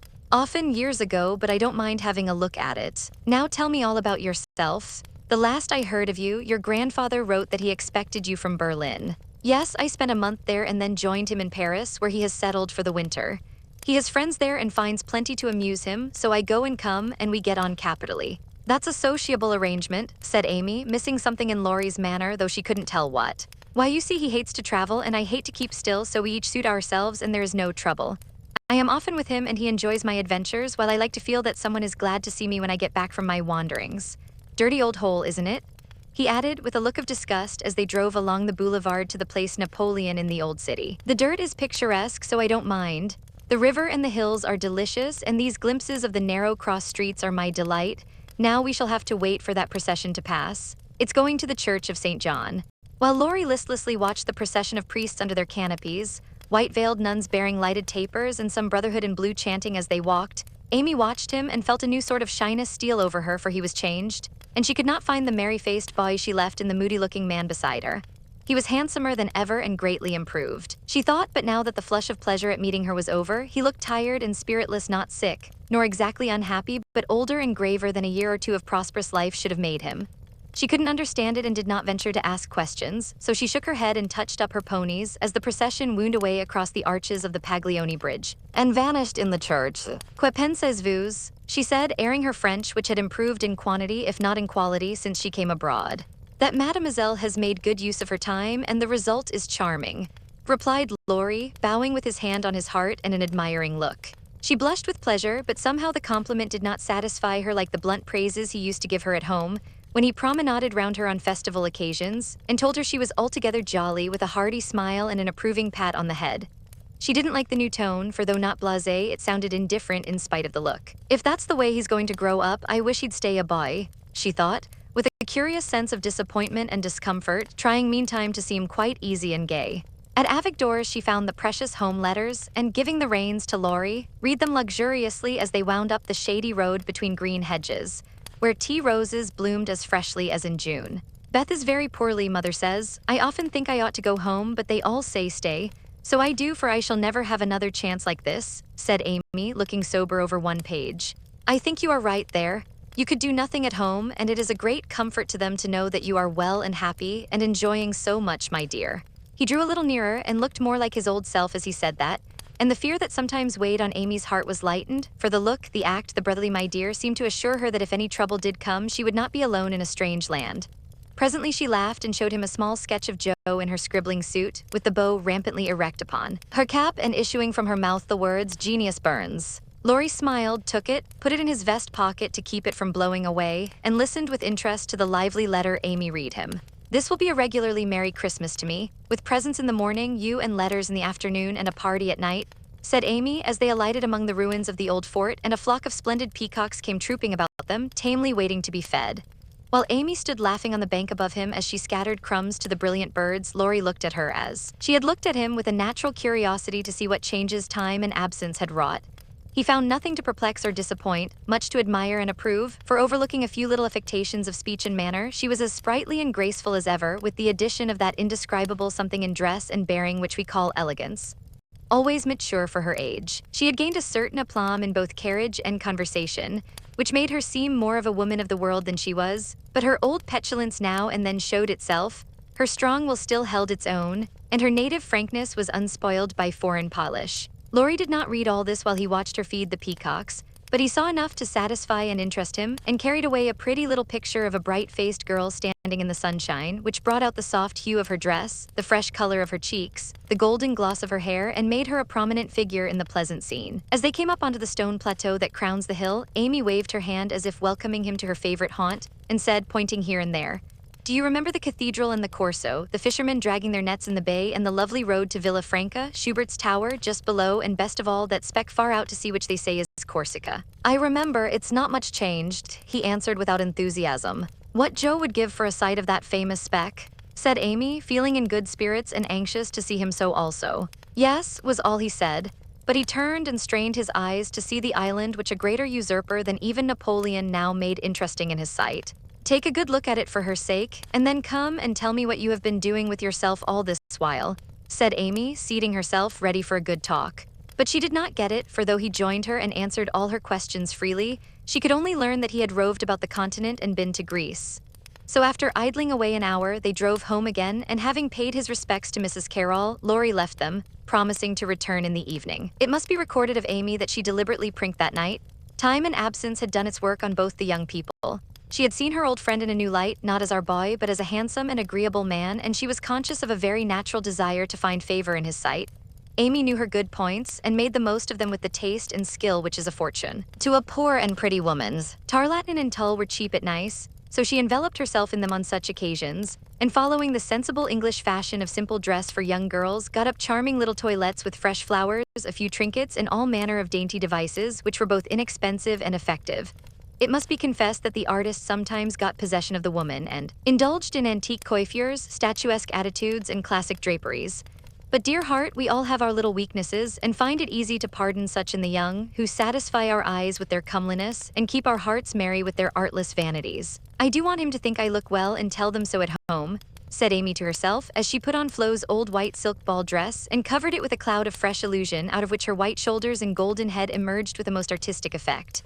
Her hair she had the sense to let alone, after gathering up the thick waves and curls into a Hebe-like knot at the back of her head. "It's not the fashion, but it's becoming, and I can't afford to make a fright of myself," she used to say, when advised to frizzle, puff, or braid, as the latest style commanded. Having no ornaments fine enough for this important occasion, Amy looped her fleecy skirts with rosy clusters of azalea and framed the white shoulders in delicate green vines. Remembering the painted boots, she surveyed her white satin slippers with girlish satisfaction and chassied down the room, admiring her aristocratic feet all by herself. "My new fan just matches my flowers, my gloves fit to a charm, and the real lace on Aunt's mouchoir gives an air to my whole dress. If I only had a classical nose and mouth, I should be perfectly happy," she said, surveying herself with a critical eye and a candle in each hand. In spite of this affliction, she looked unusually gay and graceful as she glided away. She seldom ran, it did not suit her style, she thought, for being tall, the stately and Junosque was more appropriate than the sportive or piquante. She walked up and down the long saloon while waiting for Laurie, and once arranged herself under the chandelier, which had a good effect upon her hair. Then she thought better of it and went away to the other end of the room, as if ashamed of the girlish desire to have the first view a propitious one.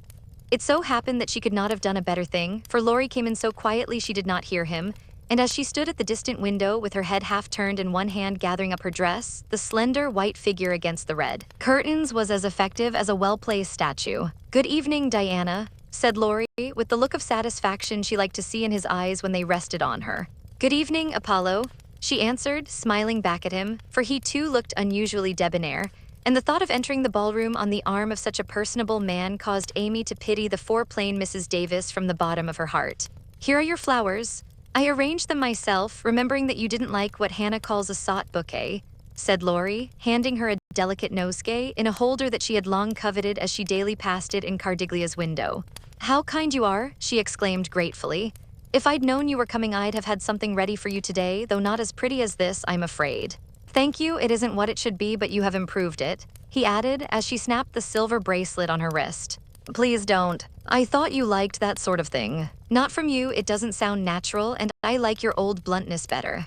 "I'm glad of it," he answered with a look of relief, then buttoned her gloves for her, and asked if his tie was straight, just as he used to do when they went to parties together at home.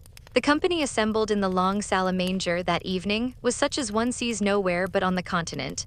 The hospitable Americans had invited every acquaintance they had in Nice, and having no prejudice against titles, secured a few to add luster to their Christmas ball. A Russian prince condescended to sit in a corner for an hour and talk with a massive lady, dressed like Hamlet's mother in black velvet with a pearl bridle under her chin. A Polish count, aged 18, devoted himself to the ladies, who pronounced him a fascinating dear, and a German serene something, having come to supper alone, roamed vaguely about, seeking what he might devour. Bear. Rothschild's private secretary, a large-nosed Jew in tight boots, affably beamed upon the world, as if his master's name crowned him with a golden halo. A stout Frenchman who knew the emperor came to indulge his mania for dancing, and Lady de Jones, a British matron, adorned the scene with her little family of 8.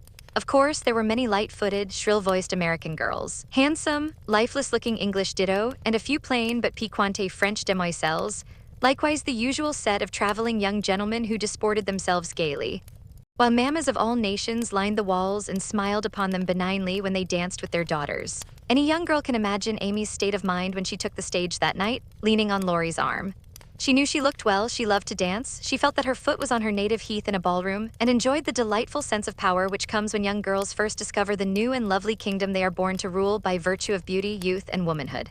She did pity the Davis girls, who were awkward, plain, and destitute of escort, except a grim papa and 3 grimmer maiden aunts, and she bowed to them in her friendliest manner as she passed, which was good of her, as it permitted them to see her dress and burn with curiosity to know who her distinguished-looking friend might be. With the first burst of the band, Amy's color rose, her eyes began to sparkle, and her feet to tap the floor impatiently, for she danced well and wanted Laurie to know it. Therefore the shock she received can better be imagined than described, when he said in a perfectly tranquil tone, "Do you care to dance? One usually does at a ball." Her amazed look and quick answer caused Laurie to repair his error as fast as possible. "I meant the first dance, may I have the honor? I can give you one if I put off the count. He dances divinely, but he will excuse me as you are an old friend," said Amy, hoping that the name would have a good effect and show Laurie that she was not to be trifled with. Nice little boy, but rather a short pole to support. A daughter of the gods, divinely tall and most divinely fair, was all the satisfaction she got, however. The set in which they found themselves was composed of English, and Amy was compelled to walk decorously through a cotillion, feeling all the while as if she could dance the tarantella with relish. Laurie resigned her to the nice little boy and went to do his duty to Flo without securing Amy for the joys to come, which reprehensible want of forethought was properly punished, for she immediately engaged herself till supper, meaning to relent if he then gave any signs penitence. She showed him her ball book with demure satisfaction when he strolled instead of rushed up to claim her for the next, a glorious polka ridoa. But his polite regrets didn't impose upon her, and when she galloped away with the count, she saw Laurie sit down by her aunt with an actual expression of relief that was unpardonable, and Amy took no more notice of him for a long while, except a word now and then when she came to her chaperone between the dances for a necessary pin or a moment's rest. Her anger had a good effect, however, for she hid it under a smiling face and seemed unusually blithe and brilliant. Laurie's eyes followed her with pleasure, for she neither romped nor sauntered but danced, with spirit and grace, making the delightsome pastime what it should be. He very naturally fell to studying her from this new point of view, and before the evening was half over, had decided that little Amy was going to make a very charming woman. It was a lively scene, for soon the spirit of the social season took possession of everyone, and Christmas merriment made all faces shine, hearts happy, and heels light. The musicians fiddled, tooted, and banged as if they enjoyed it, everybody danced who could, and those who couldn't admired their neighbors with uncommon warmth. The air was dark with Davises, and many Joneses gamboled like a flock of young giraffes. The golden secretary darted through the room like a meteor with a dashing Frenchwoman who carpeted the floor with her pink satin train. The serene Teuton found the supper table and was happy, eating steadily through the bill of fare, and dismayed the Garkins by the ravages he committed. But the emperor's friend covered himself with glory, for he danced everything, whether he knew it or not, and introduced impromptu pirouettes when the figures bewildered him. The boyish abandon of that stout man was charming to behold, for though he carried weight, he danced like an india-rubber ball. He ran, he flew, he pranced, his face glowed, his bald head shone, his coattails waved wildly, his pumps actually twinkled in the air, and when the music stopped, he wiped the drops from his brow and beamed upon his fellow men like a French Pickwick without glasses. Amy and her pole distinguished themselves by equal enthusiasm but more graceful agility, and Laurie found himself involuntarily keeping time to the rhythmic rise and fall of the white slippers as they flew by as indefatigably as if winged. When little Vladimir finally relinquished her, with assurances that he was desolated to leave so early, she was ready to rest and see how her recreant night had borne his punishment. It had been successful, for at 23 blighted affections find a balm in friendly society, and young nerves will thrill, young blood dance, and healthy young spirits rise when subjected to the enchantment of beauty, light, music, and motion. Laurie had a waked-up look as he rose to give her his seat, and when he hurried away to bring her some supper, she said to herself with a satisfied smile, "Ah, I thought that would do him good." "You look like Balzac's femme paint par elle meme," he said, as he fanned her with one hand and held her coffee cup in the other. "My rouge won't come off." And Amy rubbed her brilliant cheek and showed him her white glove with a sober simplicity that made him laugh outright. "What do you call this stuff?" he asked, touching a fold of her dress that had blown over his knee. "Illusion. Good name for it. It's very pretty new thing, isn't it? It's as old as the hills. You have seen it on dozens of girls, and you never found out that it was pretty till now, stupid. I never saw it on you before, which accounts for the mistake, you see. None of that, it is forbidden. I'd rather take coffee than compliments just now. No, don't lounge, it makes me nervous." Lori sat bolt upright and meekly took her empty plate, feeling an odd sort of pleasure in having little Amy order him about, for she had lost her shyness now and felt an irresistible desire to trample on him, as girls have a delightful way of doing when lords of creation show any signs of subjection. "Where did you learn all this sort of thing?" he asked with a quizzical look. "As this sort of thing is rather a vague expression, would you kindly explain?"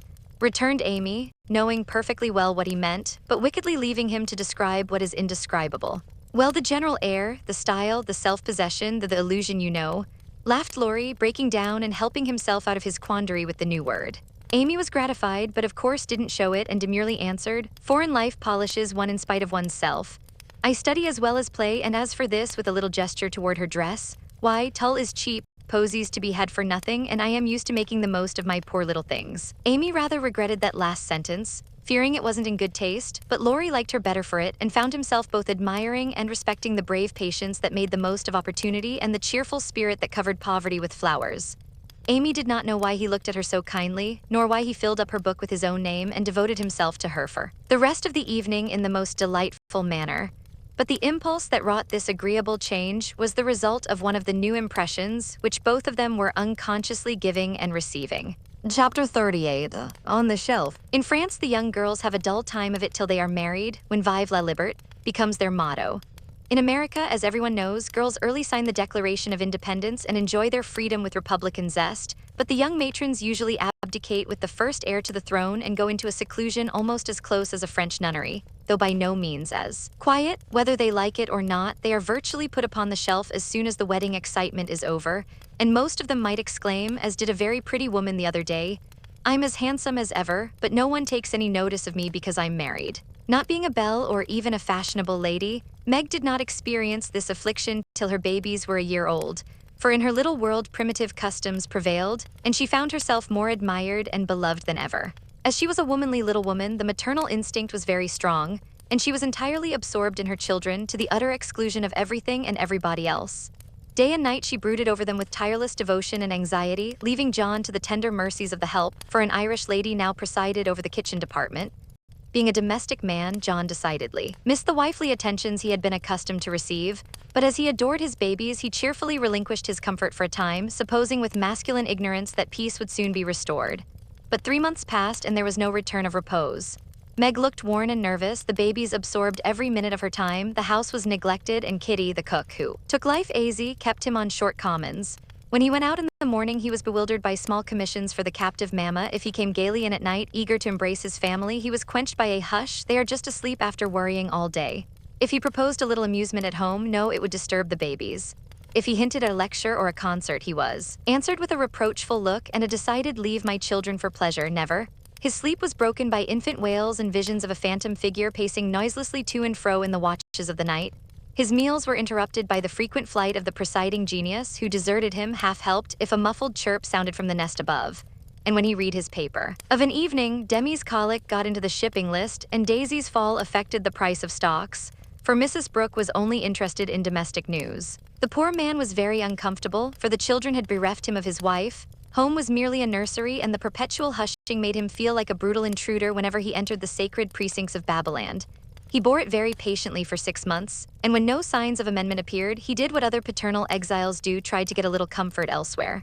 Scott had married and gone to housekeeping not far off, and John fell into the way of running over for an hour or two of an evening when his own parlor was empty, and his own wife singing lullabies that seemed to have no end. Mrs. Scott was a lively, pretty girl with nothing to do but be agreeable, and she performed her mission most successfully. The parlor was always bright and attractive, the chessboard ready, the piano in tune, plenty of gay gossip, and a nice little supper set forth in tempting style. John would have preferred his own fireside if it had not been so lonely, But as it was, he gratefully took the next best thing and enjoyed his neighbor's society. Meg rather approved of the new arrangement at first, and found it a relief to know that John was having a good time instead of dozing in the parlor or tramping about the house and waking the children. But by and by, when the teething worry was over and the idols went to sleep at proper hours, leaving Mama time to rest, she began to miss John and find her work basket dull company when he was not. Sitting opposite in his old dressing gown, comfortably scorching his slippers on the fender. She would not ask him to stay at home, but felt injured because he did not know that she wanted him without being told, entirely forgetting the many evenings he had waited for her in vain. She was nervous and worn out with watching and worry, and in that unreasonable frame of mind which the best of mothers occasionally experience when domestic cares oppress them. Want of exercise robs them of cheerfulness, and too much devotion to that idol of American women, the teapot, makes them feel as if they were all nerve and no muscle. Yes, she would say, looking in the glass, I'm getting old and ugly. John doesn't find me interesting any longer, so he leaves his faded wife and goes to see his pretty neighbor who has no encumbrances. Well, the babies love me. They don't care if I am thin and pale and haven't time to crimp my hair. They are my comfort, and someday John will see what I've gladly sacrificed for them, won't he? My precious. To which pathetic appeal Daisy would answer with a coo or Demi with a crow, and Meg would put by her lamentations for a maternal revel which soothed her solitude for the time being. But the pain increased as politics absorbed John, who was always running over to discuss interesting points with Scott, quite unconscious that Meg missed him. Not a word did she say, however, till her mother found her in tears one day and insisted on knowing what the matter was, for Meg's drooping spirits had not escaped her observation. I wouldn't tell anyone except you, Mother, but I really do need advice, for if John goes on much longer, I might as well be widowed, replied Mrs. Brooke, drying her tears on Daisy's bib with an injured air. Goes on how, my dear? Asked her mother anxiously. He's away all day, and at night when I want to see him, he is continually going over to the Scots. It isn't fair that I should have the hardest work and never any amusement. Men are very selfish, even the best of them. So are women. Don't blame John till you see where you are wrong yourself. But it can't be right for him to neglect me. Don't you neglect him. Why, Mother, I thought you'd take my part. So I do as far as sympathizing goes, but I think the fault is yours, Meg. I don't see how. Let me show you. Did John ever neglect you, as you call it, while you made it a point to give him your society of an evening, his only leisure time? No, but I can't do it now with 2 babies to tend. I think you could, dear, and I think you ought. May I speak quite freely, and will you remember that it's mother who blames as well as mother who sympathizes? Indeed I will. Speak to me as if I were little Meg again. I often feel as if I needed teaching more than ever since these babies look to me for everything. Meg drew her low chair beside her mother's, and with a little interruption in either lap, the 2 women rocked and talked lovingly together, feeling that the tie of motherhood made them more one than ever. You have only made the mistake that most young wives make, forgotten your duty to your husband and your love for your children. A very natural and forgivable mistake, Meg, but one that had better be remedied before you take to different ways. For children should draw you nearer than ever, not separate you as if they were all yours, and John had nothing to do but support them.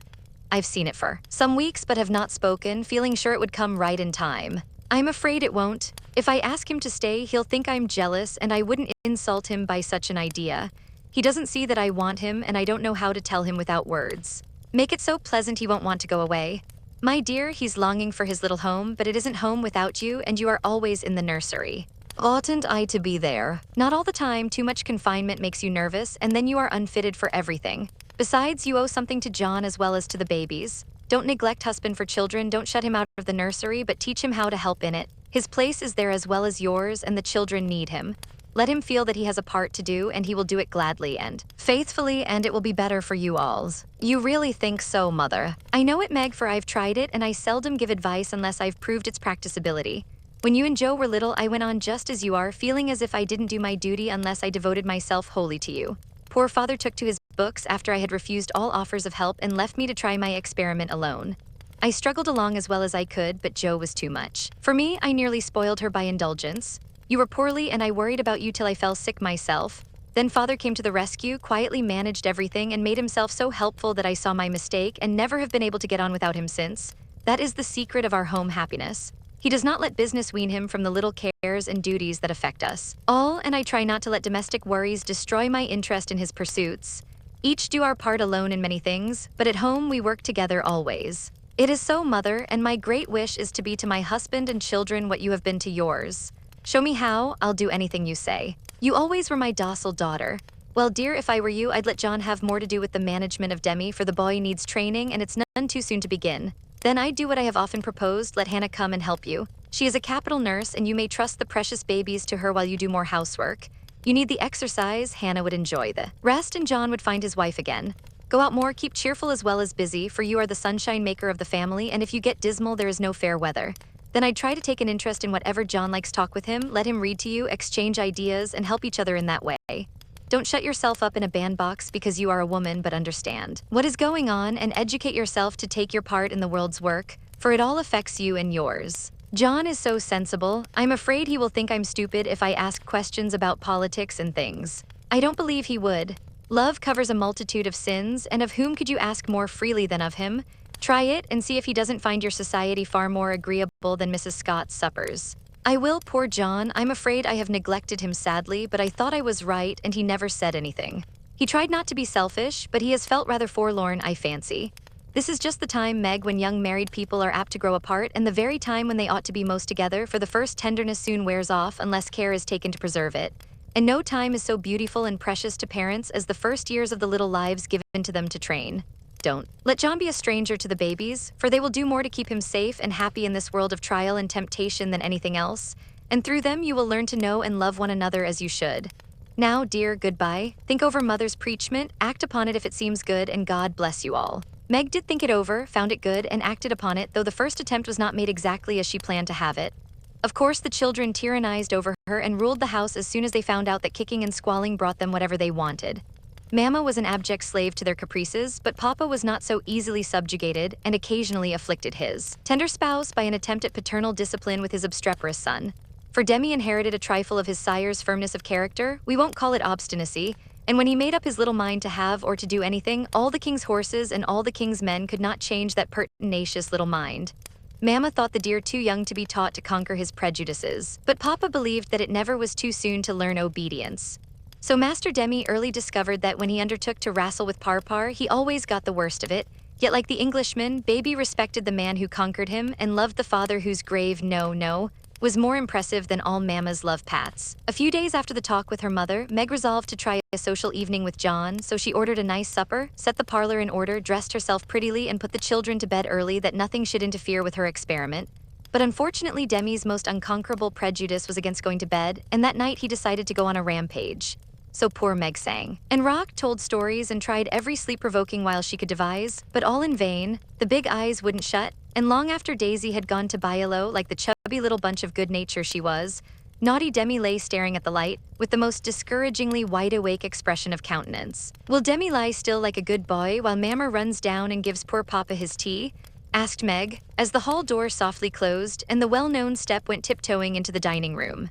Me has tea, said Demi, preparing to join in the revel. No, but I'll save you some little cakeys for breakfast if you'll go bye-bye like Daisy. Will you, lovey? Is, and Demi shut his eyes tight as if to catch sleep and hurry the desired day. Taking advantage of the propitious moment, Meg slipped away and ran down to greet her husband with a smiling face and the little blue bow in her hair which was his especial admiration.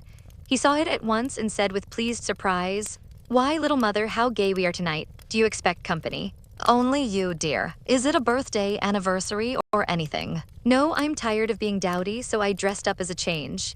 You always make yourself nice for table, no matter how tired you are, so why shouldn't I when I have the time?" "I do it out of respect for you, my dear," said old-fashioned John. "Ditto, ditto, Mr. Brooke," laughed Megs, looking young and pretty again as she nodded to him over the teapot. "Well, it's altogether delightful and like old times. This tastes right. I drink your health, dear." And John sipped his tea with an air of reposeful rapture, which was of very short duration, however, for as he put down his cup, the door handle rattled mysteriously and a little voice was heard saying impatiently, "Oppy doy, me's tummin. It's that naughty boy. I told him to go to sleep alone, and here he is downstairs getting his death-a-cold pattering over that canvas," said Meg, answering the call. "Mornin' now," announced Demi in joyful tone as he entered, with his long nightgown gracefully festooned over his arm and every curl bobbing gaily as he pranced about the table, eyeing the cakeys with loving glances. "No, it isn't morning yet. You must go to bed and not trouble poor Mamma. Then you can have the little cake with sugar on it." "Me loves Parpar," said the artful one, preparing to climb the paternal knee and revel in forbidden joys. But John shook his head and said to Meg, "If you told him to stay up there and go to sleep alone, make him do it, or he will never learn to mind you." "Yes, of course."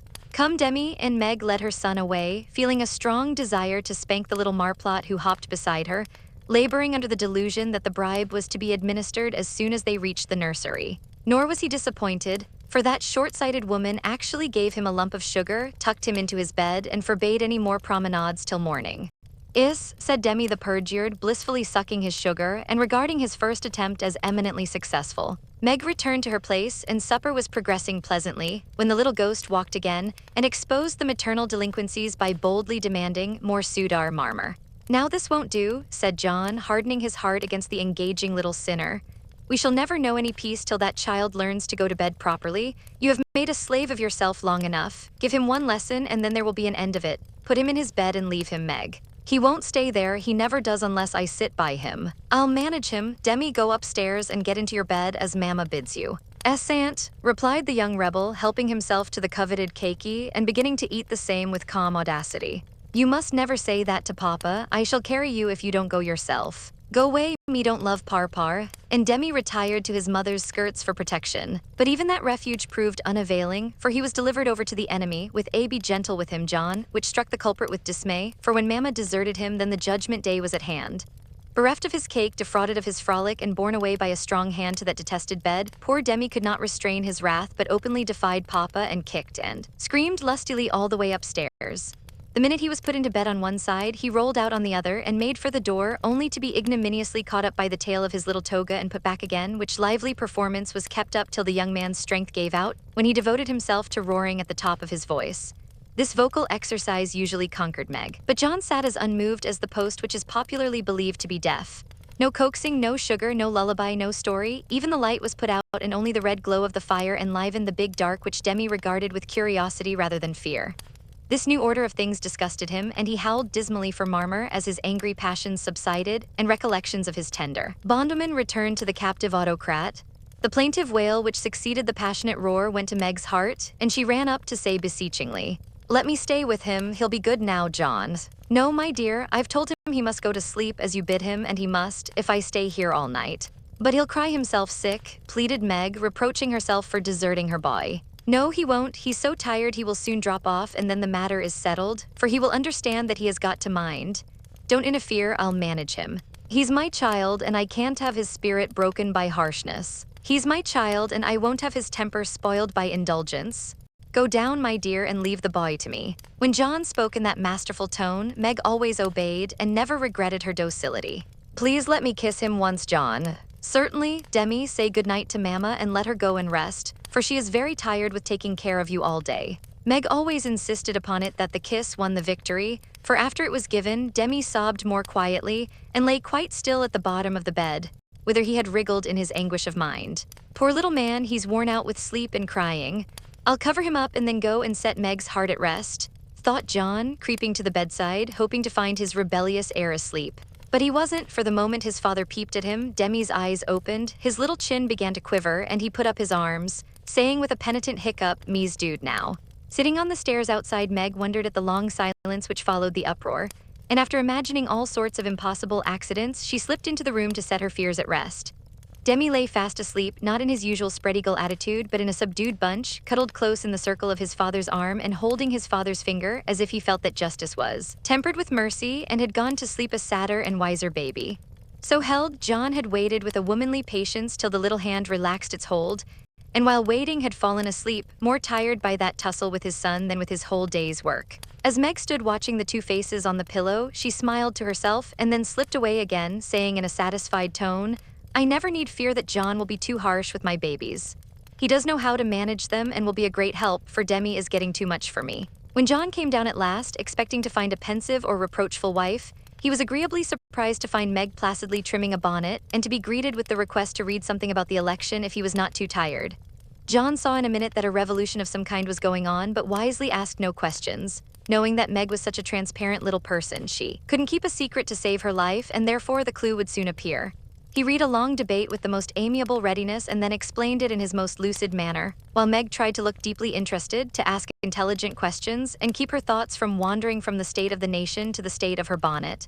In her secret soul, however, she decided that politics were as bad as mathematics, and that the mission of politicians seemed to be calling each other names, but she kept these feminine ideas to herself, and when John paused, shook her head and said with what she thought diplomatic ambiguity, "Well, I really don't see what we are coming to." John laughed and watched her for a minute, as she poised a pretty little preparation of lace and flowers on her hand, and regarded it with the genuine interest which his harangue had failed to waken. She is trying to like politics for my sake, so I'll try and like millinery for hers, that's only fair, thought John, the just, adding aloud, that's very pretty. Is it what you call a breakfast cap?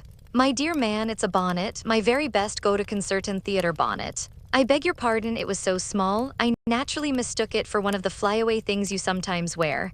How do you keep it on? These bits of lace are fastened under the chin with a rosebud so, and Meg illustrated by putting on the bonnet and regarding him with an air of calm satisfaction that was irresistible. It's a love of a bonnet, but I prefer the face inside, for it looks young and happy again, and John kissed the smiling face to the great detriment of the rosebud under the chin. I'm glad you like it, for I want you to take me to one of the new concerts some night. I really need some music to put me in tune. Will you, please? Of course I will, with all my heart, or anywhere else you like. You have been shut up so long, it will do you no end of good, and I shall enjoy it of all things. What put it into your head, little mother?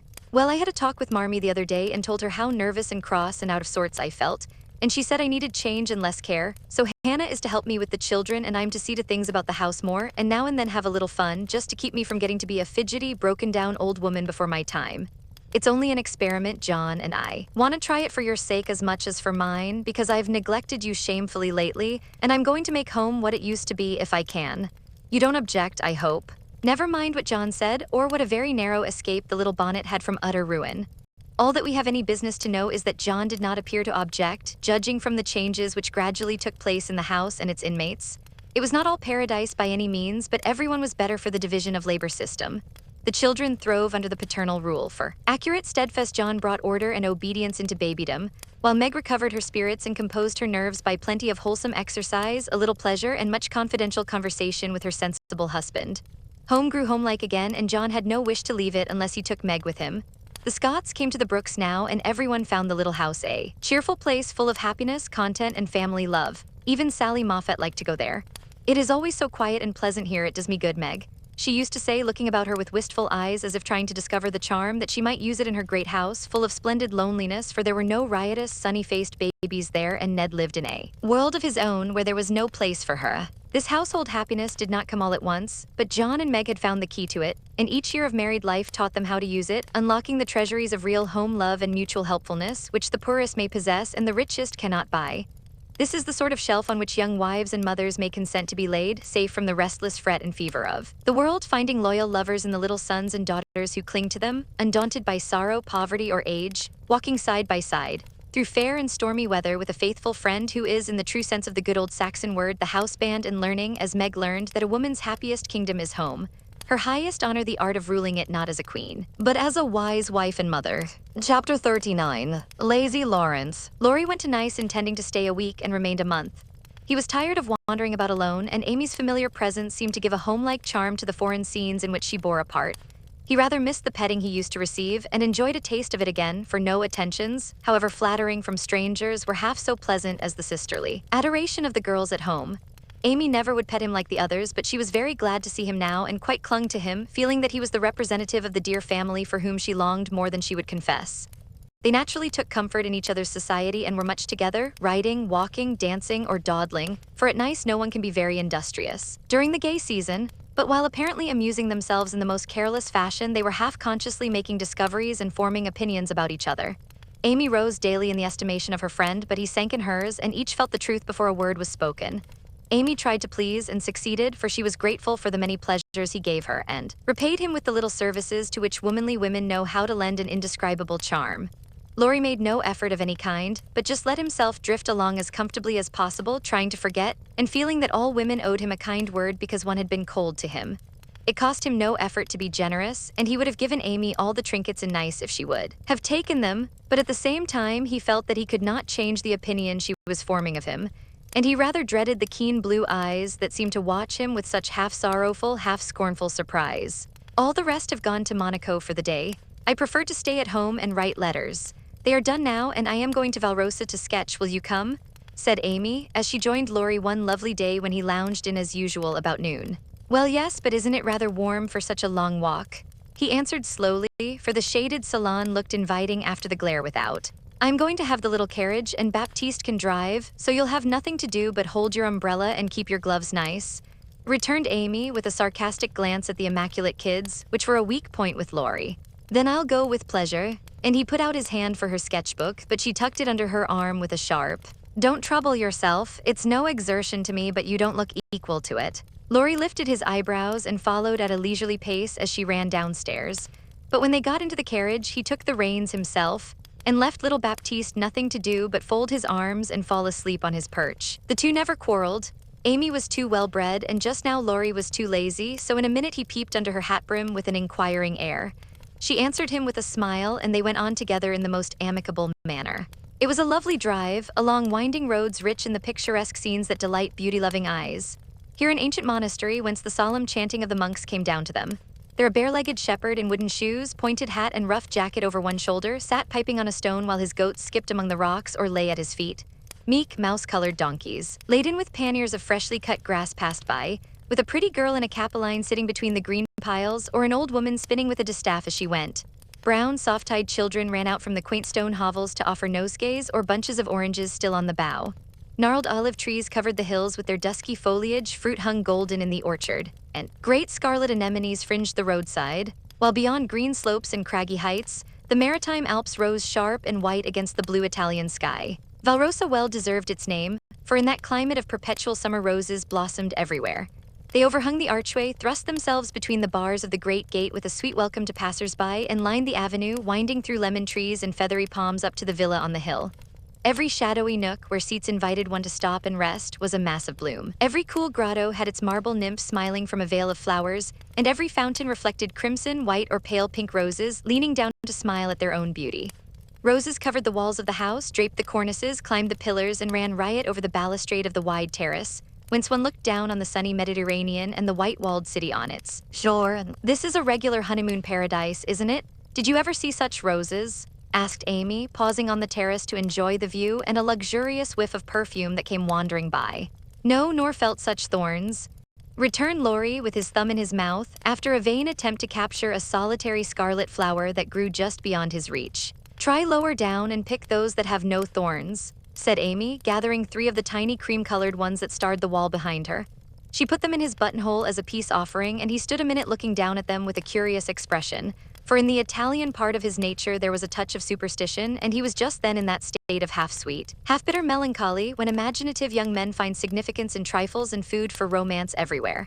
He had thought of Jo in reaching after the thorny red rose, for vivid flowers became her, and she had often worn ones like that from the greenhouse at home. The pale roses Amy gave him were the sort that the Italians lay in dead hands, never in bridal wreaths, and for a moment he wondered if the omen was for Jo or for himself. But the next instant, his American common sense got the better of sentimentality, and he laughed a heartier laugh than Amy had heard since he came. "It's good advice, you'd better take it and save your fingers," she said, thinking her speech amused him. "Thank you, I will," he answered in jest, and a few months later he did it in earnest. "Laurie, when are you going to your grandfather?" she asked presently as she settled herself on a rustic seat. "Very soon. You have said that a dozen times within the last 3 weeks. I dare say short answers save trouble. He expects you, and you really ought to go." "Hospitable creature, I know it. Then why don't you do it?" "Natural depravity, I suppose." "Natural indolence, you mean. It's really dreadful," and Amy looked severe. "Not so bad as it seems, for I should only plague him if I went, so I might as well stay and plague you a little longer. You can bear it better. In fact, I think it agrees with you excellently." And Laurie composed himself for a lounge on the broad ledge of the balustrade.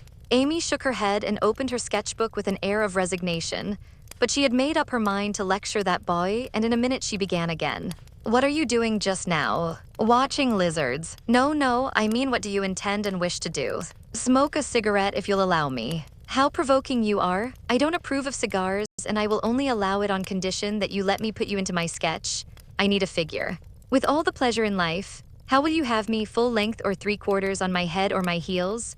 "I should respectfully suggest a recumbent posture, then put yourself in also and call it dolce far neat. Stay as you are and go to sleep if you like." "I intend to work hard," said Amy in her most energetic tone. "What delightful enthusiasm."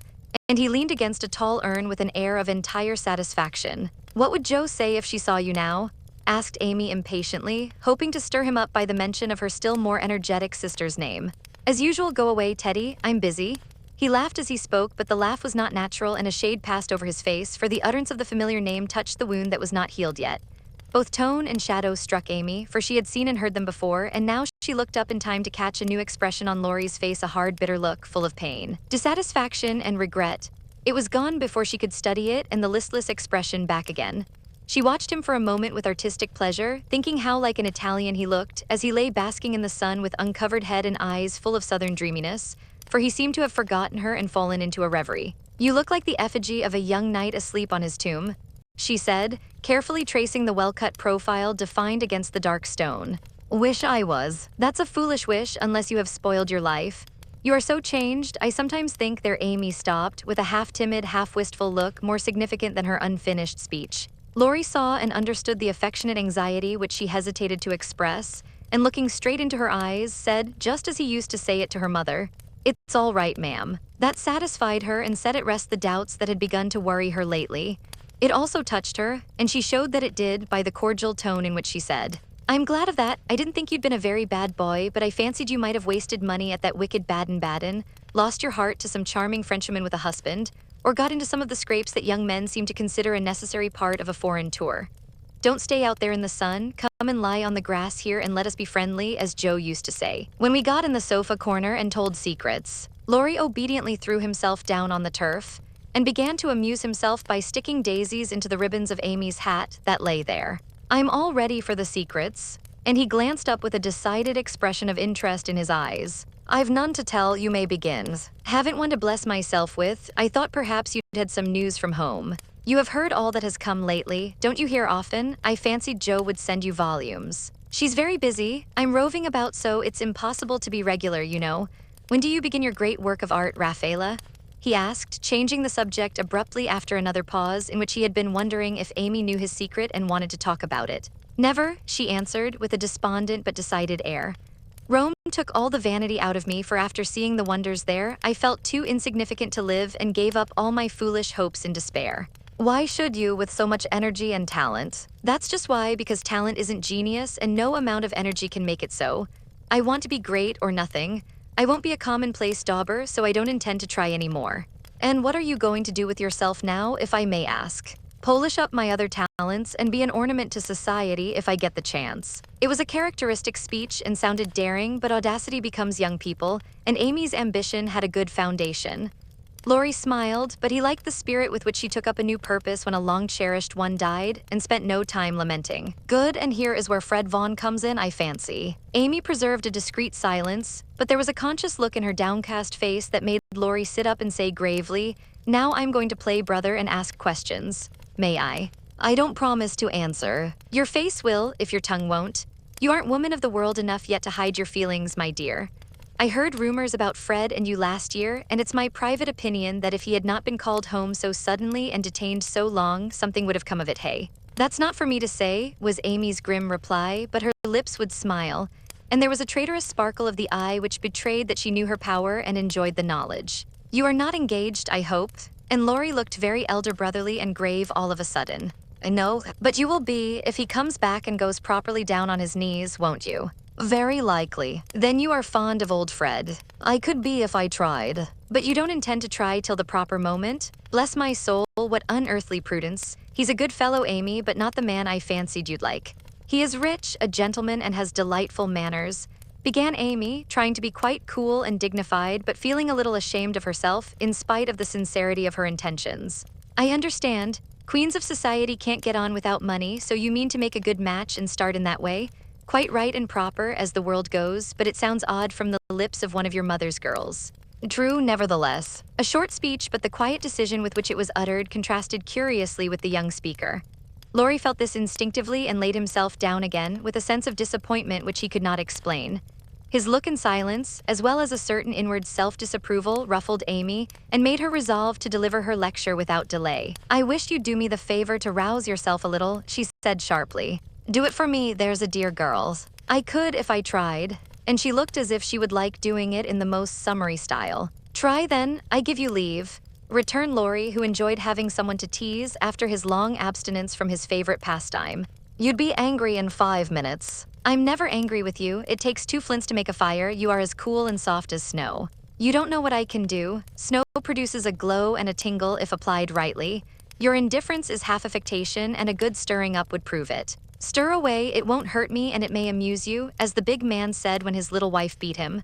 Regard me in the light of a husband or a carpet, and beat till you are tired if that sort of exercise agrees with you. Being decidedly nettled herself, and longing to see him shake off the apathy that so altered him, Amy sharpened both tongue and pencil and began. Flo and I have got a new name for you. It's Lazy Lawrence. How do you like it? She thought it would annoy him, but he only folded his arms under his head with an imperturbable, "That's not bad. Thank you, ladies. Do you want to know what I honestly think of you?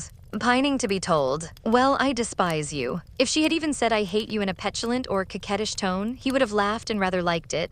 But the grave, almost sad, accent in her voice made him open his eyes and ask quickly, "Why, if you please?" "Because with every chance for being good, useful, and happy, you are faulty, lazy, and miserable."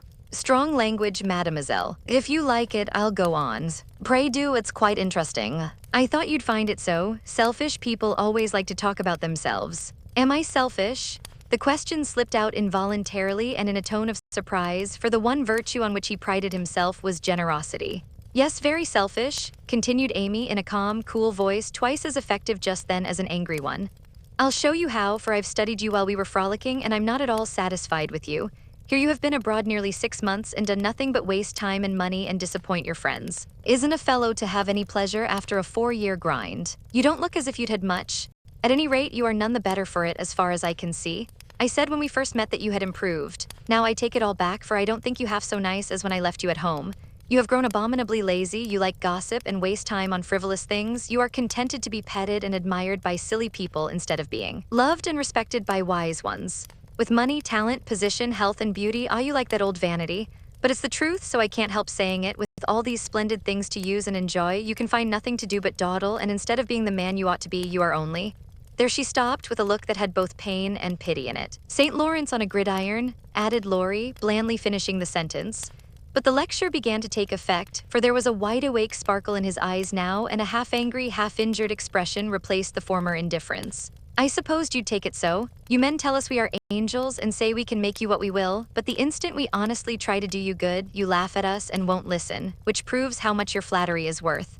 Amy spoke bitterly and turned her back on the exasperating martyr at her feet. In a minute a hand came down over the page, so that she could not draw, and Laurie's voice said with a droll imitation of a penitent child, "I will be good, oh, I will be good." But Amy did not laugh, for she was in earnest, and tapping on the outspread hand with her pencil said soberly, "Aren't you ashamed of a hand like that? It's as soft and white as a woman's and looks as if it never did anything but wear Juven's best gloves and pick flowers for ladies. You are not a dandy, thank heaven, so I'm glad to see there are no diamonds or big seal rings on it, only the little old one Joe gave you so long ago. Dear soul, I wish she was here to help me." "So do I." The hand vanished as suddenly as it came, and there was energy enough in the echo of her wish to suit even Amy. She glanced down at him with a new thought in her mind, but he was lying with his hat half over his face as if for shade, and his mustache hid his mouth. She only saw his chest rise and fall with a long breath that might have been a sigh, and the hand that wore the ring nestled down into the grass as if to hide something too precious or too tender to be spoken of. All in a minute various hints and trifles assumed shape and significance in Amy's mind, and told her what her sister never had confided to her. She remembered that Laurie never spoke voluntarily of Joe. She recalled the shadow on his face just now, the change in his character, and the wearing of the little old ring, which was no ornament to a handsome hand. Girls are quick to read such signs and feel their eloquence. Amy had fancied that perhaps a love trouble was at the bottom of the alteration, and now she was sure of it. Her keen eyes filled, and when she spoke again, it was in a voice that could be beautifully soft and kind when she chose to make it so. "I know I have no right to talk so to you, Laurie, and if you weren't the sweetest-tempered fellow in the world, you'd be very angry with me. But we are all so fond and proud of you. I couldn't bear to think they should be disappointed in you at home as I have been, though perhaps they would understand the change better than I do." "I think they would," came from under the hat in a grim tone, quite as touching as a broken one. "They ought to have told me and not let me go blundering and scolding when I should have been more kind and patient than ever. I never did like that Miss Randall, and now I hate her," said artful Amy, wishing to be sure of her facts this time. "Hang Miss Randall," and Laurie knocked the hat off his face with a look that left no doubt of his sentiments toward that young lady. "I beg pardon, I thought," and there she paused diplomatically. "No, you didn't. You knew perfectly well I never cared for anyone but Joe." Laurie said that in his old, impetuous tone, and turned his face away as he spoke. "I did think so, but as they never said anything about it and you came away, I supposed I was mistaken. And Joe wouldn't be kind to you? Why, I was sure she loved you dearly. She was kind, but not in the right way, and it's lucky for her she didn't love me if I'm the good-for-nothing fellow you think me. It's her fault, though, and you may tell her so." The hard, bitter look came back again as he said that, and it troubled Amy, for she did not know what balm to apply. "I was wrong, I didn't know. I'm very sorry I was so cross, but I can't help wishing you'd bear it better, Teddy dear." "Don't, that's her name for me." And Laurie put up his hand with a quick gesture to stop the words spoken in Joe's half-kind, half-reproachful tone. "Wait till you've tried it yourself," he added in a low voice as he pulled up the grass by the handful. "I'd take it manfully and be respected if I couldn't be loved," said Amy, with the decision of one who knew nothing about it. Now Laurie flattered himself that he had borne it remarkably well, making no moan, asking no sympathy, and taking his trouble away to live it down alone. Amy's lecture put the matter in a new light, and for the first time it did look weak and selfish to lose heart at the first failure and shut himself up in moody indifference. He felt as if suddenly shaken out of a pensive dream and found it impossible to go to sleep again. Presently he sat up and asked slowly, "Do you think Joe would despise me as you do?" "Yes, if she saw you now. She hates lazy people. Why don't you do something splendid and make her love you?" "I did my best, but it was no use." "Graduating well, you mean? That was no more than you ought to have done for your grandfather's sake. It would have been shameful to fail after spending so much time and money when everyone knew that you could do well." "I did fail, say what you will, for Joe wouldn't love me," began Laurie, leaning his head on his hand in a despondent attitude. "No, you didn't, and you'll say so in the end, for it did you good and proved that you could do something if you tried.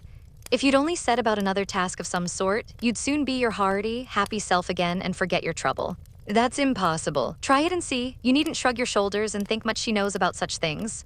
I don't pretend to be wise, but I am observing and I see a great deal more than you'd imagine. I'm interested in other people's experiences and inconsistencies, and though I can't explain, I remember and use them for my own benefit.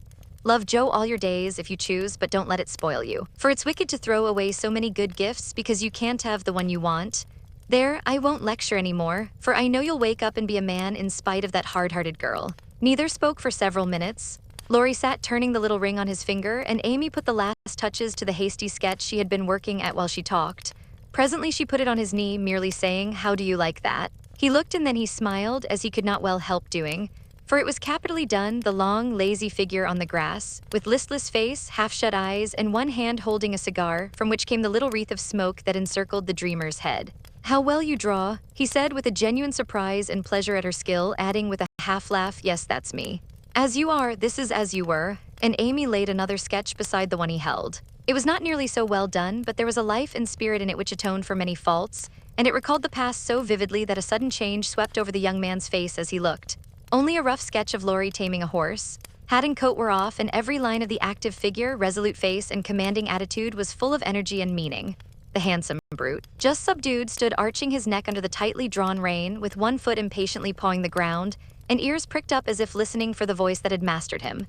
In the ruffled mane, the rider's breezy hair, and erect attitude, there was a suggestion of suddenly arrested motion, of strength, courage, and youthful buoyancy that contrasted sharply with the supine grace of the dolce far neat sketch. Laurie said nothing, but as his eye went from one to the other, Amy saw him flush up and fold his lips together as if he read and accepted the little lesson she had given him. That satisfied her, and without waiting for him to speak, she said in her sprightly way, "Don't you remember the day you played Rary with Puck and we all looked on? Meg and Beth were frightened, but Joe clapped and pranced, and I sat on the fence and drew you. I found that sketch in my portfolio the other day, touched it up, and kept it to show you. Much obliged. You've improved immensely since then, and I congratulate you. May I venture to suggest in a honeymoon paradise that 5 o'clock is the dinner hour at your hotel?" Laurie rose as he spoke, returned the pictures with a smile and a bow, and looked at his watch, as if to remind her that even moral lectures should have an end. He tried to resume his former easy, indifferent air, but it was an affectation now, for the rousing had been more efficacious than he would confess. Amy felt the shade of coldness in his manner and said to herself, "Now I've offended him. Well, if it does him good, I'm glad. If it makes him hate me, I'm sorry, but it's true, and I can't take back a word of it." They laughed and chatted all the way home, and little Baptiste up behind thought that Monsieur and Mademoiselle were in charming spirits, but both felt ill at ease. The friendly frankness was disturbed, the sunshine had a shadow over it, and despite their apparent gaiety, there was a secret discontent in the heart of each. "Shall we see you this evening, mon frere?" asked Amy as they parted at her aunt's door. "Unfortunately, I have an engagement.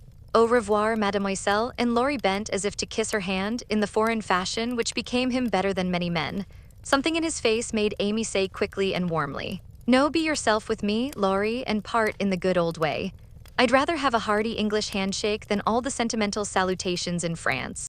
Goodbye, dear, and with these words uttered in the tone she liked, Laurie left her, after a handshake almost painful in its heartiness. Next morning, instead of the usual call, Amy received a note which made her smile at the beginning and sigh at the end.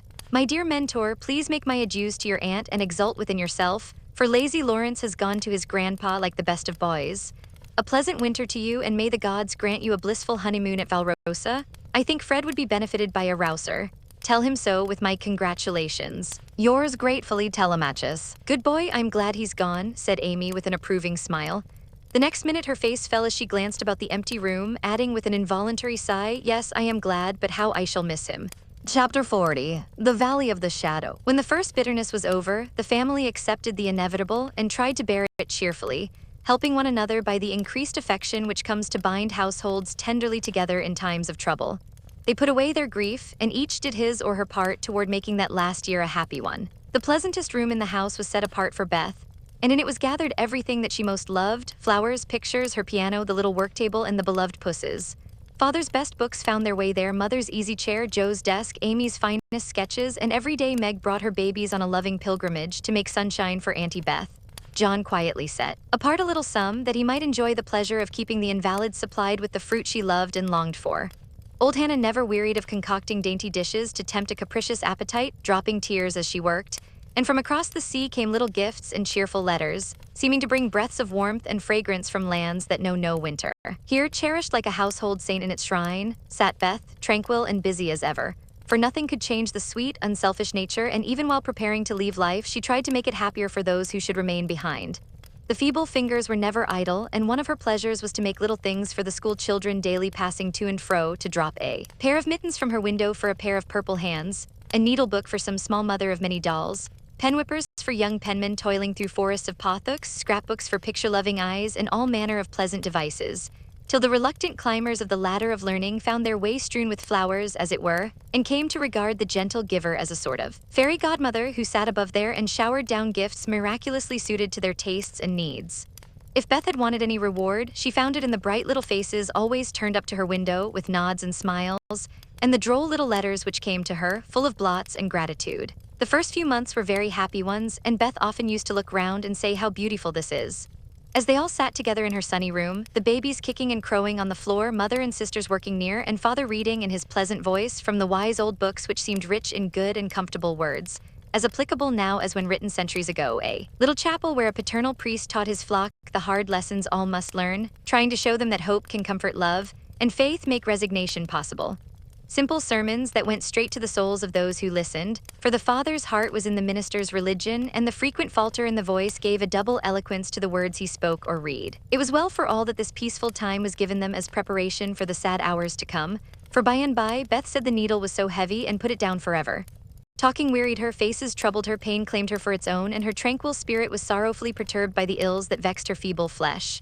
Ah me, such heavy days, such long, long nights, such aching hearts and imploring prayers when those who loved her best were forced to see the thin hands stretched out to them beseechingly, to hear the bitter cry, help me, and to feel that there was no help.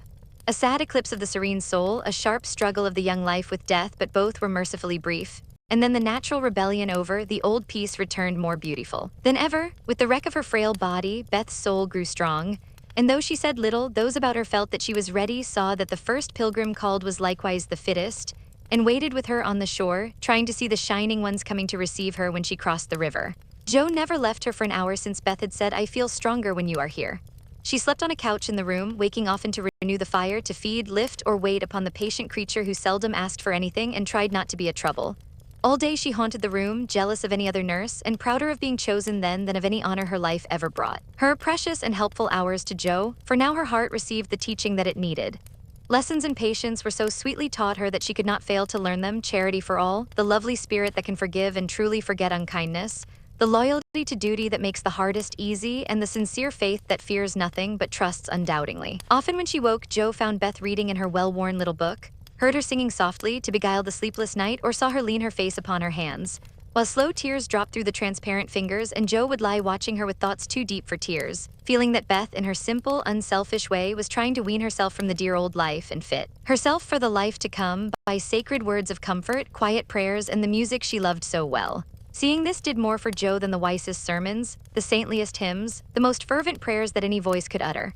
For with eyes made clear by many tears and a heart softened by the tenderest sorrow, she recognized the beauty of her sister's life, uneventful, unambitious, yet full of the genuine virtues which smell sweet and blossom in the dust, the self-forgetfulness that makes the humblest on earth remembered soonest in heaven, the true success which is possible to all. One night when Beth looked among the books upon her table to find something to make her forget the mortal weariness that was almost as hard to bear as pain, as she turned the leaves of her old favorite, Pilgrim's Progress, she found a little paper scribbled over in Jo's hand. The name caught her eye, and the blurred look of the lines made her sure that tears had fallen on it. Poor Jo, she's fast asleep, so I won't wake her to ask leave. She shows me all her things, and I don't think she'll mind if I look at this, thought Beth, with a glance at her sister, who lay on the rug with the tongs beside her, ready to wake up the minute the log fell apart. My Beth, sitting patient in the shadow till the blessed light shall come, a serene and saintly presence sanctifies our troubled home. Earthly joys and hopes and sorrows break like ripples on the strand of the deep and solemn river where her willing feet now stand. O my sister, passing from me out of human care and strife, leave me as a gift those virtues which have beautified your life. Dear, bequeath me that great patience which has power to sustain a cheerful, uncomplaining spirit in its prison house of pain. Give me, for I need it sorely, of that courage, wise and sweet, which has made the path of duty green beneath your willing feet. Give me that unselfish nature, that with charity divine can pardon wrong for love's dear sake. Meek heart, forgive me mine. Thus our parting daily loseth something of its bitter pain, and while learning this hard lesson, my great loss becomes my gain.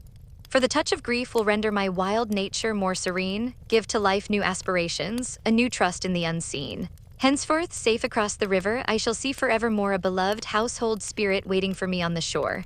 Hope and faith, born of my sorrow, guardian angels shall become, and the sister gone before me by their hands shall lead me home. Blurred and blotted, faulty and feeble as the lines were, they brought a look of inexpressible comfort to Beth's face, for her one regret had been that she had done so little, and this seemed to assure her that her life had not been useless, that her death would not bring the despair she feared. As she sat with the paper folded between her hands, the charred log fell asunder. Jo started up, revived the blaze, and crept to the bedside, hoping Beth slept. Not asleep, but so happy, dear. See, I found this and read it. I knew you wouldn't care. Have I been all that to you, Jo? She asked with wistful, humble earnestness. Oh, Beth, so much, so much. And Jo's head went down upon the pillow beside her sister's. Then I don't feel as if I'd wasted my life. I'm not so good as you make me, but I have tried to do right. And now, when it's too late to begin even to do better, it's such a comfort to know that someone loves me so much and feels as if I'd helped them. More than anyone in the world, Beth. I used to think I couldn't let you go, but I'm learning to feel that I don't lose you, that you'll be more to me than ever, and death can't part us, though it seems to. I know it cannot, and I don't fear it any longer, for I'm sure I shall be your Beth still, to love and help you more than ever. You must take my place, Jo, and be everything to father and mother when I'm gone. They will turn to you, don't fail them, and if it's hard to work alone, remember that I don't forget you, and that you'll be happier in doing that than writing splendid books or seeing all the world, for love is the only thing that we can carry with us when we go, and it makes the end so easy. I'll try, Beth. And then and there Jo renounced her old ambition, pledged herself to a new and better one, acknowledging the poverty of other desires and feeling the blessed solace of a belief in the immortality of love. So the spring days came and went, the sky grew clearer, the earth greener, the flowers were up fairly early, and the birds came back in time to say goodbye to Beth, who, like a tired but trustful child, clung to the hands that had led her all her life, as father and mother guided her tenderly through the valley of the shadow and gave her up to God. Seldom except in books do the dying utter memorable words, see visions, or depart with beatified countenances, and those who have sped many parting souls know that to most the end comes as naturally and simply as sleep. As Beth had hoped, the tide went out easily, and in the dark hour before dawn, on the bosom where she had drawn her first breath, she quietly drew her last with no farewell, but one loving look, one little sigh. With tears and prayers and tender hands, mother and sisters made her ready for the long sleep that pain would never mar again, seeing with grateful eyes the beautiful serenity that soon replaced the pathetic patience that had wrung their hearts so long, and feeling with reverent joy that to their darling death was a benignant angel, not a phantom full of dread. When morning came, for the first time in many months the fire was out, Jo's place was empty, and the room was very still. But a bird sang blithely on a budding bough, close by the snowdrops blossomed freshly at the window, and the spring sunshine streamed in like a benediction over the placid face upon the pillow, a face so full of painless peace that those who loved it best smiled through their tears and thanked God that Beth was well at last. Chapter 41. Learning to Forget. Amy's lecture did Laurie good, though of course he did not own it till long afterward. Men seldom do, for when women are the advisors, the lords of creation don't take the advice till they have persuaded themselves that it is just what they intended to do. Then they act upon it, and if it succeeds, they give the weaker vessel half the credit of it. If it fails, they generously give her the whole. Laurie went back to his grandfather and was so dutifully devoted for several weeks that the old gentleman declared the climate of nice had improved him wonderfully, and he had better try it again. There was nothing the young gentleman would have liked better, but elephants could not have dragged him back after the scolding he had received. Pride forbid, and whenever the longing grew very strong, he fortified his resolution by repeating the words that had made the deepest impression: I despise you. Go and do something splendid that will make her love you. Laurie turned the matter over in his mind so often that he soon brought himself to confess that he had been selfish and lazy. But then when a man has a great sorrow, he should be indulged in all sorts of vagaries till he has lived it down. He felt that his blighted affections were quite dead now, and though he should never cease to be a faithful mourner, there was no occasion to wear his weeds ostentatiously. Jo wouldn't love him, but he might make her respect and admire him by doing something which should prove that a girl's no had not spoiled his life. He had always meant to do something, and Amy's advice was quite unnecessary. He had only been waiting till the aforesaid blighted affections were decently interred.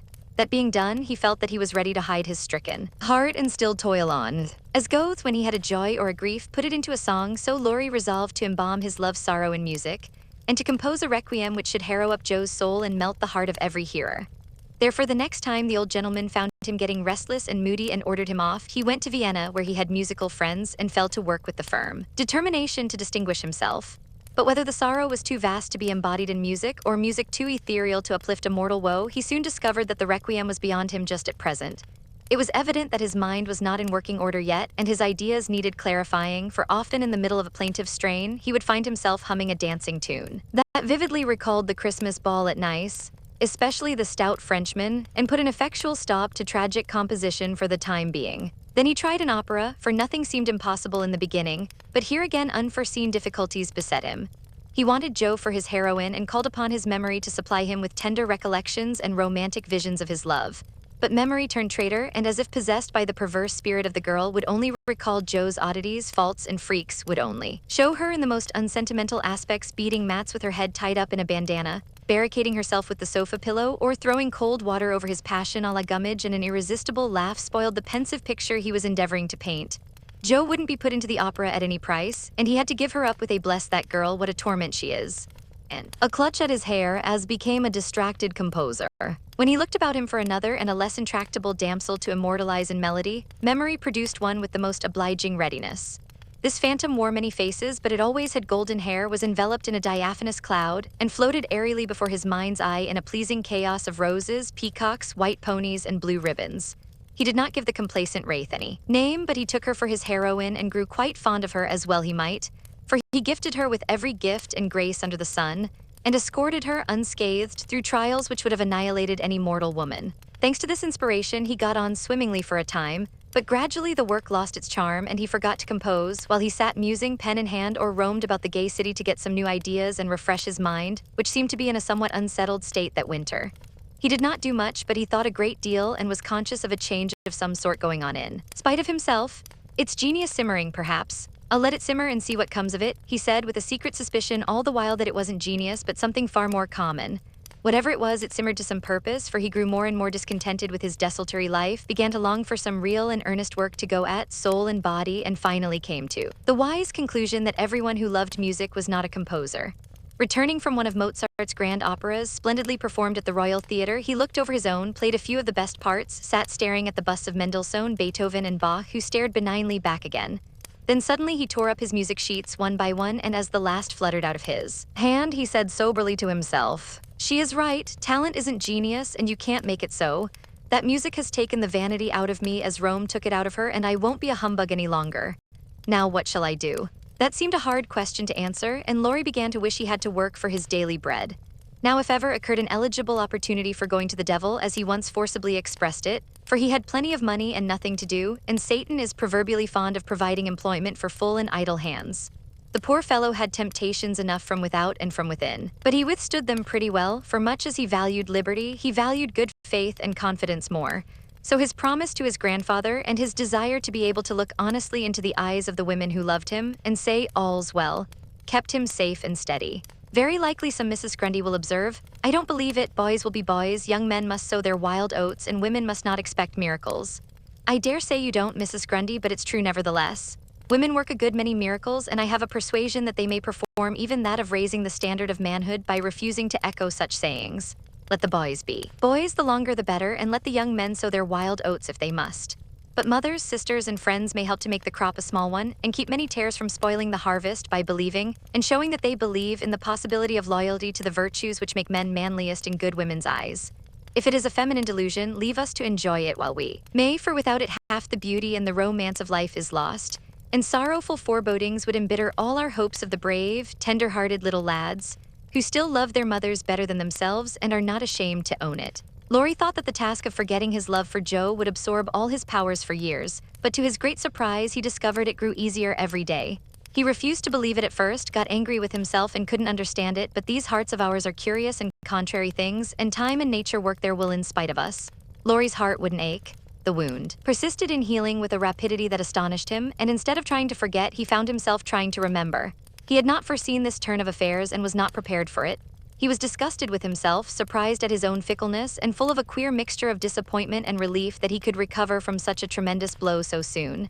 He carefully stirred up the embers of his lost love, but they refused to burst into a blaze. There was only a comfortable glow that warmed and did him good without putting him into a fever, and he was reluctantly obliged to confess that the boyish passion was slowly subsiding into a more tranquil sentiment, very tender, a little sad and resentful still, but that was sure to pass away in time, leaving a brotherly affection which would last unbroken to the end. As the word brotherly passed through his mind in one of his reveries, he smiled and glanced up at the picture of Mozart that was before him. Well, he was a great man, and when he couldn't have one sister, he took the other and was happy. Laurie did not utter the words, but he thought them, and the next instant kissed the little old ring, saying to himself, "No, I won't, I haven't forgotten, I never can.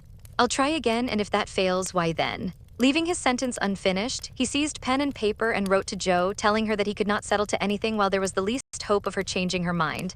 Couldn't she, wouldn't she, and let him come home and be happy? While waiting for an answer, he did nothing, but he did it energetically, for he was in a fever of impatience.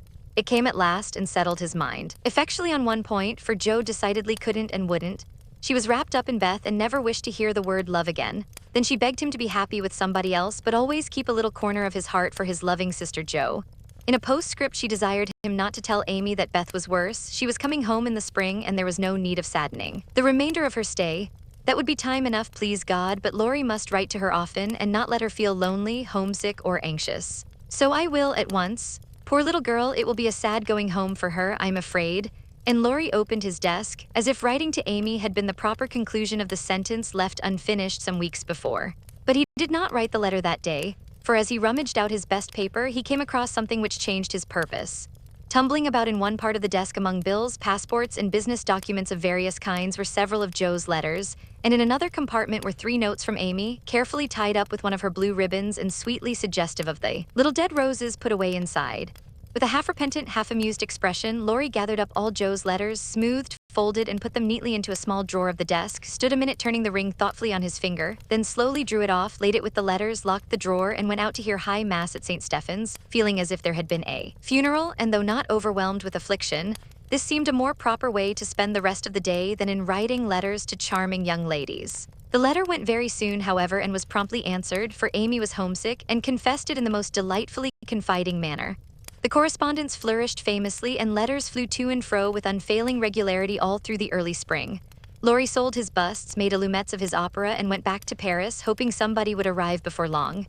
He wanted desperately to go to Nice, but would not till he was asked, and Amy would not ask him, for just then she was having little experiences of her own, which made her rather wish to avoid the quizzical eyes of our boy. Fred Vaughn had returned and put the question to which she had once decided to answer, "Yes, thank you."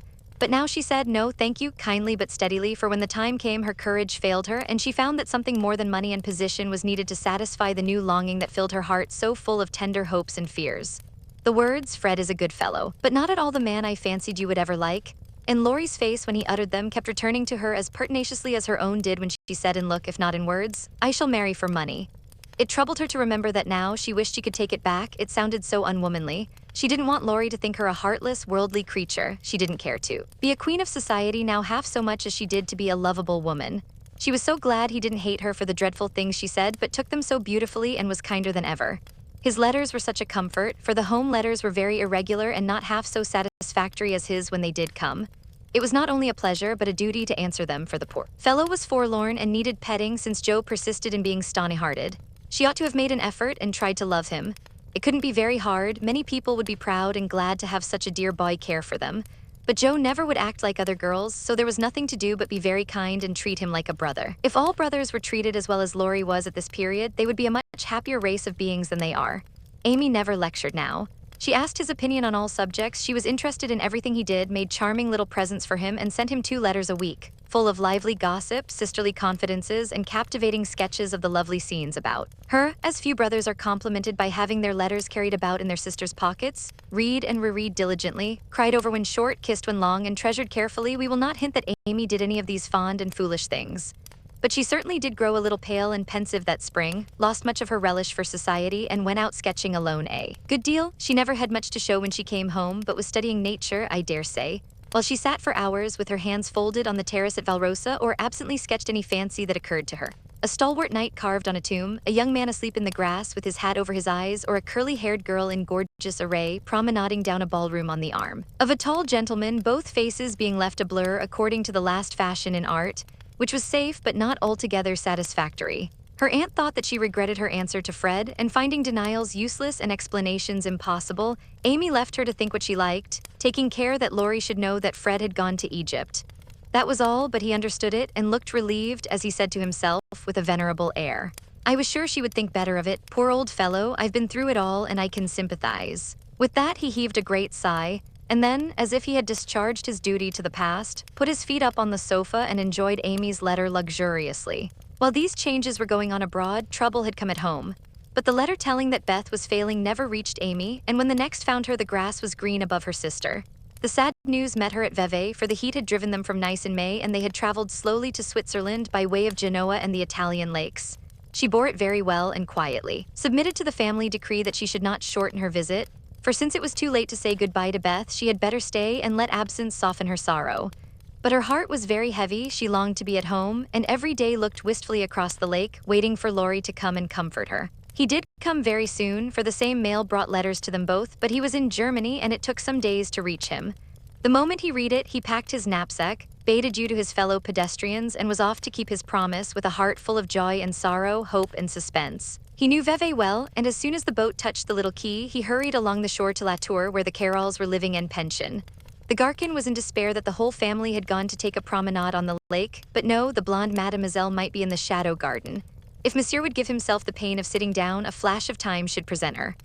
Monsieur could not wait even a flash of time, and in the middle of the speech departed to find mademoiselle himself. A pleasant old garden on the borders of the lovely lake, with chestnuts rustling overhead, ivy climbing everywhere, and the black shadow of the tower falling far across the sunny water.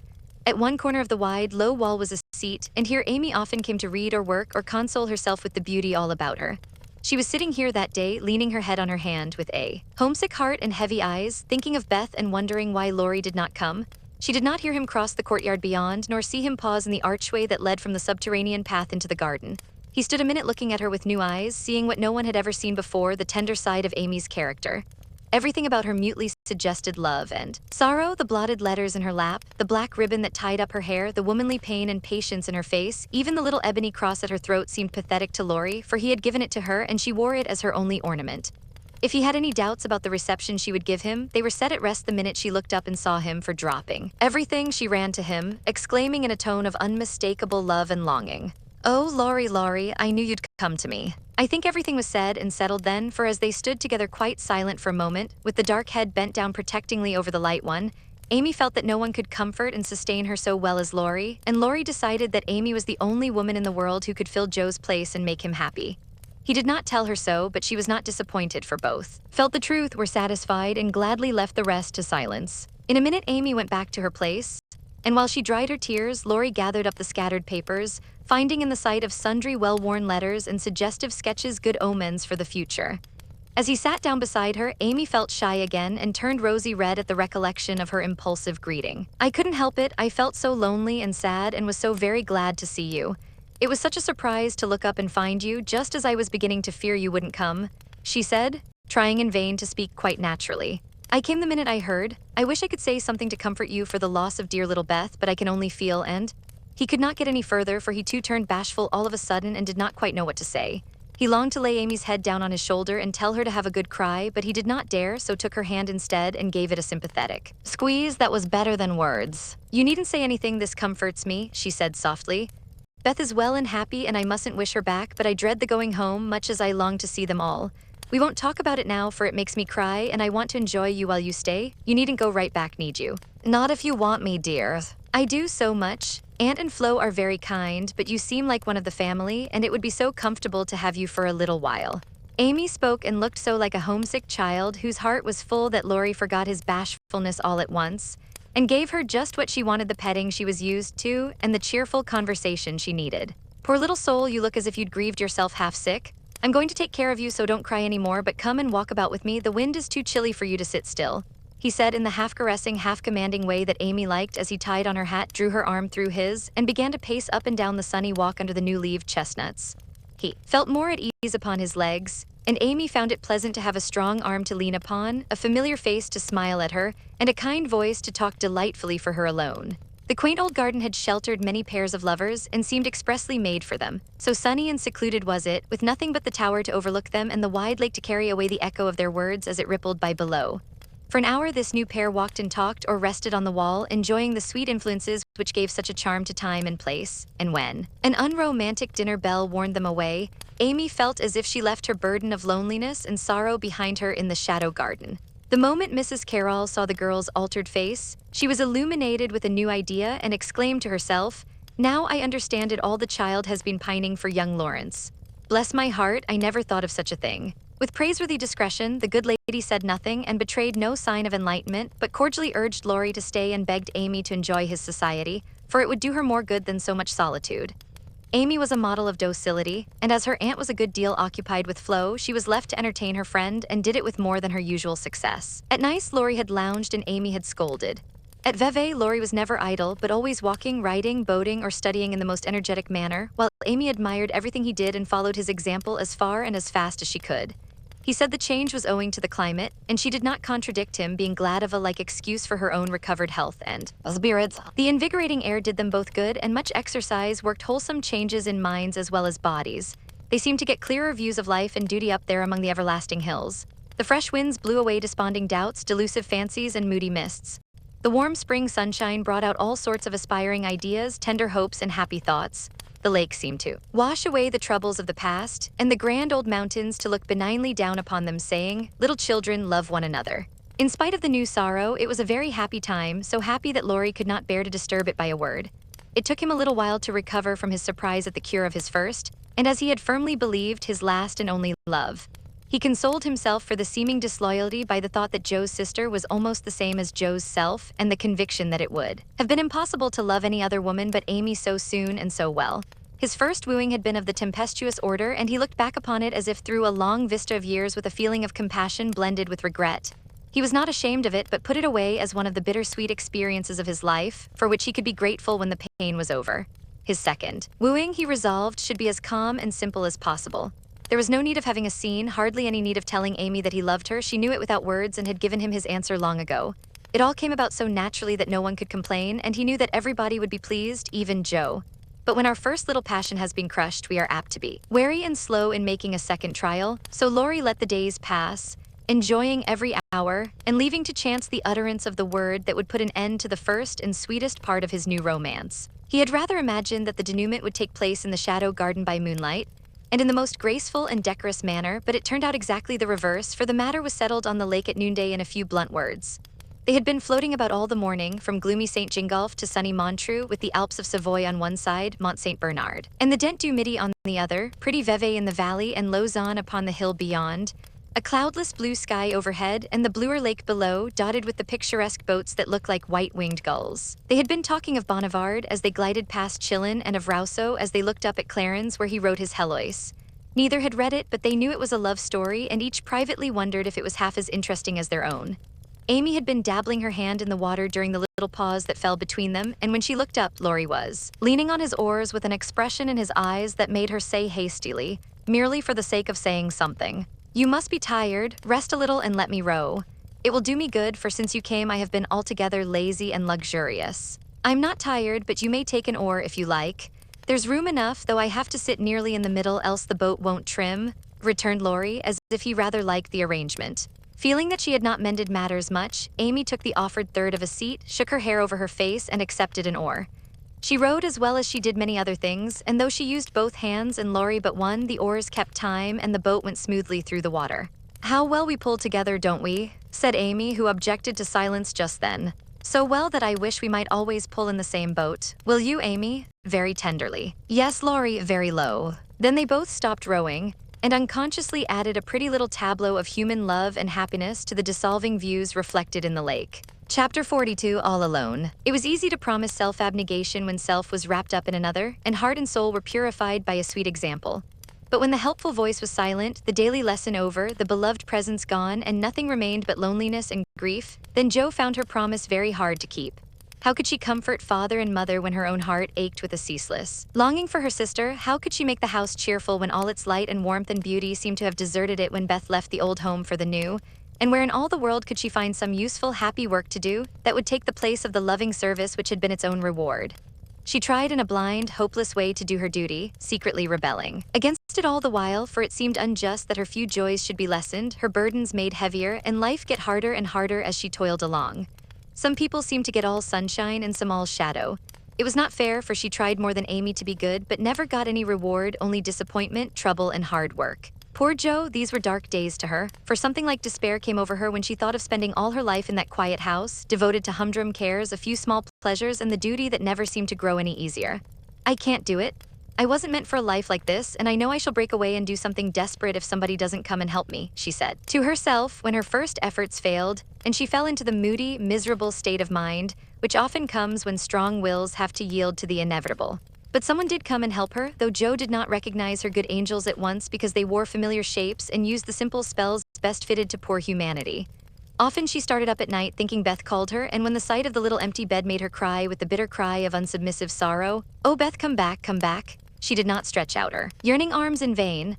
For as quick to hear her sobbing as she had been to hear her sister's faintest whisper, her mother came to comfort her not with words only, but the patient tenderness that soothes by a touch, tears that were mute reminders of a greater grief than Jo's, and broken whispers more eloquent than prayers, because hopeful resignation went hand in hand with natural sorrow. Sacred moments when heart talked to heart in the silence of the night, turning affliction to a blessing which chastened grief and strengthened love. Feeling this, Jo's burden seemed easier to bear, duty grew sweeter, and life looked more endurable, seen from the safe shelter of her mother's arms. When aching heart was a little comforted, troubled mind likewise found help. For one day she went to the study, and leaning over the good gray head lifted to welcome her with a tranquil smile, she said very humbly, "Father, talk to me as you did to Beth. I need it more than she did, for I'm all wrong." "My dear, nothing can comfort me like this," he answered, with a falter in his voice and both arms round her, as if he too needed help and did not fear to ask for it. Then, sitting in Beth's little chair close beside him, Jo told her troubles, the resentful sorrow for her loss, the fruitless efforts that discouraged her, the want of faith that made life look so dark, and all the sad bewilderment which we call despair. She gave him entire confidence, he gave her the help she needed, and both found consolation in the act. For the time had come when they could talk together not only as father and daughter, but as man and woman, able and glad to serve each other with mutual sympathy as well as mutual love. Happy, thoughtful times there in the old study which Jo called the Church of One Member, and from which she came with fresh courage, recovered cheerfulness, and a more submissive spirit. For the parents who had taught one child to meet death without fear were trying now to teach another to accept life without despondency or distrust, and to use its beautiful opportunities with gratitude and power. Other helps had Jo humble, wholesome duties and delights that would not be denied their part in serving her, and which she slowly learned to see and value. Brooms and dishcloths never could be as distasteful as they once had been, for Beth had presided over both, and something of her housewifely spirit seemed to linger around the little mop and the old brush, never thrown away, as she used them. Jo found herself humming the songs Beth used to hum, imitating Beth's orderly ways, and giving the little touches here and there that kept everything fresh and cozy, which was the first step toward making home happy, though she didn't know it till Hannah said with an approving squeeze of the hand, "You thoughtful creetur, you're determined we shan't miss that dear lamb if you can help it. We don't say much, but we see it, and the Lord will bless you for it, CF he don't. As they sat sewing together, Jo discovered how much improved her sister Meg was, how well she could talk, how much she knew about good, womanly impulses, thoughts, and feelings, how happy she was in husband and children, and how much they were all doing for each other. Marriage is an excellent thing, after all. I wonder if I should blossom out half as well as you have if I tried it. Always perwisin I could, said Jo, as she constructed a kite for Demi in the topsy-turvy nursery. It's just what you need to bring out the tender womanly half of your nature, Jo. You are like a chestnut burr, prickly outside but silky soft within, and a sweet kernel if one can only get at it. Love will make you show your heart one day, and then the rough burr will fall off. Frost opens chestnut burrs, madam, and it takes a good shake to bring them down. Boys go nutting, and I don't care to be bagged by them, returned Jo, pasting away at the kite which no wind that blows would ever carry up, for Daisy had tied herself on as a bob. Meg laughed, for she was glad to see a glimmer of Jo's old spirit, but she felt it her duty to enforce her opinion by every argument in her power, and the sisterly chats were not wasted, especially as two of Meg's most effective arguments were the babies whom Jo loved tenderly. Grief is the best opener of some hearts, and Jo's was nearly ready for the bag. A little more sunshine to ripen the nut. Then not a boy's impatient shake, but a man's hand reached up to pick it gently from the burr and find the kernel sound and sweet. If she suspected this, she would have shut up tight and been more prickly than ever. Fortunately, she wasn't thinking about herself, so when the time came, down she dropped. Now, if she had been the heroine of a moral storybook, she ought at this period of her life to have become quite saintly, renounced the world, and gone about doing good in a mortified bonnet with tracts in her pocket. But you see, Jo wasn't a heroine, she was only a struggling human girl like hundreds of others, and she just acted out her nature, being sad, cross, listless, or energetic, as the mood suggested. It's highly virtuous to say we'll be good, but we can't do it all at once, and it takes a long pull, a strong pull, and a pull all together before some of us even get our feet set in the right way. Jo had got so far she was learning to do her duty and to feel unhappy if she did not, but to do it cheerfully, that was another thing. She had often said she wanted to do something splendid no matter how hard, and now she had her wish, for what could be more beautiful than to devote her life to father and mother, trying to make home as happy to them as they had to her? And if difficulties were necessary to increase the splendor of the effort, what could be harder for a restless, ambitious girl than to give up her own hopes, plans, and desires, and cheerfully live for others? Providence had taken her at her word. Here was the task, not what she had expected, but better because self had no part in it. Now, could she do it? She decided that she would try, and in her first attempt she found the helps I have suggested. Still another was given her, and she took it not as a reward, but as a comfort, as Christian took the refreshment afforded by the little arbor where he rested as he climbed the hill called Difficulty. "Why don't you write? That always used to make you happy," said her mother once, when the desponding fit overshadowed Jo. "I've no heart to write, and if I had, nobody cares for my things. We do write something for us, and never mind the rest of the world. Try it, dear. I'm sure it would do you good and please us very much." "Don't believe I can." But Jo got out her desk and began to overhaul her half-finished manuscripts. An hour afterward, her mother peeped in, and there she was, scratching away with her black pinafore on, and an absorbed expression which caused Mrs. March to smile and slip away, well pleased with the success of her suggestion. Jo never knew how it happened, but something got into that story that went straight to the hearts of those who read it, for when her family had laughed and cried over it, her father sent it, much against her will, to one of the popular magazines, and to her utter surprise, it was not only paid for, but others requested. Letters from several persons, whose praise was honor, followed the appearance of the little story, newspapers copied it, and strangers as well as friends admired it. For a small thing it was a great success, and Jo was more astonished than when her novel was commended and condemned all at once. "I don't understand it. What can there be in a simple little story like that to make people praise it so?" she said, quite bewildered. "There is truth in it, Jo, that's the secret. Humor and pathos make it alive, and you have found your style at last. You wrote with no thoughts of fame and money and put your heart into it, my daughter. You have had the bitter, now comes the sweet. Do your best and grow as happy as we are in your success. If there is anything good or true in what I write, it isn't mine. I owe it all to you and Mother and Beth," said Jo, more touched by her father's words than by any amount of praise from the world. So taught by love and sorrow, Jo wrote her little stories and sent them away to make friends for themselves and her, finding it a very charitable world to such humble wanderers, for they were kindly welcomed and sent home comfortable tokens to their mother, like dutiful children whom good fortune overtakes. When Amy and Laurie wrote of their engagement, Mrs. March feared that Jo would find it difficult to rejoice over it, but her fears were soon set at rest. For though Jo looked grave at first, she took it very quietly and was full of hopes and plans for the children before she read the letter twice.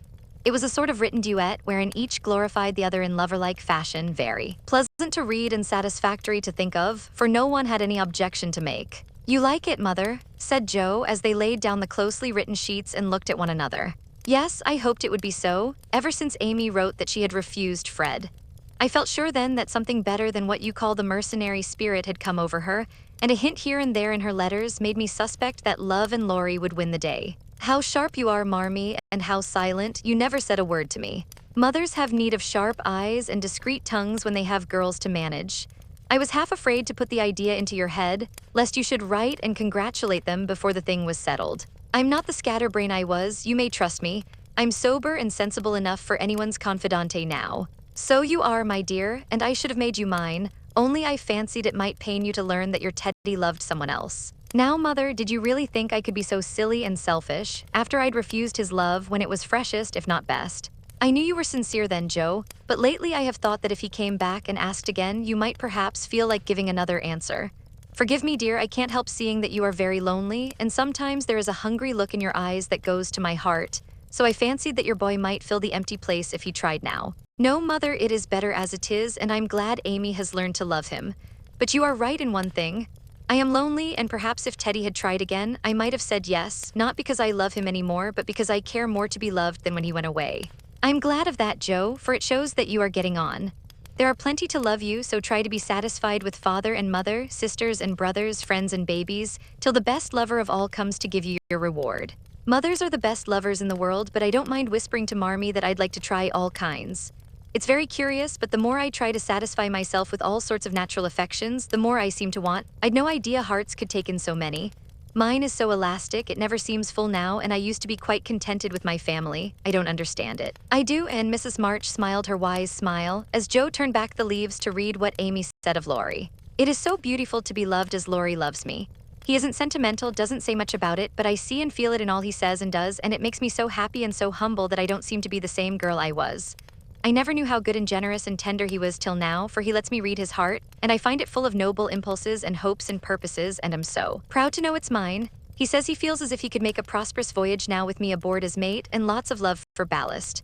I pray he may and try to be all he believes me, for I love my gallant captain with all my heart and soul and might, and never will desert him while God lets us be together. Oh, Mother, I never knew how much like heaven this world could be when two people love and live for one another. And that's our cool, reserved, and worldly Amy. Truly, love does work miracles. How very, very happy they must be. And Joe laid the rustling sheets together with a careful hand, as one might shut the covers of a lovely romance which holds the reader fast till the end comes, and he finds himself alone in the workaday world again. By and by, Joe roamed away upstairs, for it was rainy and she could not walk. A restless spirit possessed her, and the old feeling came again, not bitter as it once was, but a sorrowfully patient wonder why one sister should have all she asked, the other nothing. It was not true, she knew that, and tried to put it away, but the natural craving for affection was strong, and Amy's happiness woke the hungry longing for someone to love with heart and soul, and cling to while God let them be together. Up in the garret, where Joe's unquiet wanderings ended, stood 4 little wooden chests in a row, each marked with its owner's name, and each filled with relics of the childhood and girlhood ended now for all. Joe glanced into them, and when she came to her own, leaned her chin on the edge, and stared absently at the chaotic collection till a bundle of old exercise books caught her eye. She drew them out, turned them over, and relived that pleasant winter at kind Mrs. Kirk's. She had smiled at first, then she looked thoughtful, next sad, and when she came to a little message written in the professor's hand, her lips began to tremble, the book slid out of her lap, and she sat looking at the friendly words as they took a new meaning and touched a tender spot in her heart. Wait for me, my friend, I may be a little late, but I shall surely come. Oh, if he only would, so kind, so good, so patient with me always, my dear old Fritz. I didn't value him half enough when I had him, but now how I should love to see him, for everyone seems going away from me and I'm all alone. And holding the little paper fast, as if it were a promise yet to be fulfilled, Joe laid her head down on a comfortable rag bag and cried, as if in opposition to the rain pattering on the roof. Was it all self-pity, loneliness, or low spirits? Or was it the waking up of a sentiment which had bided its time as patiently as its inspirer? Who shall say? Chapter 43. Surprises. Joe was alone in the twilight, lying on the old sofa, looking at the fire and thinking. It was her favorite way of spending the hour of dusk. No one disturbed her, and she used to lie there on Beth's little red pillow, planning stories, dreaming dreams, or thinking tender thoughts of the sister who never seemed far away. Her face looked tired, grave, and rather sad, for tomorrow was her birthday. And she was thinking how fast the years went by, how old she was getting, and how little she seemed to have accomplished. Almost 25 and nothing to show for it. Joe was mistaken in that. There was a good deal to show, and by she saw and was grateful for it. An old maid, that's what I'm to be. A literary spinster with a pen for a spouse, a family of stories for children, and 20 years hence a morsel of fame, perhaps when, like poor Johnson, I'm old and can't enjoy it, solitary and can't share it, independent and don't need it. Well, I needn't be a sour saint nor a selfish sinner, and I dare say old maids are very comfortable when they get used to it, and there Joe sighed as if the prospect was not inviting. It seldom is at first, and 30 seems the end of all things to 5 and 20. But it's not as bad as it looks, and one can get on quite happily if one has something in oneself to fall back upon. At 25, girls begin to talk about being old maids, but secretly resolve that they never will be. At 30, they say nothing about it, but quietly accept the fact and, if sensible, console themselves by remembering that they have 20 more useful, happy years, in which they may be learning to grow old gracefully. Don't laugh at the spinsters, dear girls, for often very tender, tragic romances are hidden away in the hearts that beat so quietly under the sober gowns, and many silent sacrifices of youth, health, ambition, love itself, make the faded faces beautiful in God's sight. Even the sad, sour sisters should be kindly dealt with because they have missed the sweetest part of life, if for no other reason. And looking at them with compassion, not contempt, girls in their bloom should remember that they too may miss the blossom time. That rosy cheeks don't last forever, that silver threads will come in the bonny brown hair, and that, by and by, kindness and respect will be as sweet as love and admiration now. Gentlemen, which means boys, be courteous to the old maids, no matter how poor and plain and prim, for the only chivalry worth having is that which is the readiest to pay deference to the old, protect the feeble, and serve womankind regardless of rank, age, or color. Just recollect the good aunts who have not only lectured and fussed, but nursed and petted, too often without thanks, the scrapes they have helped you out of, the tips they have given you from their small store, the stitches the patient old fingers have set for you, the steps the willing old feet have taken, and gratefully pay the dear old ladies the little attentions that women love to receive as long as they live. The bright-eyed girls are quick to see such traits, and will like you all the better for them, and if death, almost the only power that can part mother and son, should rob you of yours, you will be sure to find a tender welcome and maternal cherishing from some Aunt Priscilla, who has kept the warmest corner of her lonely old heart for the best nevy in the world.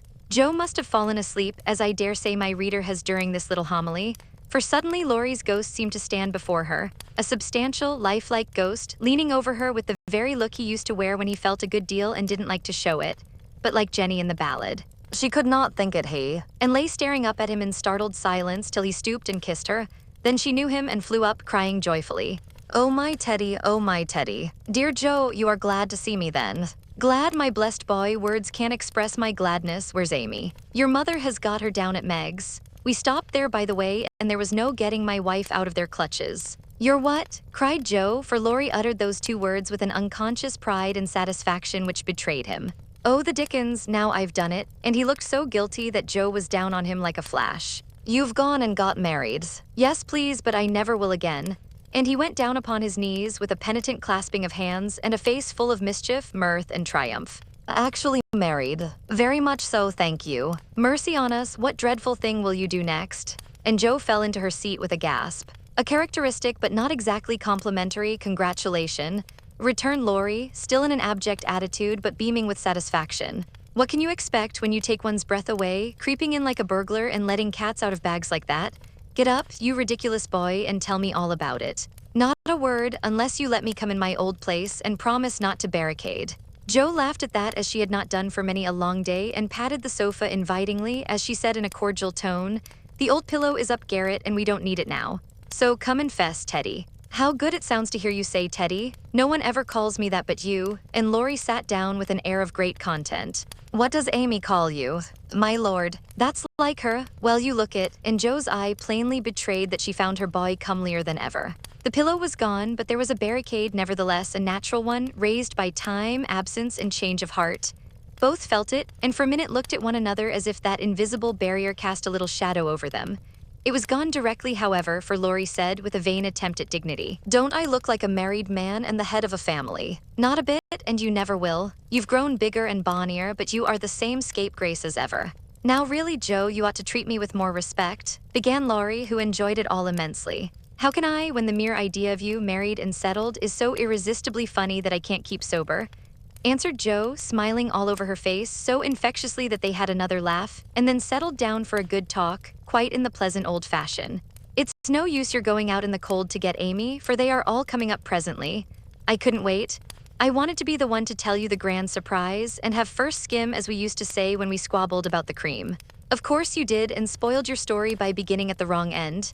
Now start right and tell me how it all happened. I'm pining to know. Well, I did it to please Amy, began Laurie with a twinkle that made Joe exclaim. Fib number 1, Amy did it to please you. Go on and tell the truth if you can, sir. Now she's beginning to marmot. Isn't it jolly to hear her? Said Laurie to the fire, and the fire glowed and sparkled as if it quite agreed.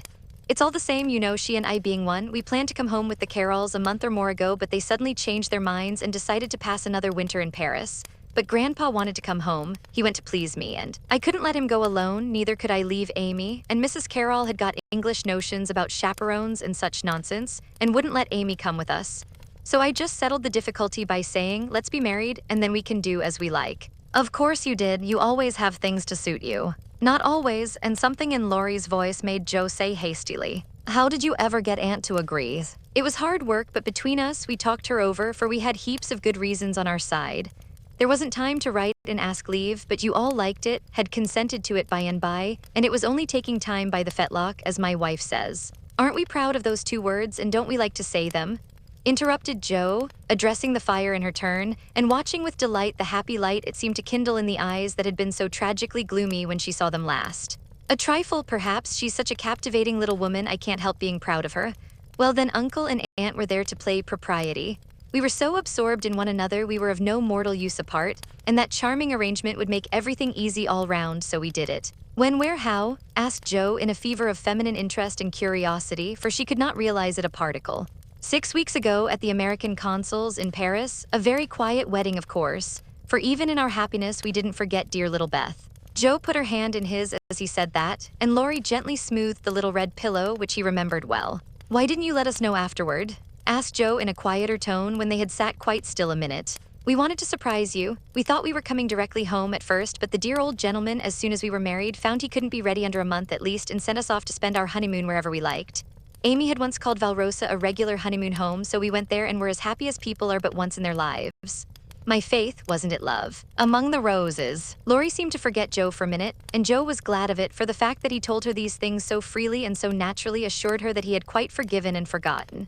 She tried to draw away her hand, but as if he guessed the thought that prompted the half-involuntary impulse, Laurie held it fast and said, with a manly gravity she had never seen in him before, Joe dear, I want to say one thing and then we'll put it by forever. As I told you in my letter when I wrote that Amy had been so kind to me, I never shall stop loving you, but the love is altered, and I have learned to see that it is better as it is. Amy and you changed places in my heart, that's all. I think it was meant to be so and would have come about naturally if I had waited as you tried to make me, but I never could be patient, and so I got a heartache. I was a boy then, headstrong and violent, and it took a hard lesson to show me my mistake. For it was one, Joe, as you said, and I found it out after making a fool of myself. Upon my word, I was so tumbled up in my mind at one time that I didn't know which I loved best, you or Amy, and tried to love you both alike. But I couldn't, and when I saw her in Switzerland, everything seemed to clear up all at once. You both got into your right places, and I felt sure that it was well off with the old love before it was on with the new, that I could honestly share my heart between Sister Joe and wife Amy and love them dearly. Will you believe it and go back to the happy old times when we first knew one another? I'll believe it with all my heart, but Teddy, we never can be boy and girl again. The happy old times can't come back, and we mustn't expect it. We are man and woman now with sober work to do, for playtime is over and we must give up frolicking. I'm sure you feel this. I see the change in you and you'll find it in me. I shall miss my boy, but I shall love the man as much and admire him more because he means to be what I hoped he would. We can't be little playmates any longer, but we will be brother and sister, to love and help one another all our lives, won't we, Laurie? He did not say a word, but took the hand she offered him and laid his face down on it for a minute, feeling that out of the grave of a boyish passion there had risen a beautiful, strong friendship to bless them both. Presently Joe said cheerfully, for she didn't want the coming home to be a sad one, I can't make it true that you children are really married and going to set up housekeeping. Why, it seems only yesterday that I was buttoning Amy's pinafore and pulling your hair when you teased. Mercy me, how time does fly. As one of the children is older than yourself, you needn't talk so like a grandma. I flatter myself I'm a gentleman growed as Peggotty said of David, and when you see Amy, you'll find her rather a precocious infant, said Laurie, looking amused at her maternal air. You may be a little older in years, but I'm ever so much older in feeling, Teddy. Women always are, and this last year has been such a hard one that I feel 40. Poor Joe, we left you to bear it alone while we went pleasuring. You are older, here's a line and there's another. Unless you smile, your eyes look sad, and when I touched the cushion just now I found a tear on it. You've had a great deal to bear and had to bear it all alone. What a selfish beast I've been. And Laurie pulled his own hair with a remorseful look. But Joe only turned over the traitorous pillow and answered in a tone which she tried to make more cheerful. No, I had father and mother to help me and the dear babies to comfort me, and the thought that you and Amy were safe and happy to make the troubles here easier to bear. I am lonely sometimes, but I dare say it's good for me, and you never shall be again, broke in Laurie, putting his arm about her, as if to fence out every human ill. Amy and I can't get on without you, so you must come and teach the children to keep house and go halves in everything, just as we used to do, and let us pet you and all be blissfully happy and friendly together.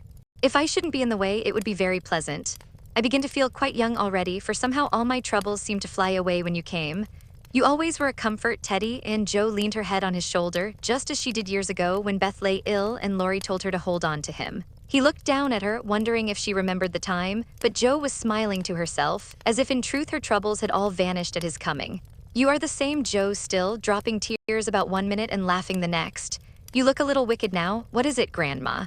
I was wondering how you and Amy get on together. Like angels. Yes, of course, but which rules? I don't mind telling you that she does now, at least I let her think so. It pleases her, you know. By and by we shall take turns, for marriage, they say, halves one's rights and doubles one's duties. You'll go on as you begin, and Amy will rule you all the days of your life. Well, she does it so imperceptibly that I don't think I shall mind much. She is the sort of woman who knows how to rule well. In fact, I rather like it, for she winds one round her finger as softly and prettily as a skein of silk, and makes you feel as if she was doing you a favor all the while. That ever I should live to see you a henpecked husband and enjoying it, cried Jo with uplifted hands. It was good to see Laurie square his shoulders and smile with masculine scorn at that insinuation as he replied with his high and mighty air, Amy is too well bred for that, and I am not the sort of man to submit to it. My wife and I respect ourselves and one another too much ever to tyrannize or quarrel. Jo liked that and thought the new dignity very becoming, but the boy seemed changing very fast into the man, and regret mingled with her pleasure. I am sure of that. Amy and you never did quarrel as we used to. She is the sun and I the wind in the fable, and the sun managed the man best, you remember. She can blow him up as well as shine on him, laughed Laurie. Such a lecture as I got it nice. I give you my word it was a deal worse than any of your scoldings, a regular rouser. I'll tell you all about it sometime. She never will, because after telling me that she despised and was ashamed of me, she lost her heart to the despicable party and married the good-for-nothing. What baseness! Well, if she abuses you, come to me and I'll defend you. I look as if I needed it, don't I? Said Laurie, getting up and striking an attitude which suddenly changed from the imposing to the rapturous, as Amy's voice was heard calling, Where is she? Where's my dear old Jo? In trooped the whole family, and everyone was hugged and kissed all over again, and after several vain attempts, the three wanderers were set down to be looked at and exulted over. Mr. Lawrence, hale and hearty as ever, was quite as much improved as the others by his foreign tour, for the crustiness seemed to be nearly gone, and the old-fashioned courtliness had received a polish which made it kindlier than ever. It was good to see him beam at my children, as he called the young pair. It was better still to see Amy pay him the daughterly duty and affection which completely won his old heart, and best of all, to watch Laurie revolve about the two, as if never tired of enjoying the pretty picture they made. The minute she put her eyes upon Amy, Meg became conscious that her own dress hadn't a Parisian air, that young Mrs. Moffat would be entirely eclipsed by young Mrs. Lawrence, and that her ladyship was altogether a most elegant and graceful woman. Jo thought as she watched the pair how well they looked together. I was right, and Laurie has found the beautiful, accomplished girl who will become his home better than clumsy old Jo and be a pride, not a torment to him. Mrs. March and her husband smiled and nodded at each other with happy faces, for they saw that their youngest had done well not only in worldly things, but the better wealth of love, confidence, and happiness. For Amy's face was full of the soft brightness which betokens a peaceful heart, her voice had a new tenderness in it, and the cool, prim carriage was changed to a gentle dignity both womanly and winning. No little affectations marred it, and the cordial sweetness of her manner was more charming than the new beauty or the old grace, for it stamped her at once with the unmistakable sign of the true gentlewoman she had hoped to become. Love has done much for our little girl, said her mother softly. She has had a good example before her all her life, my dear.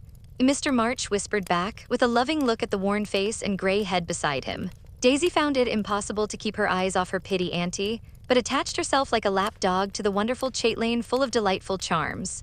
Demi paused to consider the new relationship before he compromised himself by the rash acceptance of a bribe, which took the tempting form of a family of wooden bears from Bern. A flank movement produced an unconditional surrender, however, for Laurie knew where to have him. Young man, when I first had the honor of making your acquaintance, you hit me in the face.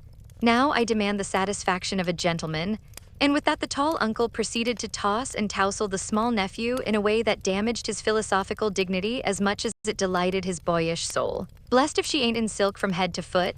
Ain't it a religion sight to see her settin' there as fine as a fiddle and hear folks calling little Amy Mrs. Lawrence? Muttered old Hannah, who could not resist frequent peeks through the slide as she set the table in a most decidedly promiscuous manner. Mercy on us, how they did talk. First one, then the other, then all burst out together trying to tell the history of 3 years and half an hour. It was fortunate that tea was at hand to produce a lull and provide refreshment, for they would have been hoarse and faint if they had gone on much longer. Such a happy procession as filed away into the little dining room, Mr. March proudly escorted. Mrs. Lawrence, Mrs. March as proudly leaned on the arm of my son. The old gentleman took Joe with a whispered, "You must be my girl now," and a glance at the empty corner by the fire that made Joe whisper back, "I'll try to fill her place, sir." The twins pranced behind, feeling that the millennium was at hand, for everyone was so busy with the newcomers that they were left to revel at their own sweet will, and you may be sure they made the most of the opportunity. Didn't they steal sips of tea, stuffed gingerbread ad lib item, get a hot biscuit apiece? And as a crowning trespass, didn't they each whisk a captivating little tart into their tiny pockets, there to stick and crumble treacherously, teaching them that both human nature and a pastry are frail? Burdened with the guilty consciousness of the sequestered tarts, and fearing that Dodo's sharp eyes would pierce the thin disguise of cambric and merino which hid their booty, the little sinners attached themselves to Drampa, who hadn't his spectacles on. Amy, who was handed about, like refreshments, returned to the parlor on Father Lawrence's arm. The others paired off as before, and this arrangement left Joe companionless. She did not mind it at the minute, for she lingered to answer Hannah's eager inquiry. "Will Miss Amy ride in her coupe, and use all them lovely silver dishes that's stored away over yander? Shouldn't wonder if she drove 6 white horses, 8 off gold plate, and wore diamonds and point lace every day. Teddy thinks nothing too good for her," returned Joe with infinite satisfaction. "No more there is. Will you have hash or fish balls for breakfast?" asked Hannah, who wisely mingled poetry and prose. "I don't care," and Joe shut the door, feeling that food was an uncongenial topic just then. She stood a minute looking at the party vanishing above, and as Demi's short plaid legs toiled up the last stair, a sudden sense of loneliness came over her so strongly that she looked about her with dim eyes, as if to find something to lean upon, for even Teddy had deserted her. If she had known what birthday gift was coming every minute nearer and nearer, she would not have said to herself, "I'll weep a little weep when I go to bed. It won't do to be dismal now." Then she drew her hand over her eyes, for one of her boyish habits was never to know where her handkerchief was, and had just managed to call up a smile when there came a knock at the porch door. She opened with hospitable haste, and started as if another ghost had come to surprise her, for there stood a tall, bearded gentleman, beaming on her from the darkness like a midnight sun. "Oh, Mr. Bear, I am so glad to see you," cried Joe with a clutch, as if she feared the night would swallow him up before she could get him in. "And I to see Miss Marsh, but no, you have a party." And the professor paused as the sound of voices and the tap of dancing feet came down to them. "No, we haven't, only the family. My sister and friends have just come home, and we are all very happy. Come in and make one of us." Though a very social man, I think Mr. Bear would have gone decorously away and come again another day, but how could he when Joe shut the door behind him and bereft him of his hat? Perhaps her face had something to do with it, for she forgot to hide her joy at seeing him, and showed it with a frankness that proved irresistible to the solitary man, whose welcome far exceeded his boldest hopes. "If I shall not be Monsieur de Trop, I will so gladly see them all. You have been ill, my friend." He put the question abruptly, for as Joe hung up his coat, the light fell on her face, and he saw a change in it. "Not ill, but tired and sorrowful. We have had trouble since I saw you last." "Ah, yes, I know. My heart was sore for you when I heard that." And he shook hands again with such a sympathetic face that Joe felt as if no comfort could equal the look of the kind eyes, the grasp of the big, warm hand. "Father, Mother, this is my friend, Professor Bear," she said, with a face and tone of such irrepressible pride and pleasure that she might as well have blown a trumpet and opened the door with a flourish. If the stranger had any doubts about his reception, they were set at rest in a minute by the cordial welcome he received. Everyone greeted him kindly, for Joe's sake at first, but very soon they liked him for his own. They could not help it, for he carried the talisman that opens all hearts, and these simple people warmed to him at once, feeling even the more friendly because he was poor. Poverty enriches those who live above it, and is a sure passport to truly hospitable spirits. Mr. Bear sat looking about him with the air of a traveler who knocks at a strange door and when it opens finds himself at home. The children went to him like bees to a honeypot, and establishing themselves on each knee proceeded to captivate him by rifling his pockets, pulling his beard, and investigating his watch with juvenile audacity. The women telegraphed their approval to one another, and Mr. March, feeling that he had got a kindred spirit, opened his choicest stores for his guests' benefit, while Silent John listened and enjoyed the talk but said not a word, and Mr. Lawrence found it impossible to go to sleep. If Joe had not been otherwise engaged, Laurie's behavior would have amused her, for a faint twinge not of jealousy but something like suspicion caused that gentleman to stand aloof at first and observe the newcomer with brotherly circumspection. But it did not last long. He got interested in spite of himself, and before he knew it, was drawn into the circle. For Mr. Bear talked well in this genial atmosphere and did himself justice. He seldom spoke to Laurie, but he looked at him often, and a shadow would pass across his face, as if regretting his own lost youth as he watched the young man in his prime. Then his eyes would turn to Jo so wistfully that she would have surely answered the mute inquiry if she had seen it. But Jo had her own eyes to take care of, and feeling that they could not be trusted, she prudently kept them on the little sock she was knitting, like a model maiden aunt. A stealthy glance now and then refreshed her like sips of fresh water after a dusty walk, for the sidelong peeps showed her several propitious omens. Mr. Bear's face had lost the absent-minded expression and looked all alive with interest in the present moment, actually young and handsome, she thought, forgetting to compare him with Laurie, as she usually did strange men to their great detriment. Then he seemed quite inspired, though the burial customs of the ancients to which the conversation had strayed might not be considered an exhilarating topic. Jo quite glowed with triumph when Teddy got quenched in an argument, and thought to herself as she watched her father's absorbed face, how he would enjoy having such a man as my professor to talk with every day. Lastly, Mr. Bear was dressed in a new suit of black, which made him look more like a gentleman than ever. His bushy hair had been cut and smoothly brushed, but didn't stay in order long, for in exciting moments he rumpled it up in the droll way he used to do, and Jo liked it rampantly erect better than flat because she thought it gave his fine forehead a Jove-like aspect. Poor Jo, how she did glorify that plain man, as she sat knitting away so quietly, yet letting nothing escape her, not even the fact that Mr. Bear actually had gold sleeve buttons in his immaculate wristbands. Dear old fellow, he couldn't have got himself up with more care if he'd been going a-wooing, said Jo to herself, and then a sudden thought born of the words made her blush so dreadfully that she had to drop her ball and go down after it to hide her face. The maneuver did not succeed as well as she expected, however, for though just in the act of setting fire to a funeral pyre, the professor dropped his torch, metaphorically speaking, and made a dive after the little blue ball. Of course, they bumped their heads smartly together, saw stars, and both came up flushed and laughing without the ball to resume their seats, wishing they had not left them. Nobody knew where the evening went to, for Hannah skillfully abstracted the babies at an early hour, nodding like two rosy poppies, and Mr. Lawrence went home to rest. The others sat round the fire, talking away, utterly regardless of the lapse of time, till Meg, whose maternal mind was impressed with a firm conviction that Daisy had tumbled out of bed, and Demi set his nightgown afire studying the structure of matches, made a move to go. We must have our sing in the good old way, for we are all together again once more, said Jo, feeling that a good shout would be a safe and pleasant vent for the jubilant emotions of her soul. They were not all there, but no one found the words thoughtless or untrue, for Beth still seemed among them, a peaceful presence, invisible but dearer than ever, since death could not break the household league that love made dissoluble. The little chair stood in its old place. The tidy basket, with the bit of work she left unfinished when the needle grew so heavy, was still on its accustomed shelf. The beloved instrument, seldom touched now, had not been moved. And above it Beth's face, serene and smiling as in the early days, looked down upon them, seeming to say, "Be happy, I am here." "Play something, Amy. Let them hear how much you have improved," said Laurie, with pardonable pride in his promising pupil. But Amy whispered with full eyes as she twirled the faded stool, "Not tonight, dear, I can't show off tonight." But she did show something better than brilliancy or skill, for she sang Beth's songs with a tender music in her voice which the best master could not have taught, and touched the listeners' hearts with a sweeter power than any other inspiration could have given her. The room was very still when the clear voice failed suddenly at the last line of Beth's favorite hymn.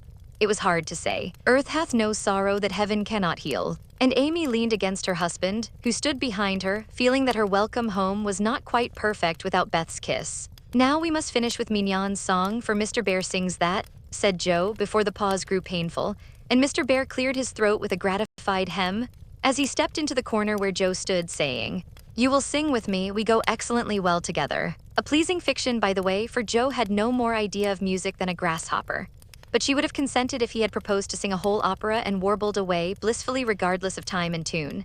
It didn't much matter, for Mr. Bear sang like a true German, heartily and well, and Jo soon subsided into a subdued hum, that she might listen to the mellow voice that seemed to sing. For her alone, "No saint thou the land where the citron blooms," used to be the professor's favorite line, for Das Land meant Germany to him, but now he seemed to dwell with peculiar warmth and melody upon the words. "There, oh there might I with thee, oh my beloved, go." And one listener was so thrilled by the tender invitation that she longed to say she did know the land, and would joyfully depart thither whenever he liked. The song was considered a great success, and the singer retired covered with laurels. But a few minutes afterward he forgot his manners entirely and stared at Amy putting on her bonnet, for she had been introduced simply as "my sister," and no one had called her by her new name since he came. He forgot himself still further when Laurie said in his most gracious manner at parting, "My wife and I are very glad to meet you, sir. Please remember that there is always a welcome waiting for you over the way." Then the professor thanked him so heartily and looked so suddenly illuminated with satisfaction that Laurie thought him the most delightfully demonstrative old fellow he ever met. I too shall go, but I shall gladly come again if you will give me leave, dear madam, for a little business in the city will keep me here some days. He spoke to Mrs. March, but he looked at Joe, and the mother's voice gave as cordial an assent as did the daughter's eyes, for Mrs. March was not so blind to her children's interest as Mrs. Moffat supposed. I suspect that is a wise man, remarked Mr. March, with placid satisfaction from the hearthrug after the last guest had gone. I know he is a good one, added Mrs. March with decided approval as she wound up the clock. I thought you'd like him, was all Joe said as she slipped away to her bed. She wondered what the business was that brought Mr. Bear to the city, and finally decided that he had been appointed to some great honor somewhere but had been too modest to mention the fact. If she had seen his face when, safe in his own room, he looked at the picture of a severe and rigid young lady with a good deal of hair who appeared to be gazing darkly into futurity, it might have thrown some light upon the subject, especially when he turned off the gas and kissed the picture in the dark. Chapter 44, My Lord and Lady. Please, Madam Mother, could you lend me my wife for half an hour? The luggage has come, and I've been making hay of Amy's Paris finery, trying to find some things I want, said Laurie, coming in the next day to find Mrs. Lawrence sitting in her mother's lap as if being made the baby again. Certainly, go dear, I forgot that you have any home but this. And Mrs. March pressed the white hand that wore the wedding ring as if asking pardon for her maternal covetousness. I shouldn't have come over if I could have helped it, but I can't get on without my little woman any more than a weathercock can without the wind, suggested Joe as he paused for a simile. Joe had grown quite her own saucy self again since Teddy came home. Exactly, for Amy keeps me pointing due west most of the time, with only an occasional whiffle round to the south, and I haven't had an easterly spell since I was married. Don't know anything about the north, but am altogether salubrious and balmy, hey, my lady. Lovely weather so far. I don't know how long it will last, but I'm not afraid of storms, for I'm learning how to sail my ship. Come home, dear, and I'll find your bootjack. I suppose that's what you are rummaging after among my things. Men are so helpless, mother, said Amy with a matronly air which delighted her husband. What are you going to do with yourselves after you get settled? Asked Joe, buttoning Amy's cloak as she used to button her pinafores. We have our plans. We don't mean to say much about them yet because we are such very new brooms, but we don't intend to be idle. I'm going into business with a devotion that shall delight grandfather and prove to him that I'm not spoiled. I need something of the sort to keep me steady. I'm tired of dawdling and mean to work like a man. And Amy, what is she going to do?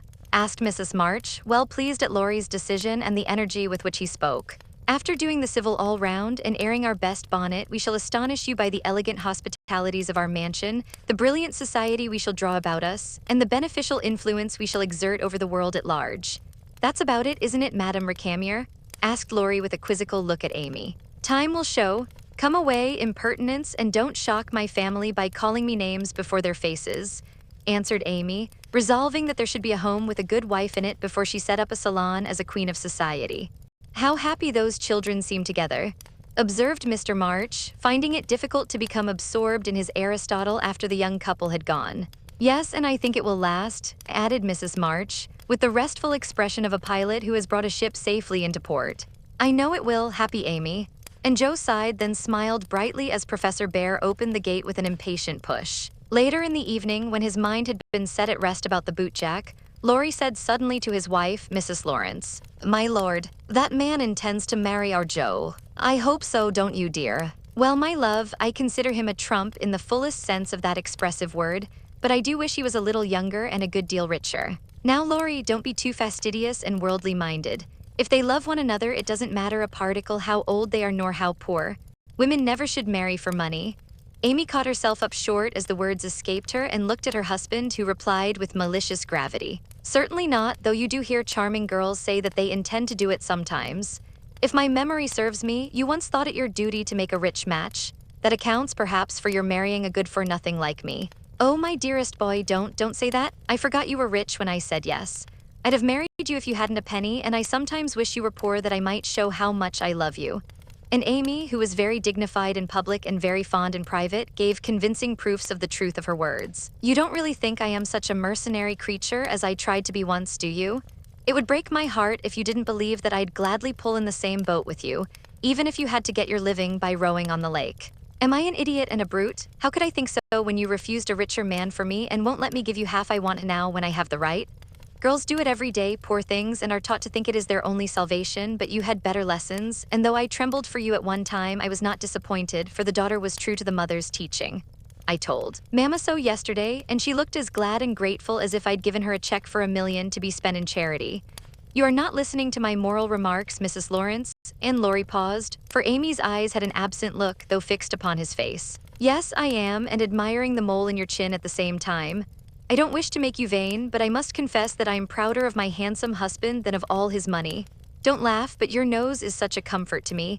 And Amy softly caressed the well-cut feature with artistic satisfaction. Laurie had received many compliments in his life, but never one that suited him better, as he plainly showed, though he did laugh at his wife's peculiar taste, while she said slowly, "May I ask you a question, dear?" "Of course you may. Shall you care if Joe does marry Mr. Bear?" "Oh, that's the trouble, is it? I thought there was something in the dimple that didn't quite suit you. Not being a dog in the manger, but the happiest fellow alive, I assure you I can dance at Joe's wedding with a heart as light as my heels. Do you doubt it, my darling?" Amy looked up at him and was satisfied. Her little jealous fear vanished forever, and she thanked him with a face full of love and confidence. "I wish we could do something for that capital old professor. Couldn't we invent a rich relation who shall obligingly die out there in Germany and leave him a tidy little fortune?" said Laurie when they began to pace up and down the long drawing room, arm in arm, as they were fond of doing, in memory of the shadow garden. "Joe would find us out and spoil it all. She is very proud of him, just as he is, and said yesterday that she thought poverty was a beautiful thing. Bless her dear heart, she won't think so when she has a literary husband and a dozen little professors and professorins to support. We won't interfere now, but watch our chance and do them a good turn in spite of themselves. I owe Joe for a part of my education, and she believes in people's paying their honest debts, so I'll get round her in that way. How delightful it is to be able to help others, isn't it? That was always one of my dreams, to have the power of giving freely, and thanks to you, the dream has come true. Ah, we'll do quantities of good, won't we? There's one sort of poverty that I particularly like to help. Out and out beggars get taken care of, but poor gentle folks fare badly because they won't ask and people don't dare to offer charity. Yet there are 1,000 ways of helping them if one only knows how to do it so delicately that it does not offend. I must say I like to serve a gentleman better than a blarneying beggar. I suppose it's wrong, but I do, though it is harder. Because it takes a gentleman to do it," added the other member of the Domestic Admiration Society. "Thank you, I'm afraid I don't deserve that pretty compliment. But I was going to say that while I was dawdling about abroad, I saw a good many talented young fellows making all sorts of sacrifices and enduring real hardships that they might realize their dreams.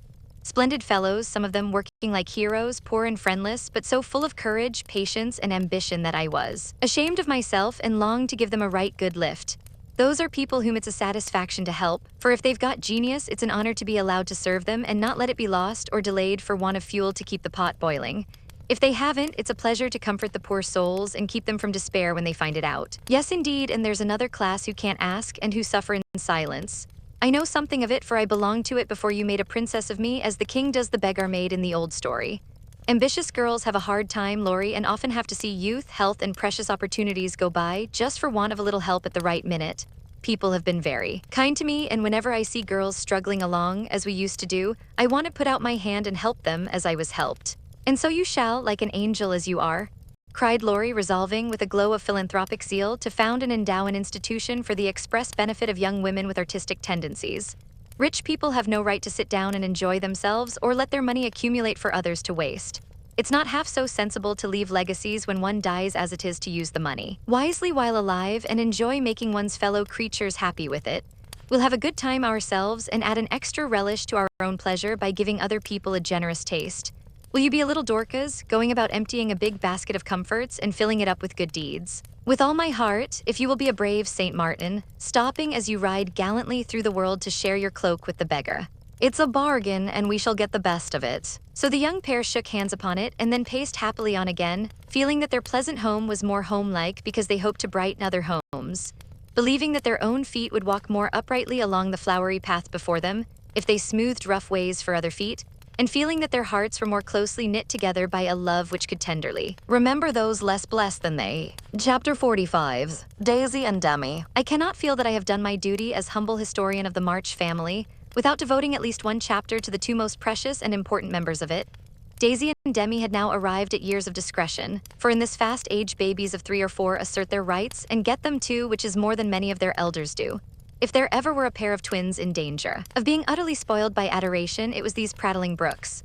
Of course, they were the most remarkable children ever born, as will be shown when I mention that they walked at 8 months, talked fluently at 12 months, and at 2 years they took their places at table and behaved with a propriety which charmed all beholders. At 3, Daisy demanded a needler and actually made a bag with 4 stitches in it. She likewise set up housekeeping in the sideboard and managed a microscopic cooking stove with a skill that brought tears of pride to Hannah's eyes, while Demi learned his letters with his grandfather, who invented a new mode of teaching the alphabet by forming letters with his arms and legs, thus uniting gymnastics for head and heels. The boy early developed a mechanical genius which delighted his father and distracted his mother, for he tried to imitate every machine he saw and kept the nursery in a chaotic condition with his suinchine, a mysterious structure of string, chairs, clothespins, and spools, for wheels to go wound and wound. Also a basket hung over the back of a chair in which he vainly tried to hoist his too confiding sister, who, with feminine devotion, allowed her little head to be bumped till rescued, when the young inventor indignantly remarked, "Why, Marmer, dat's my lelywaiter and me's trying to pull her up." Though utterly unlike in character, the twins got on remarkably well together and seldom quarreled more than thrice a day. Of course, Demi tyrannized over Daisy and gallantly defended her from every other aggressor, while Daisy made a galley slave of herself and adored her brother as the one perfect being in the world. A rosy, chubby, sunshiny little soul was Daisy, who found her way to everybody's heart and nestled there. One of the captivating children who seemed made to be kissed and cuddled, adorned and adored like little goddesses, and produced for general approval on all festive occasions. Her small virtues were so sweet that she would have been quite angelic if a few small naughtinesses had not kept her delightfully human. It was all fair weather in her world, and every morning she scrambled up to the window in her little nightgown to look out and say, no matter whether it rained or shone, "Oh, pity day, oh, pity day." Everyone was a friend, and she offered kisses to a stranger so confidingly that the most inveterate bachelor relented, and baby lovers became faithful worshippers. "Me loves everybody," she once said, opening her arms with her spoon in one hand and her mug in the other, as if eager to embrace and nourish the whole world. As she grew, her mother began to feel that the dovecote would be blessed by the presence of an inmate as serene and loving as that which had helped to make the old house home, and to pray that she might be spared a loss like that which had lately taught them how long they had entertained an angel unawares.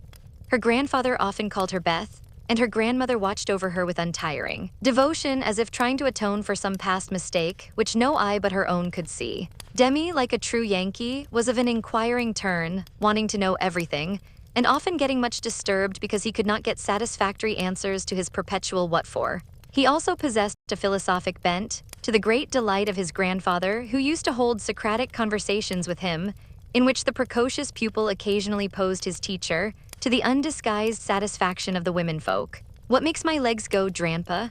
asked the young philosopher, surveying those active portions of his frame with a meditative air while resting after a go-to-bed frolic one night. "It's your little mind, Demi," replied the sage, stroking the yellow head respectfully. "What is a little mind? It is something which makes your body move, as the spring made the wheels go in my watch when I showed it to you.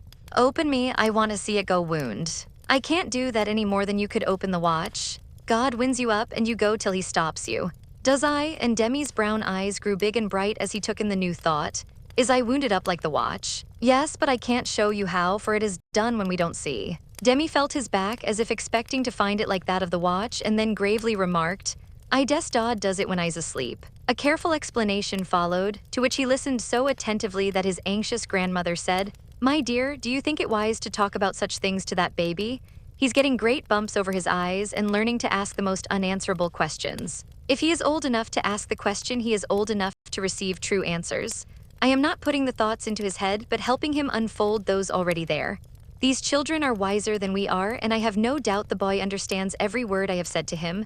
Now, Demi, tell me where you keep your mind." If the boy had replied like Alcibiades, "By the gods, Socrates, I cannot tell," his grandfather would not have been surprised, but when, after standing a moment on one leg like a meditative young stork, he answered in a tone of calm conviction, "In my little belly," the old gentleman could only join in grandma's laugh and dismiss the class in metaphysics. There might have been cause for maternal anxiety if Demi had not given convincing proofs that he was a true boy as well as a budding philosopher, for often after a discussion which caused Hannah to prophesy with ominous nods, "That child ain't long for this world," he would turn about and set her fears at rest by some of the pranks with which dear, dirty, naughty little rascals distract and delight their parents' souls. Meg made many moral rules and tried to keep them, but what mother was ever proof against the winning wiles, the ingenious evasions, or the tranquil audacity of the miniature men and women who so early show themselves accomplished artful dodgers? "No more raisins, Demi. They'll make you sick," says Mama to the young person who offers his services in the kitchen with unfailing regularity on plum pudding day.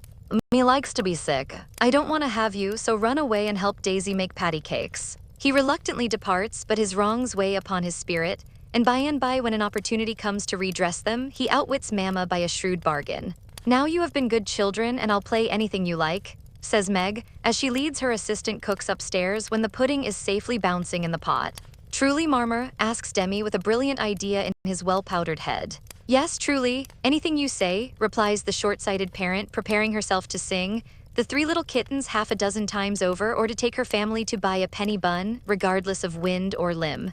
But Demi corners her by the cool reply. Then we'll go and eat up all the raisins. Aunt Dodo was chief playmate and confidante of both children, and the trio turned the little house topsy-turvy. Aunt Amy was as yet only a name to them. Aunt Beth soon faded into a pleasantly vague memory, but Aunt Dodo was a living reality, and they made the most of her, for which compliment she was deeply grateful. But when Mr. Bear came, Joe neglected her playfellows, and dismay and desolation fell upon their little souls. Daisy, who was fond of going about peddling kisses, lost her best customer and became bankrupt. Demi, with infantile penetration, soon discovered that Dodo liked to play with the bear man better than she did him, but though hurt, he concealed his anguish, for he hadn't the heart to insult a rival who kept a mine of chocolate drops in his waistcoat pocket, and a watch that could be taken out of its case and freely shaken by ardent admirers. Some persons might have considered these pleasing liberties as bribes, but Demi didn't see it in that light, and continued to patronize the bear man with pensive affability, while Daisy bestowed her small affections upon him at the third call, and considered his shoulder her throne, his arm her refuge, his gifts treasures surpassing worth. Gentlemen are sometimes seized with sudden fits of admiration for the young relatives of ladies whom they honor with their regard, but this counterfeit philoprogenitiveness sits uneasily upon them and does not deceive anybody a particle. Mr. Bear's devotion was sincere, however likewise effective, for honesty is the best policy in love as in law. He was one of the men who are at home with children and looked particularly well when little faces made a pleasant contrast with his manly one. His business, whatever it was, detained him from day to day, but evening seldom failed to bring him out to see well. He always asked for Mr. March, so I suppose he was the attraction. The excellent papa labored under the delusion that he was, and reveled in long discussions with the kindred spirit, till a chance remark of his more observing grandson suddenly enlightened him. Mr. Bear came in one evening to pause on the threshold of the study, astonished by the spectacle that met his eye.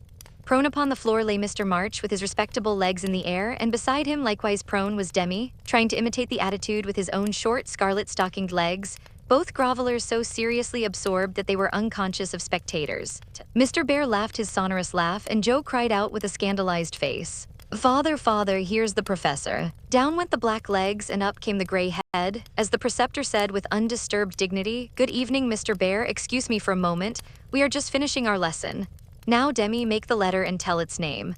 I knows him. And after a few convulsive efforts, the red legs took the shape of a pair of compasses, and the intelligent pupil triumphantly shouted, "It's a wee, Dranpa, it's a wee." "He's a born weller," laughed Joe, as her parent gathered himself up, and her nephew tried to stand on his head, as the only mode of expressing his satisfaction that school was over. "What have you been at today, Bubchen?" asked Mr. Bear, picking up the gymnast. "Me went to see little Mary." "And what did you there?" "I kissed her," began Demi with artless frankness. "Prut, thou beginnest early. What did the little Mary say to that?"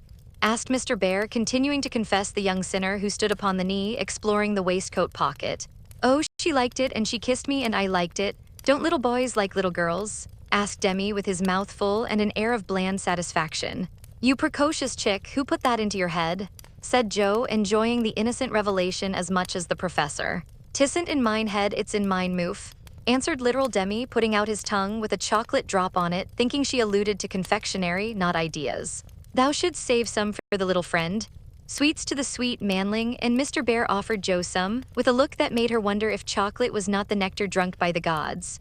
Demi also saw the smile, was impressed by it, and artlessly inquired, "Do great boys like great girls too, Fessor?" Like young Washington, Mr. Bear couldn't tell a lie, so he gave the somewhat vague reply that he believed they did sometimes, in a tone that made Mr. March put down his clothes brush, glance at Joe's retiring face, and then sink into his chair, looking as if the precocious chick had put an idea into his head that was both sweet and sour. Why, Dodo, when she caught him in the china closet half an hour afterward, nearly squeezed the breath out of his little body with a tender embrace, instead of shaking him for being there. And why she followed up this novel performance by the unexpected gift of a big slice of bread and jelly, remained one of the problems over which Demi puzzled his small wits and was forced to leave unsolved. Forever. Chapter 46, Under the Umbrella. While Laurie and Amy were taking conjugal strolls over velvet carpets, as they set their house in order and planned a blissful future, Mr. Bear and Joe were enjoying promenades of a different sort, along muddy roads and sodden fields. I always do take a walk toward evening, and I don't know why I should give it up just because I happen to meet the professor on his way out, said Joe to herself after 2 or 3 encounters, for though there were 2 paths to Meg's, whichever one she took she was sure to meet him either going or returning. He was always walking rapidly and never seemed to see her until quite close, when he would look as if his short-sighted eyes had failed to recognize the approaching lady till that moment. Then, if she was going to Meg's, he always had something for the babies. If her face was turned homeward, he had merely strolled down to see the river and was just returning, unless they were tired of his frequent calls. Under the circumstances, what could Joe do but greet him civilly and invite him in? If she was tired of his visits, she concealed her weariness with perfect skill and took care that there should be coffee for supper. As Friedrich, Mr. Bear doesn't like tea. By the second week, everyone knew perfectly well what was going on, yet everyone tried to look as if they were stone blind to the changes in Joe's face. They never asked why she sang about her work, did up her hair 3 times a day, and got so blooming with her evening exercise. And no one seemed to have the slightest suspicion that Professor Bear, while talking philosophy with the father, was giving the daughter lessons in love. Joe couldn't even lose her heart in a decorous manner, but sternly tried to quench her feelings, and failing to do so, led a somewhat agitated life. She was mortally afraid of being laughed at for surrendering after her many and vehement declarations of independence. Laurie was her especial dread, but thanks to the new manager, he behaved with praiseworthy propriety, never called Mr. Bear a capital old fellow in public, never alluded in the remotest manner to Joe's improved appearance, or expressed the least surprise at seeing the professor's hat on the March's table nearly every evening. But he exulted in private and longed for the time to come when he could give Joe a piece of plate with a bear and a ragged staff on it as an appropriate coat of arms. For a fortnight, the professor came and went with lover-like regularity. Then he stayed away for 3 whole days and made no sign, a proceeding which caused everybody to look sober, and Joe to become pensive at first, and then alas for romance very cross. Disgusted, I dare say, and gone home as suddenly as he came. It's nothing to me, of course, but I should think he would have come and bid us goodbye like a gentleman, she said to herself with a despairing look at the gate, as she put on her things for the customary walk one dull afternoon. You'd better take the little umbrella, dear. It looks like rain, said her mother, observing that she had on her new bonnet but not alluding to the fact. Yes, Marmee, do you want anything in town? I've got to run in and get some paper, returned Joe, pulling out the bow under her chin before the glass as an excuse for not looking at her mother. Yes, I want some twilled silesia, a paper of number 9 needles, and 2 yards of narrow lavender ribbon. Have you got your thick boots on and something warm under your cloak? I believe so, answered Joe absently. If you happen to meet Mr. Bear, bring him home to tea. I quite long to see the dear man, added Mrs. March. Joe heard that but made no answer except to kiss her mother and walk rapidly away, thinking with a glow of gratitude in spite of her heartache, how good she is to me. What do girls do who haven't any mothers to help them through their troubles? The dry goods stores were not down among the counting houses, banks, and wholesale warehouses, where gentlemen most do congregate, but Joe found herself in that part of the city before she did a single errand, loitering along as if waiting for someone, examining engineering instruments in one window and samples of wool in another, with most unfeminine interest, tumbling over barrels, being half smothered by descending bales, and hustled unceremoniously by busy men who looked as if they wondered how the deuce she got there. A drop of rain on her cheek recalled her thoughts from baffled hopes to ruined ribbons. For the drops continued to fall, and being a woman as well as a lover, she felt that, though it was too late to save her heart, she might her bonnet. Now she remembered the little umbrella which she had forgotten to take in her hurry to be off, but regret was unavailing and nothing could be done but borrow one or submit to a drenching. She looked up at the lowering sky, down at the crimson bow already flecked with black, forward along the muddy street, then one long, lingering look behind at a certain grimy warehouse with Hoffman, Swartz & Co. over the door, and said to herself with a sternly reproachful air, "It serves me right. What business had I to put on all my best things and come philandering down here hoping to see the professor? Joe, I'm ashamed of you. No, you shall not go there to borrow an umbrella or find out where he is from his friends.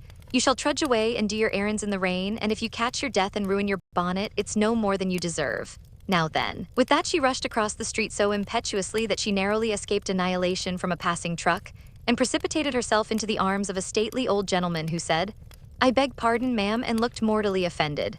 Somewhat daunted, Joe righted herself, spread her handkerchief over the devoted ribbons, and putting temptation behind her, hurried on with increasing dampness about the ankles and much clashing of umbrellas overhead.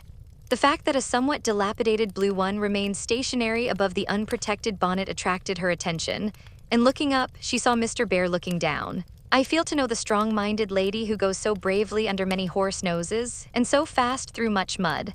What do you down here, my friend? I'm shopping. Mr. Bear smiled as he glanced from the pickle factory on one side to the wholesale hide and leather concern on the other, but he only said politely, "You have no umbrella. May I go also and take for you the bundles?" "Yes, thank you." Joe's cheeks were as red as her ribbon, and she wondered what he thought of her, but she didn't care. For in a minute she found herself walking away arm in arm with her professor, feeling as if the sun had suddenly burst out with uncommon brilliancy, that the world was all right again, and that one thoroughly happy woman was paddling through the wet that day. "We thought you had gone," said Joe hastily, for she knew he was looking at her. Her bonnet wasn't big enough to hide her face, and she feared he might think the joy it betrayed unmaidenly. "Did you believe that I should go with no farewell to those who have been so heavenly kind to me?" He asked so reproachfully that she felt as if she had insulted him by the suggestion, and answered heartily, "No, I didn't. I knew you were busy about your own affairs, but we rather missed you, father and mother especially." "And you. I'm always glad to see you, sir." In her anxiety to keep her voice quite calm, Joe made it rather cool, and the frosty little monosyllable at the end seemed to chill the professor, for his smile vanished as he said gravely, "I thank you and come one more time before I go." "You are going then? I have no longer any business here, it is done." "Successfully, I hope," said Joe, for the bitterness of disappointment was in that short reply of his. "I ought to think so, for I have a way open to me by which I can make my bread and give my junglings much help." "Tell me please, I like to know all about the boys," said Joe eagerly. "That is so kind, I gladly tell you. My friends find for me a place in a college where I teach as at home and earn enough to make the way smooth for France and Emil. For this I should be grateful, should I not?" "Indeed you should. How splendid it will be to have you doing what you like and be able to see you often and the boys," cried Joe, clinging to the lads as an excuse for the satisfaction she could not help betraying. "Ah, but we shall not meet often, I fear. This place is at the west. So far away." And Joe left her skirts to their fate as if it didn't matter now what became of her clothes or herself. Mr. Bear could read several languages, but he had not learned to read women yet. He flattered himself that he knew Joe pretty well and was therefore much amazed by the contradictions of voice, face, and manner, which she showed him in rapid succession that day, for she was in half a dozen different moods in the course of half an hour. When she met him, she looked surprised, though it was impossible to help suspecting that she had come for that express purpose. When he offered her his arm, she took it with a look that filled him with delight, but when he asked if she missed him, she gave such a chilly, formal reply that despair fell upon him. On learning his good fortune, she almost clapped her hands. Was the joy all for the boys? Then on hearing his destination, she said, "So far away," in a tone of despair that lifted him on to a pinnacle of hope, but the next minute she tumbled him down again by observing, like one entirely absorbed in the matter, "Here's the place for my errands. Will you come in? It won't take long." Joe rather prided herself upon her shopping capabilities and particularly wished to impress her escort with the neatness and dispatch with which she would accomplish the business. But owing to the flutter she was in, everything went amiss. She upset the tray of needles, forgot the silesia was to be twilled till it was cut off, gave the wrong change, and covered herself with confusion by asking for lavender ribbon at the calico counter. Mr. Bear stood by, watching her blush and blunder, and as he watched, his own bewilderment seemed to subside, for he was beginning to see that on some occasions, women, like dreams, go by contraries. When they came out, he put the parcel under his arm with a more cheerful aspect, and splashed through the puddles as if he rather enjoyed it on the whole. "Should we no do a little what you call shopping for the babies, and have a farewell feast tonight if I go for my last call at your so pleasant home?" he asked, stopping before a window full of fruit and flowers. "What will we buy?" asked Joe, ignoring the latter part of his speech and sniffing the mingled odors with an affectation of delight as they went in. "May they have oranges and figs?" asked Mr. Bear with a paternal air. "They eat them when they can get them. Do you care for nuts?" "Like a squirrel." "Hamburg grapes? Yes, we shall drink to the fatherland in those." Joe frowned upon that piece of extravagance and asked why he didn't buy a frail of dates, a cask of raisins, and a bag of almonds and be done with it. Whereat Mr. Bear confiscated her purse, produced his own, and finished the marketing by buying several pounds of grapes, a pot of rosy daisies, and a pretty jar of honey to be regarded in the light of a demijohn. Then distorting his pockets with knobby bundles and giving her the flowers to hold, he put up the old umbrella and they traveled on again. "Miss Marsh, I have a great favor to ask of you," began the professor after a moist promenade of half a block. "Yes, sir," and Joe's heart began to beat so hard she was afraid he would hear it. "I am bold to say it in spite of the rain, because so short a time remains to me." "Yes, sir," and Joe nearly crushed the small flower pot with the sudden squeeze she gave it. I wish to get a little dress for my Tina, and I am too stupid to go alone. Will you kindly give me a word of taste and help? Yes, sir, and Jo felt as calm and cool all of a sudden as if she had stepped into a refrigerator. Perhaps also a shawl for Tina's mother, she is so poor and sick, and the husband is such a care.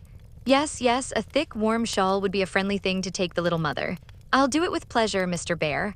I'm going very fast, and he's getting dearer every minute, added Jo to herself. Then with a mental shake, she entered into the business with an energy that was pleasant to behold. Mr. Bear left it all to her, so she chose a pretty gown for Tina, and then ordered out the shawls. The clerk, being a married man, condescended to take an interest in the couple who appeared to be shopping for their family. Your lady may prefer this.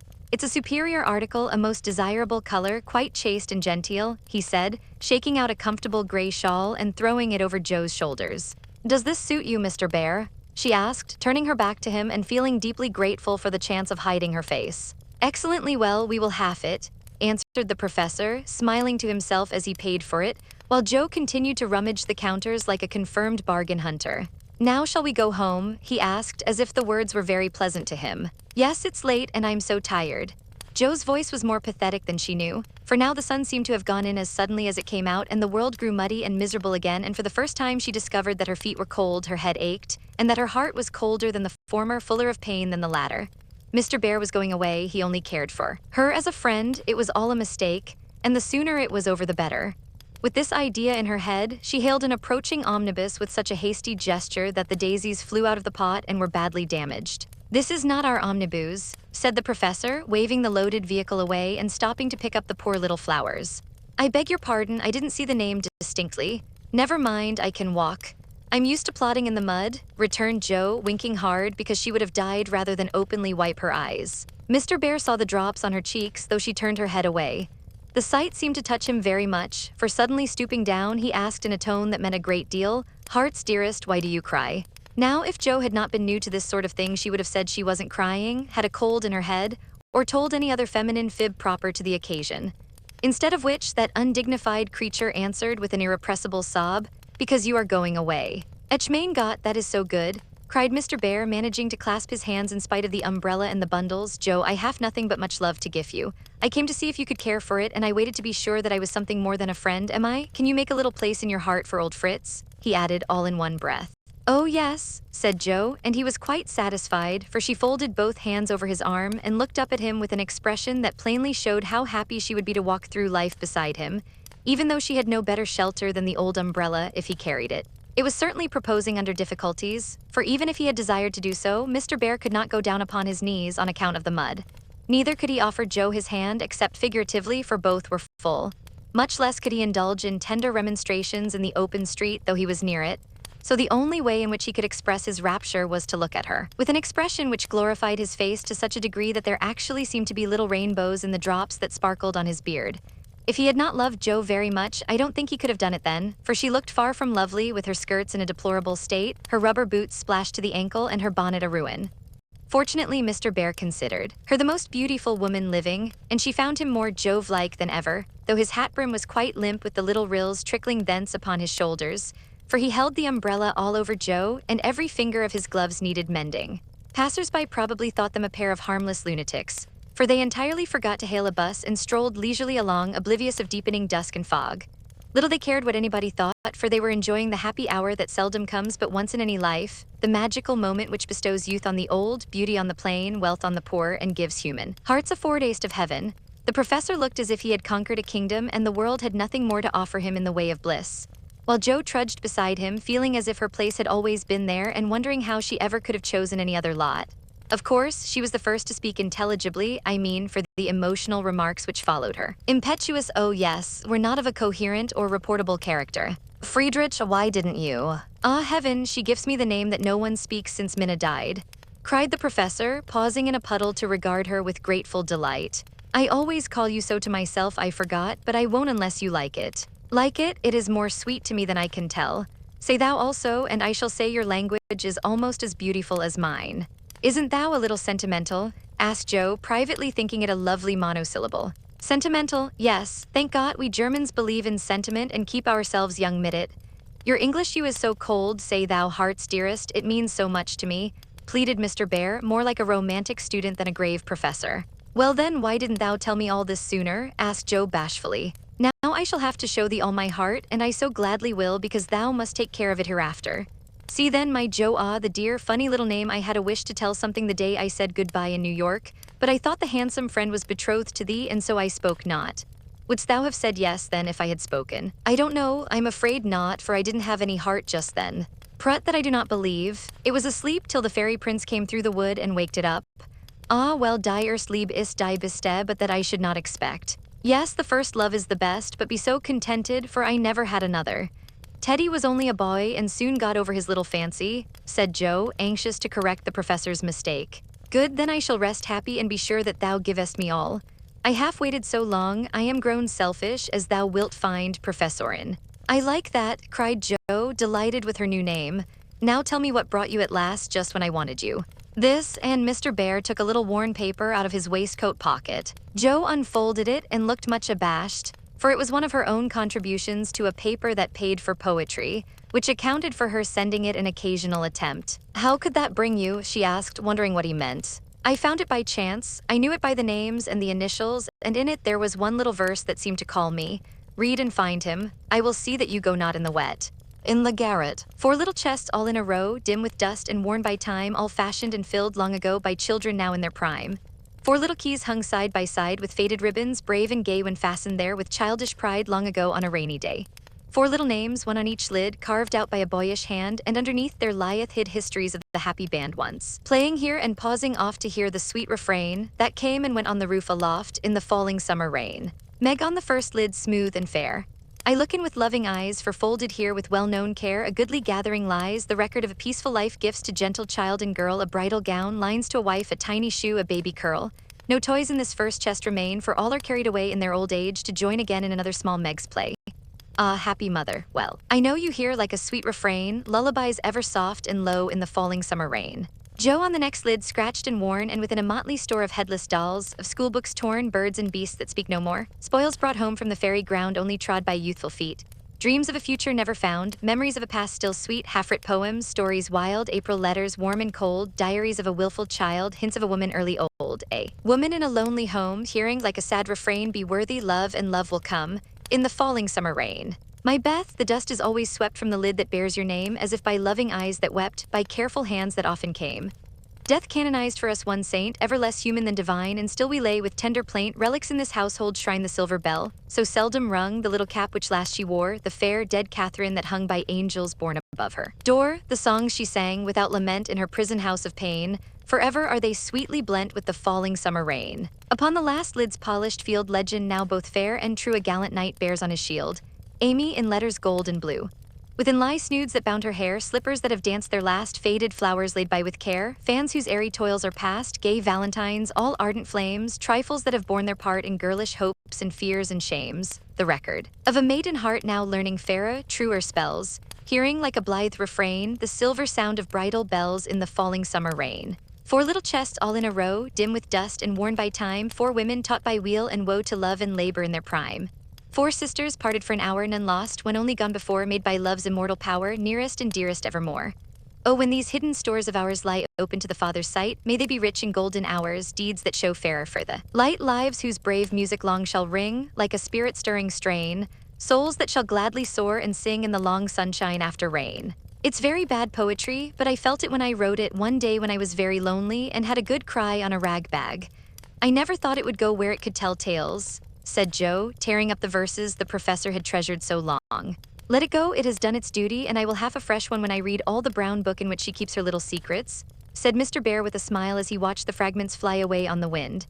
Yes, he added earnestly, I read that and I think to myself, she has a sorrow, she is lonely, she would find comfort in true love. I have a heart full for her, shall I not go and say, if this is not too poor a thing to give for what I shall hope to receive, take it in God's name.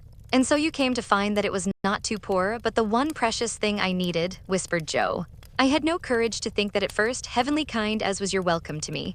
But soon I began to hope, and then I said, I will have her if I die for it, and so I will, cried Mr. Bear with a defiant nod, as if the walls of mist closing round them were barriers which he was to surmount or valiantly knock down. Joe thought that was splendid, and resolved to be worthy of her knight, though he did not come prancing on a charger in gorgeous array. What made you stay away so long? She asked presently, finding it so pleasant to ask confidential questions and get delightful answers that she could not keep silent. It was not easy, but I could not find the heart to take you from that so happy home until I could have a prospect of one to give you, after much time, perhaps, and hard work. How could I ask you to give up so much for poor old fellow who has no fortune but a little learning? I'm glad you are poor. I couldn't bear a rich husband, said Joe decidedly, adding in a softer tone, don't fear poverty. I've known it long enough to lose my dread and be happy working for those I love, and don't call yourself old. 40 is the prime of life. I couldn't help loving you if you were 70. The professor found that so touching that he would have been glad of his handkerchief if he could have got at it. As he couldn't, Joe wiped his eyes for him and said, laughing, as she took away a bundle or two, I may be strong-minded, but no one can say I'm out of my sphere now, for woman's special mission is supposed to be drying tears and bearing burdens. I'm to carry my share, Friedrich, and help to earn the home. Make up your mind to that, or I'll never go, she added resolutely as he tried to reclaim his load. We shall see. Have you patience to wait a long time, Joe? I must go away and do my work alone. I must help my boys first, because even for you I may not break my word to Minna. Can you forgive that and be happy while we hope and wait? Yes, I know I can, for we love one another, and that makes all the rest easy to bear. I have my duty also and my work. I couldn't enjoy myself if I neglected them even for you, so there's no need of hurry or impatience. You can do your part out west, I can do mine here, and both be happy hoping for the best and leaving the future to be as God wills. Ah, thou givest me such hope and courage, and I have nothing to give back but a full heart in these empty hands, cried the professor, quite overcome. Joe never would learn to be proper, for when he said that as they stood upon the steps, she just put both hands into his, whispering tenderly, not empty now, and stooping down, kissed her Friedrich under the umbrella. It was dreadful, but she would have done it if the flock of draggle-tailed sparrows on the hedge had been human beings, for she was very far gone indeed, and quite regardless of everything but her own happiness. Though it came in such a very simple guise, that was the crowning moment of both their lives, when, turning from the night and storm and loneliness to the household light and warmth and peace waiting to receive them with a glad welcome home, Joe led her lover in and shut the door. Chapter 47. Harvest Time. For a year, Joe and her professor worked and waited, hoped and loved, met occasionally, and wrote such voluminous letters that the rise in the price of paper was accounted for, Laurie said. The second year began rather soberly, for their prospects did not brighten, and Aunt March died suddenly. But when their first sorrow was over, for they loved the old lady in spite of her sharp tongue, they found they had cause for rejoicing, for she had left Plumfield to Joe, which made all sorts of joyful things possible. It's a fine old place and will bring a handsome sum, for of course you intend to sell it, said Laurie, as they were all talking the matter over some weeks later. No, I don't, it was Joe's decided answer, as she petted the fat poodle, whom she had adopted out of respect to his former mistress. You don't mean to live there? Yes, I do. But my dear girl, it's an immense house, and will take a power of money to keep it in order. The garden and orchard alone need 2 or 3 men, and farming isn't in Bear's line, I take it. He'll try his hand at it there if I propose it. And you expect to live on the produce of the place? Well, that sounds paradisiacal, but you'll find it desperate hard work. The crop we are going to raise is a profitable one, and Joe laughed. Of what is this fine crop to consist, ma'am? Boys, I want to open a school for little lads, a good, happy, home-like school, with me to take care of them and Fritz to teach them. That's a truly Joyan plan for you, isn't that just like her?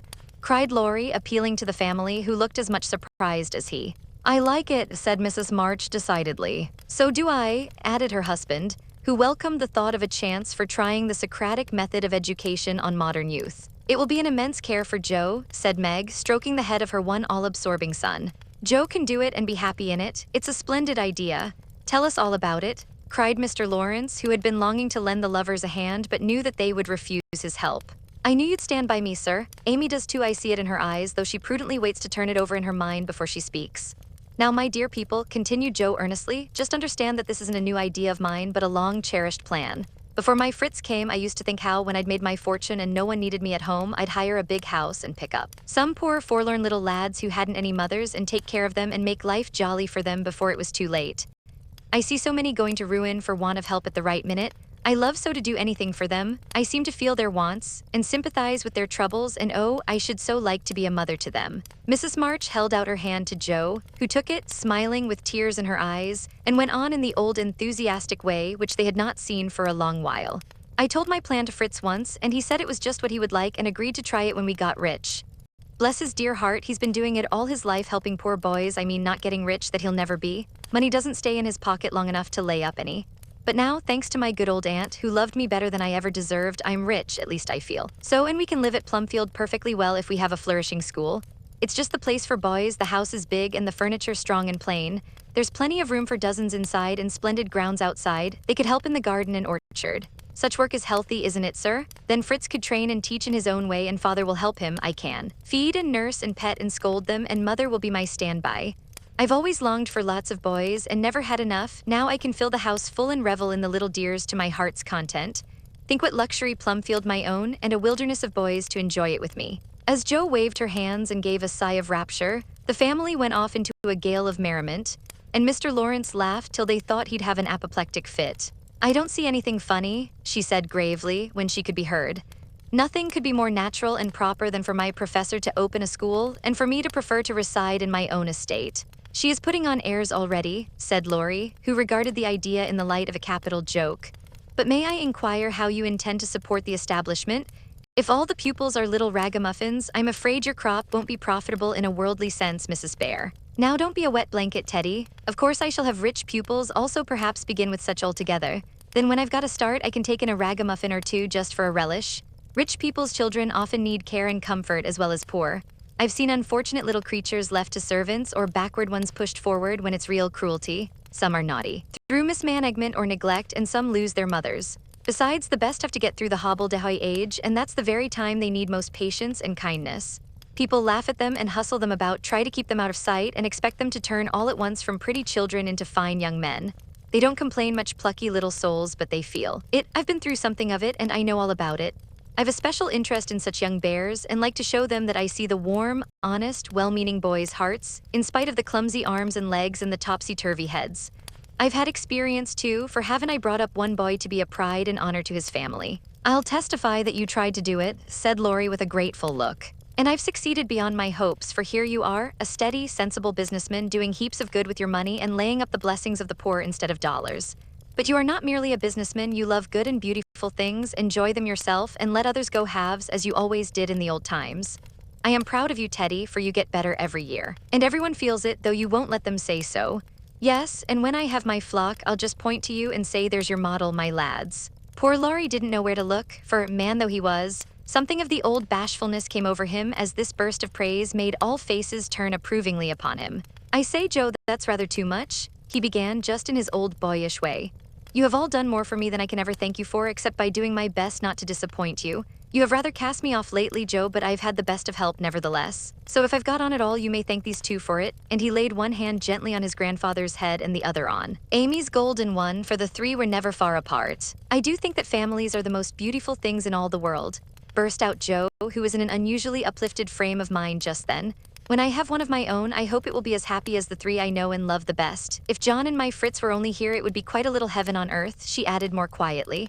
And that night when she went to her room after a blissful evening of family councils, hopes, and plans, her heart was so full of happiness that she could only calm it by kneeling beside the empty bed always near her own and thinking tender thoughts of Beth.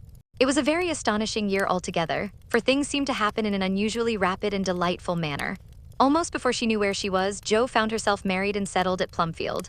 Then a family of 6 or 7 boys sprung up like mushrooms and flourished surprisingly, poor boys as well as rich, for Mr. Lawrence was continually finding some touching case of destitution, and begging the Bears to take pity on the child, and he would gladly pay a trifle for its support.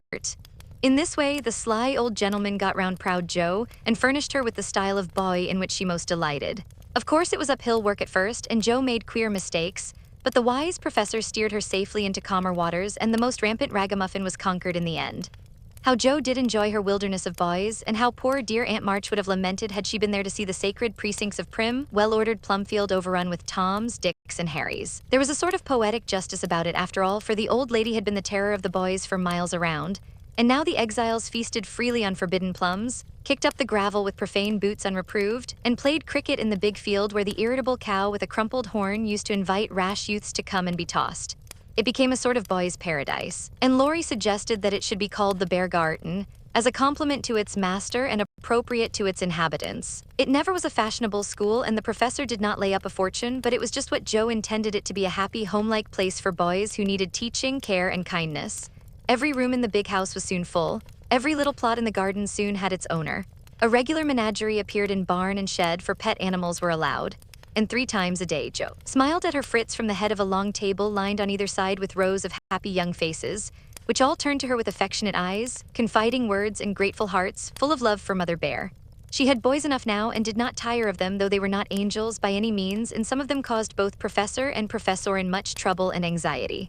But her faith in the good spot which exists in the heart of the naughtiest, sauciest, most tantalizing little ragamuffin gave her patience, skill, and in time success. For no mortal boy could hold out long with Father Bear shining on him as benevolently as the sun, and Mother Bear forgiving him 70 times 7.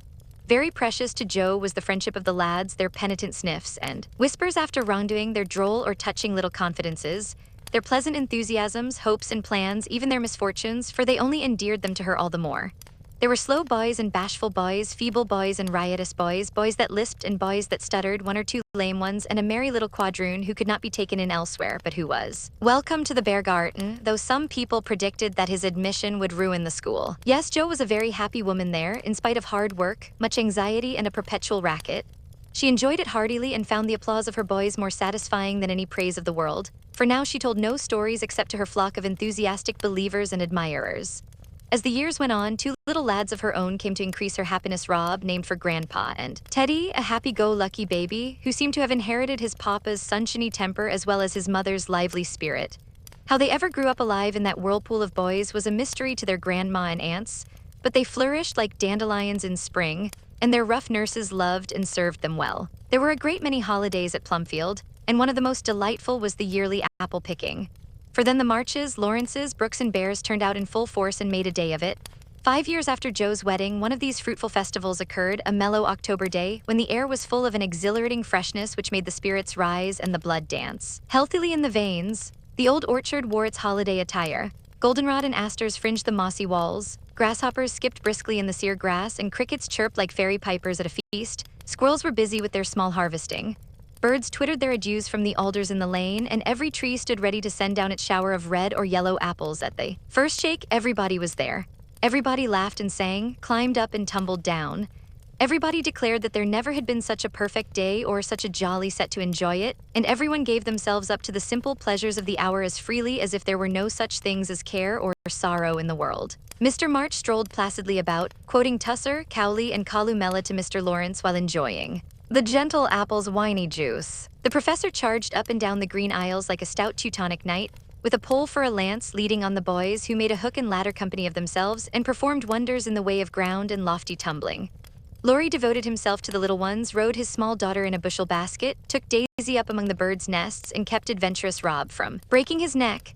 Mrs. March and Meg sat among the apple piles like a pair of pomonas, sorting the contributions that kept pouring in, while Amy, with a beautiful motherly expression in her face, sketched the various groups and watched over one pale lad who sat adoring her with his little crutch beside him. Jo was in her element that day and rushed about with her gown pinned up, and her hat anywhere but on her head, and her baby tucked under her arm, ready for any lively adventure which might turn up. Little Teddy bore a charmed life, for nothing ever happened to him, and Jo never felt any anxiety when he was whisked up into a tree by one lad, galloped off on the back of another, or supplied with sour russets by his indulgent papa, who labored under the Germanic delusion that babies could digest anything, from pickled cabbage to buttons, nails, and their own small shoes. She knew that little Ted would turn up again in time, safe and rosy, dirty and serene, and she always received him back with a hearty welcome, for Jo loved her babies tenderly. At 4 o'clock a lull took place and baskets remained empty, while the apple pickers rested and compared rents and bruises. Then Jo and Meg, with a detachment of the bigger boys, set forth the supper on the grass, for an out-of-door tea was always the crowning joy of the day. The land literally flowed with milk and honey on such occasions, for the lads were not required to sit at table, but allowed to partake of refreshment as they liked, freedom being the sauce best beloved by the boyish soul. They availed themselves of the rare privilege to the fullest extent, for some tried the pleasing experiment of drinking milk while standing on their heads, others lent a charm to leapfrog by eating pie in the pauses of the game. Cookies were sown broadcast over the field, and apple turnovers roosted in the trees like a new style of bird.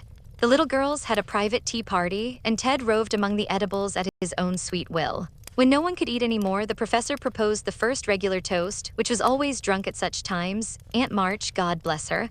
A toast heartily given by the good man who never forgot how much he owed her, and quietly drunk by the boys who had been taught to keep her memory green. Now Grandma's 60th birthday, long life to her with 3 times 3. That was given with a will, as you may well believe, and the cheering once begun, it was hard to stop it.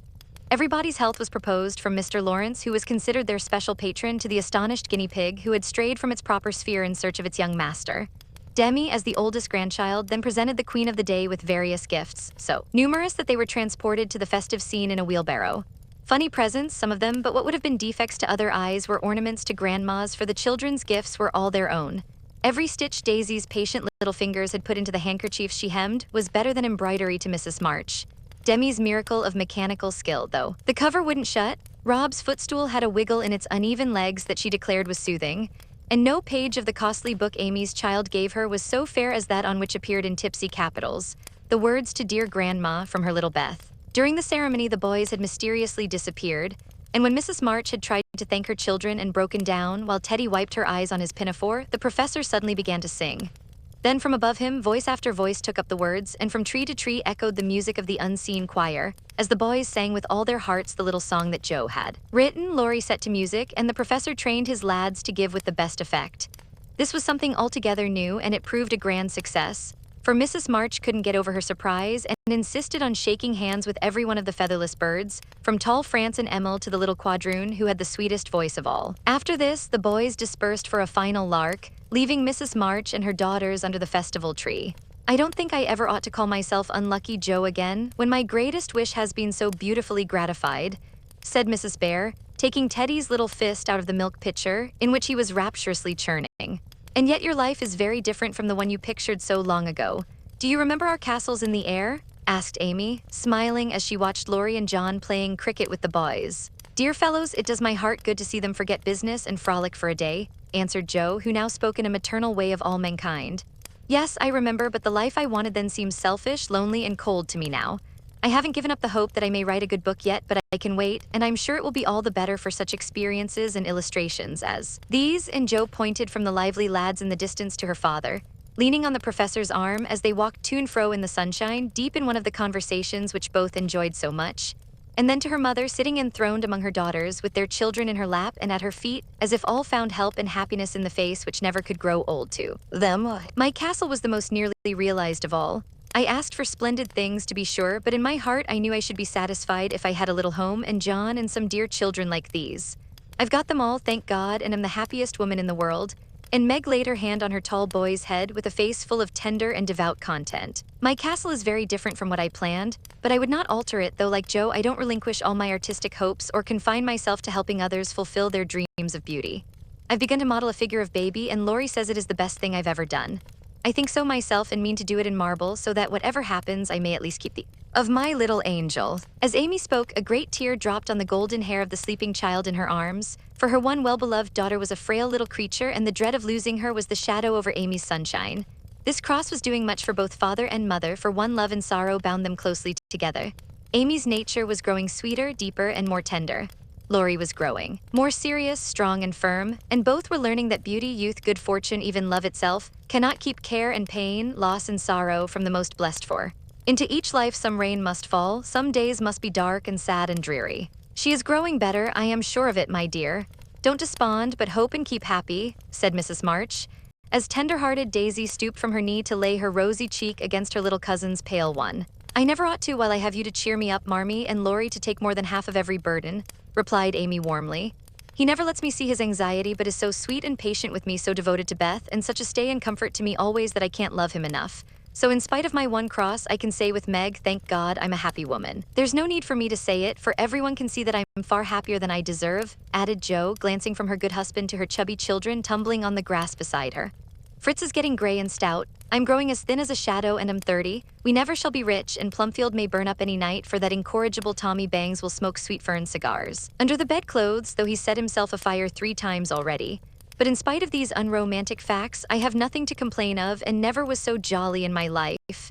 Excuse the remark, but living among boys, I can't help using their expressions now and then. Yes, Joe, I think your harvest will be a good one, began Mrs. March, frightening away a big black cricket that was staring Teddy out of countenance. Not half so good as yours, Mother. Here it is, and we never can thank you enough for the patient sowing and reaping you have done, cried Joe, with the loving impetuosity which she never would outgrow. I hope there will be more wheat and fewer tares every year, said Amy softly.